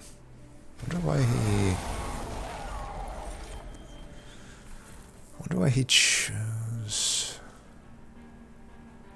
He wants the lady to die so that just keeps coming back. Full health, I guess. Yeah. I guess it does give armor to the Shattered Shell.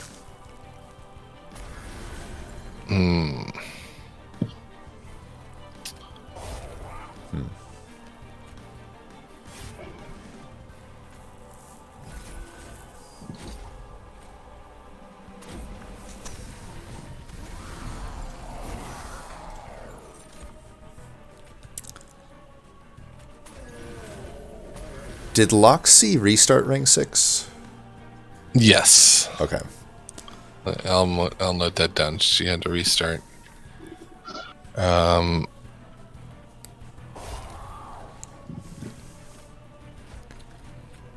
Ooh, CodRayZeal needs a little bit extra here.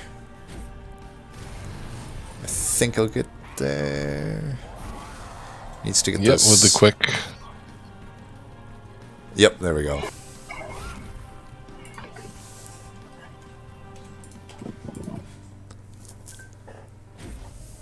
It's one of these two.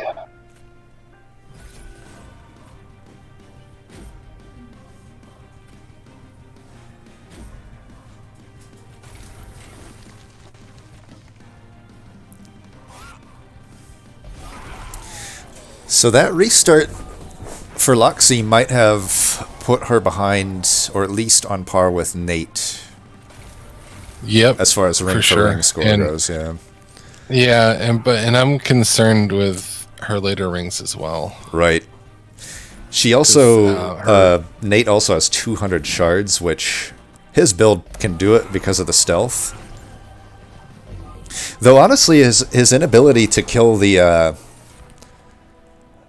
whatever you call it every turn could be an issue. He might want to raise a sharp edge it just so it dies to wilt wings. Yeah. Because he's got a lot of stealth on Diligent to contend with. You know, that's going to be, what is that, 4? I guess it's only 1 round of stealth by the time it gets there.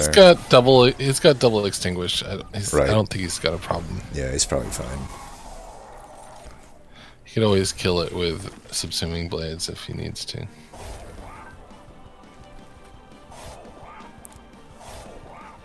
But since he has the extra Vine Grasp every turn, if there is a damage artifact in the shop, I would grab it to kill his stealth tomb if he needs to. Right. Okay, so Loxy gets a 16 damage kill.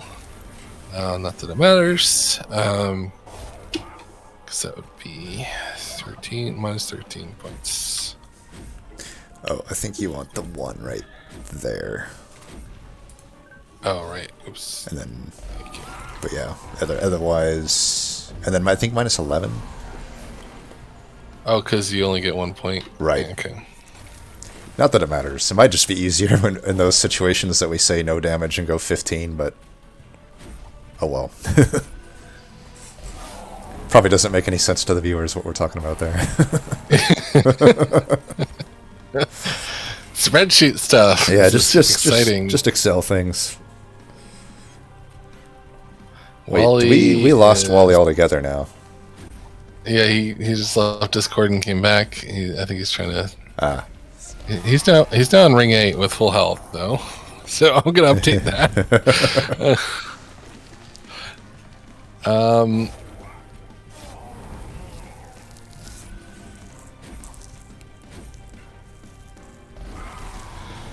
See, how is Nathan? Nate just got a flawless kill. Nice.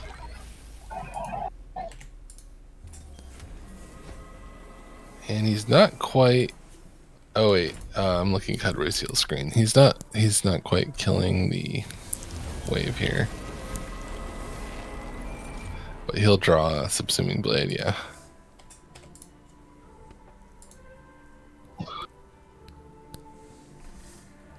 So I'm really curious as to how Loxy's going to handle this fight. Ooh, choosing to sack. Oh no, you know what? She's fine. I just realized she has the immortality potion. Yeah, everyone has it. Yeah. What? That Hallowed Drippings did her no favors. The sequencing wasn't quite right, but it's fine. She'll probably be fine.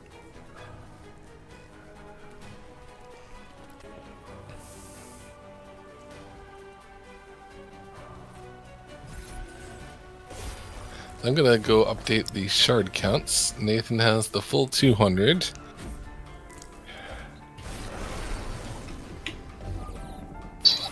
And CodRayZeal has 140. Loxy has 110. So that's gonna be enough to make up the score gap for Nathaniel, probably. And Wally, have no idea.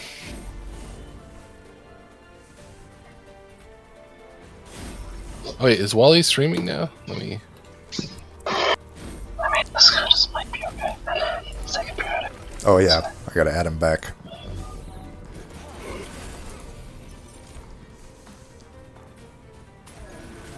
All right. Yep, we can see Wally. He is on Seraph. Okay. Well, we could briefly. Oh, there he is. He has 105 shards. Nice.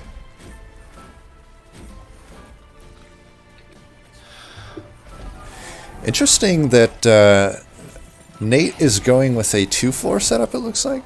Oh, no, sorry. That's... No, never mind. I'm like looking at COD and Nate's screen, getting confused. It's like he has 6 floors set up going. He's playing, he's drawing 14 cards a turn.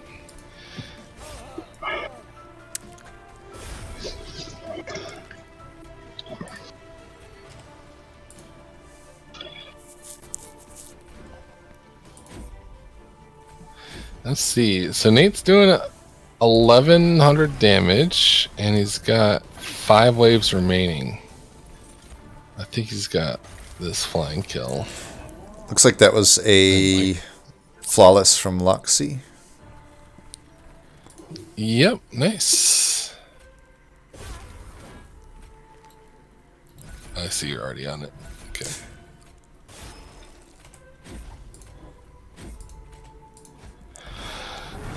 I think we lost. Did we lose Wally again? I do think we might have. Let's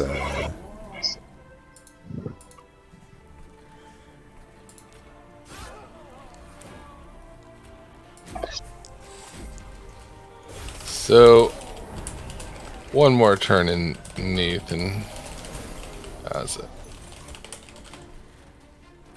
There you go, flying kill. He doesn't even play out his hand. All right.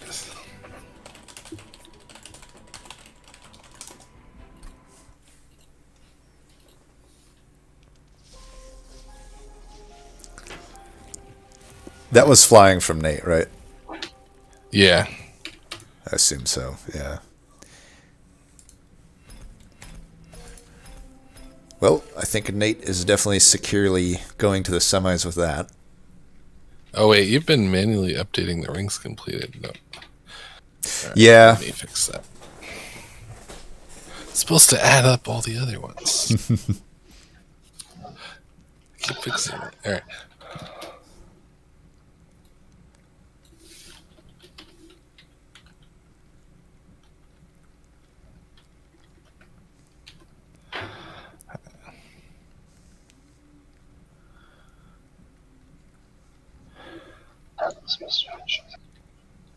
Oh, was it automatic at some point? I think I might have deleted the formula. Sorry.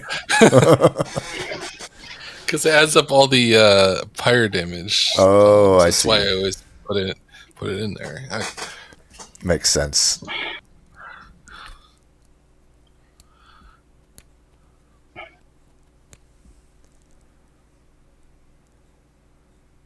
So did you do a similar setup to Never Nathaniel? Hello. I unmuted myself. Hello. So Well, 200 shards, flying kill, no fire damage taken. How do you feel about your run? I think I could have done a little bit better. I could have gotten the resin removal and maybe gotten a flying kill on Seraph, but otherwise, hard to get too upset about that. Yeah, I like your build the most. I will say that everyone else went very different strategies, and I appreciate yours the most. I was like, I mean, the moment I saw those two units, I mean, you can check, you can keep me honest because I'll put this video up. But I was like, if I can merge this Paraffin Enforcer onto this Shattered Shell, this is over. It's the easiest run ever if I can get this combo. Yep. Yep. And once I saw the first burnout extender, it was done. I knew that was the route I was going to go. Yeah, that was a pretty flawless run from you, Nate. 200 shards, a flying kill, and no damage taken at all. No restarts. Hard to beat that. Definitely will be going through to the semifinals with that score. I haven't looked. What are some of the builds people are doing? Yeah, most of them are doing burnout extension, but they didn't pivot to stealth until much later in the run. Right. So they didn't keep their tombs. They did, but Loxy did, and so did Wally, but they didn't play him. Oh, interesting. So they were using the lady to extend burnout. Ah, okay. Oh, this is interesting. I'm looking at COD's build right now. So he put Lady of the House onto the Shattered Shell. So nobody else took the Paraffin Enforcer. I'm the only one.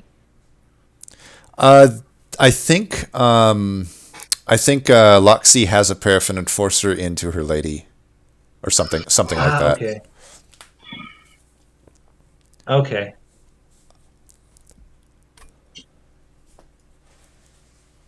And I'll be honest, that was fun. We haven't really been able to see much of what Wally has. Oh, is it kind of like... It's pretty choppy, I think, the VPN. Yeah.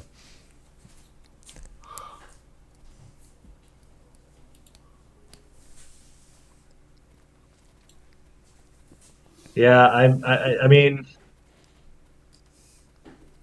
The only concern was getting the wax and spike intrinsic early. That was my only concern. It's why I didn't merge. It's why I merged the stealth first. My thought was merge the stealth first because I don't have intrinsic right now, and the last thing I want is to get, to lose one of my units before I can merge them properly. And right. I think that was the right decision. At least I feel good about it. Yeah. I was wrong on Loxy. She just has a Paraffin Enforcer, but not merged into the Lady. Okay. Are they all? They're all like right at the end, right? So yeah. Wally and Loxy are. Yeah, Loxy's on floor 8, and Wally's on floor 9. We think, or Wally just won, I guess, but against Divinity or against Seraph? against Divinity. It got a flying kill. I assume everyone got the endless as well. Yeah, the immortal. No downside. Right. And I don't think anybody took any of the other relics either. The other Malik relics. I mean, like there wasn't a lot of motivation because Subsuming Blade was really the only good spell you had, and that's already piercing. Right. And what's the other one? Healing? Yeah, right. Oops, I messed up your formulas again. Sorry. Okay, I put them back. Are they working though? It seems like.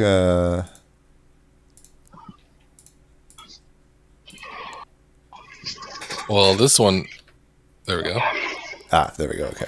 Foxy is looking kind of in a tough spot right now. Should be N5. Sorry. Wait. Is Loxy still on 8? Yeah. Yeah. She's had a rough. Like, I'm pretty impressed with her ability to navigate this. You'll notice, like, it hasn't been the easiest time for her up there. Let's get her music back on. There we go. Yeah, that looks kind of tough. Without a sweeper, it's tough to get enough damage out.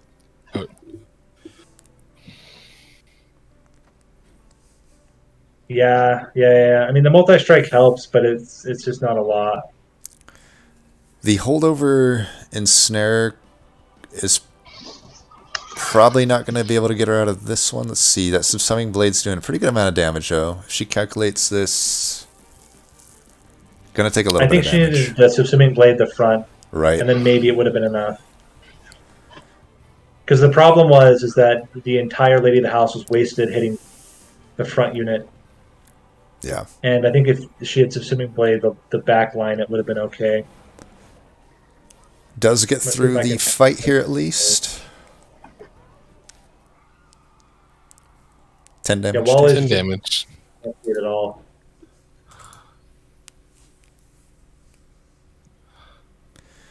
She has 160 shards, it looks like. 160. Oh, I just realized I'm being a jerk to the stream. Hold on, let me see if I can share Discord instead. You can kind of see what I'm looking at.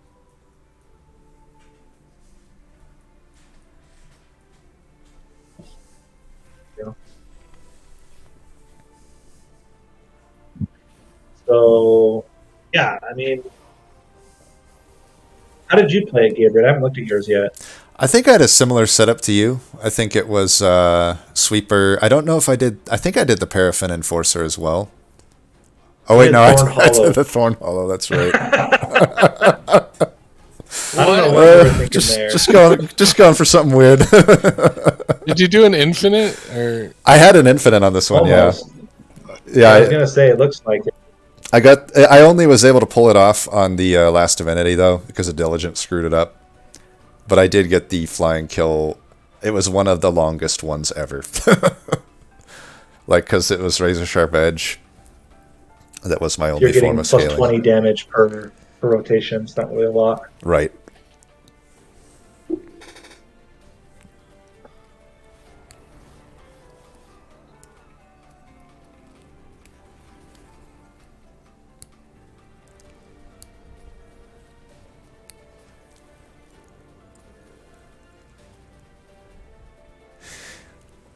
So what is the current ranking right now? Is it Loxy? If Loxy finishes, I think.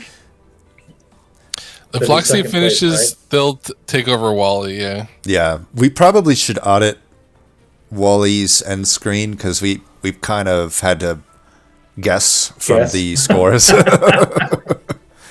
But his end screen. I mean, has his end screen right? But yeah, you can just go in and check. So really no damage taken at all other than Diligent. No, we did pick up the Diligent. He took 3. Yeah.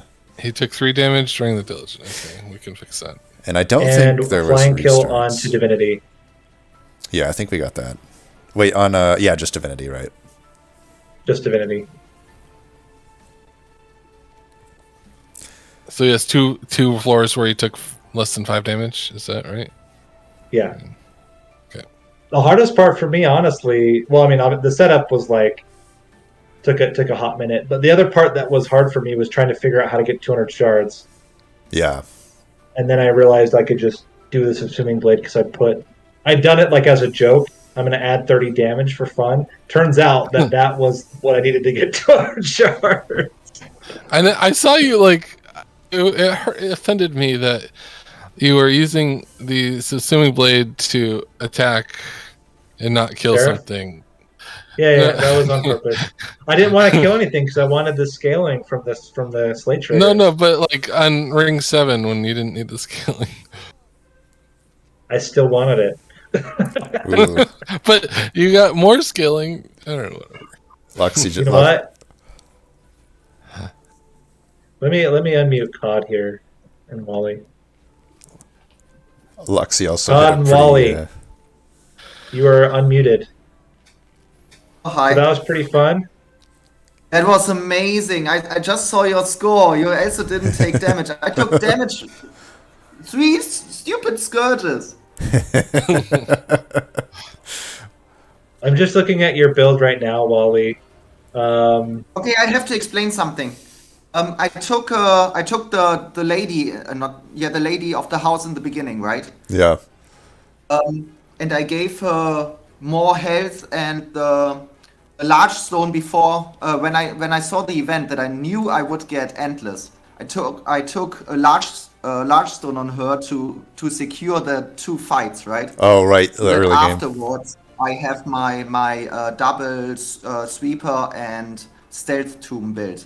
But I wasn't sure if I survived because I didn't have quick and I couldn't put down my stealth tomb, right? Because if it dies, space. Yeah. Oh, right, because I didn't have endless yet. That was a really good decision, yeah. Yeah. I didn't reset at all. Okay, good, yeah. No, I paid the money to get the endless on the tomb on the Ring 2 shop. And that's what did it. So I was funny because I was telling chat when I was doing it, like, I got to be really careful at taking early shards. And then I just took a bunch of early shards. But I think the relic didn't really matter. Vapor Funnel, I know Vapor Funnel saved me damage on one ring. But the bigger part was like taking that 100 coins to be able to roll and get the endless ended up being huge for my build. Because it meant I could stealth for the entire run. And I didn't see the endless in the shop. Yeah, did you re-roll that shop? Yeah, because you needed multi-strike, and then you'd have to take the money. Yeah.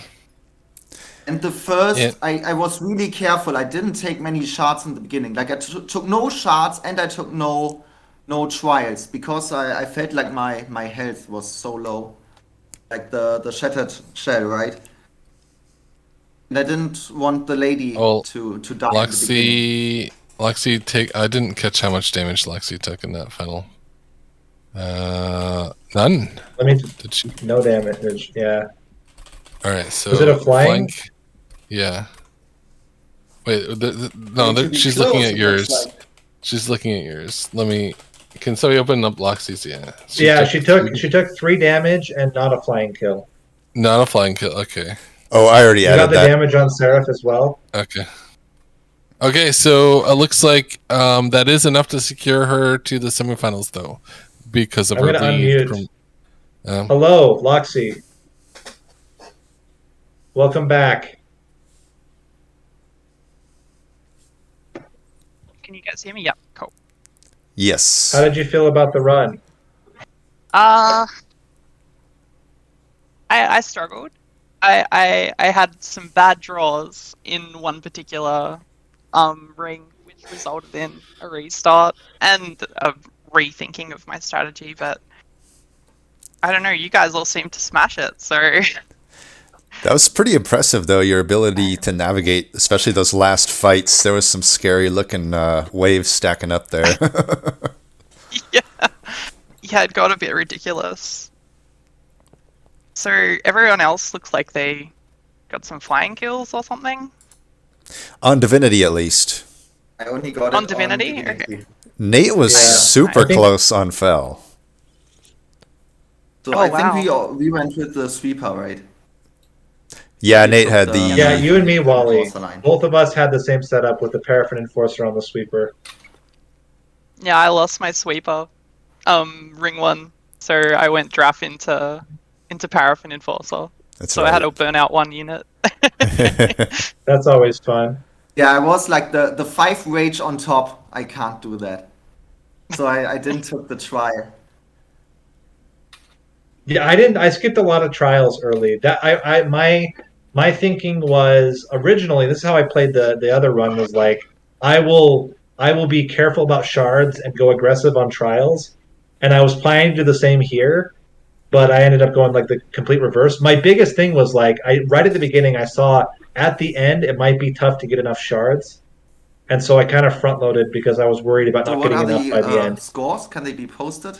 Ever Nathaniel and logs go further or? Right, exactly. Yeah, so It was I close, made it. Wally. Yeah, you made it. You made up a lot of ground there, Wally, but not quite enough. The Loxy had a good lead. Yeah, okay. With my internet connection, I'm kind of happy I'm out. That's really well played, though, to everybody. Also worth noting, COD came back a lot in that one. I think he had a few restarts, but otherwise had a pretty perfect run. And it means I don't have to get up 3 a.m. on a Monday. So. Yeah, that's pretty rough. But yeah, that was well I played. had some trouble at the beginning there, but that sort of sorted itself out. There were a couple of things where I had to sacrifice my stealth tunes and things like that. And wasn't happy about it, but...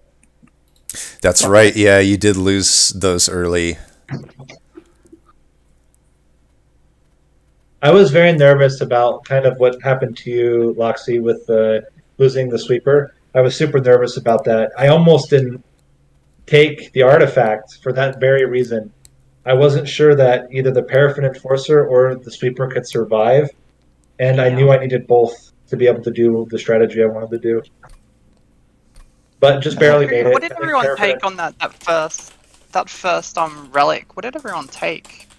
The shard relic. Guild marker one?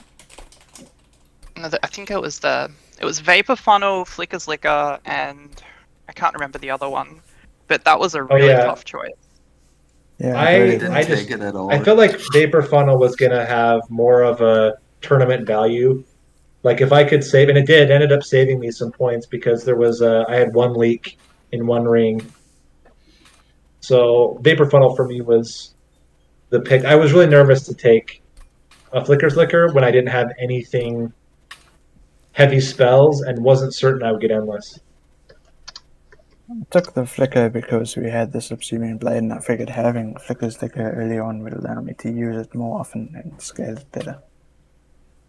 It's my thought too, but I also had the same thoughts as Nate, and that Vapor Funnel for me, I reckon it saved my run, honestly. Like the amount of backline that went through to my pyre across the whole run was insane. I think I didn't have a unit go to my pyre. Oh, nice. Game. But I still took pyre damage because of the stupid purchase in Seraph. Yeah. I suppose with the sweeper, you've got the backline covered. Like I had nothing to do with backline except the Subsuming Blade, so Vapor Funnel was a lifesaver. Todd, where did you get the Sinner Salve? I took the sweeper and then I took the lady, right? And I gave the lady health and later even a large stone. When I saw that we get endless, I was like, I only have to survive 2 rings and then I can throw away. So I survived those 2 rings and then I could finally get my Molten Encasement rolling. That was on the left just before fell. I was so happy to see it because I had I was going to say, that's like the most timely pickup ever, if it's right before fell. Yeah, I took the Encased Ember there. I felt like that was ridiculous to skip Sinner's Salve coming up against Curse Fell and Curse Seraph, but I think the Encased Ember was pretty good. Did I get any? I think I went the other path. I went right. I took the combustible wax when I had a 1 burnout tomb. I wish I had have seen that. I went the other way. I also took combustible wax, but then with the double extinguish triggers, it didn't matter. Like the scaling on my when you have two of, I mean, that might Wally, have you were been kind of on the same situation. On the Seraph shop. Yes, it was in the Seraph shop. After but the reroll, combustible I wax think. for me I can't remember exactly. just meant that I didn't have to get intrinsic. I ended up getting it anyway, but I didn't have to get intrinsic on my extension, which was the concern for me. Also, you can always subsuming blade your tomb if you're really like in dire need to kill it off. It's a nice flexible card. Yeah. Nice having it from the start too. Yeah, get it stacked up quite nicely. Well, I'm excited for tomorrow. I think should be really competitive. Both of these groups, I feel like everyone played really well. Yeah.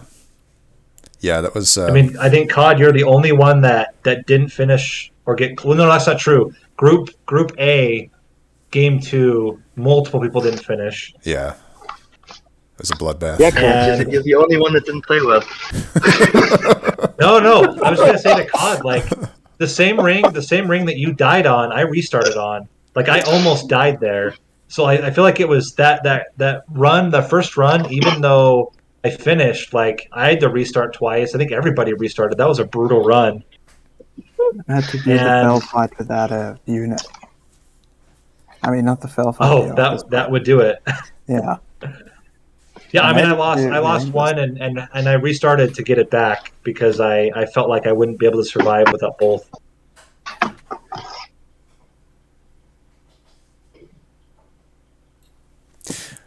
So well played, everybody. Yeah. I'm gonna check off now, but Loxy, excited to compete against you tomorrow. Yeah, same here. Yeah, GG all. Yeah, GG everybody. Everyone, GG. So tomorrow it'll be semifinals. Good luck tomorrow. Yeah, Loxy, Nathaniel, Pahan, and HoboJoe. Does anybody plan on streaming for a bit? Want a raid or whatnot? I'm out. I'm 6 hours is enough for me. Hit your limit. Is there anybody else streaming Monster Train right now? Let me just jump in. Yeah, if you have any suggestions.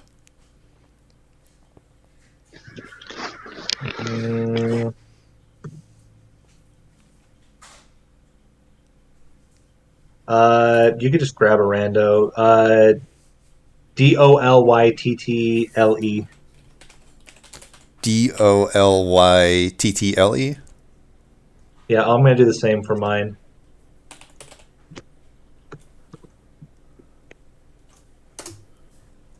Oh.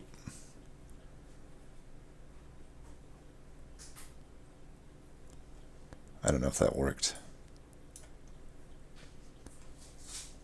Oh yeah, here we go. All right, 5 viewers. Yep. Thanks for watching. Thanks everybody.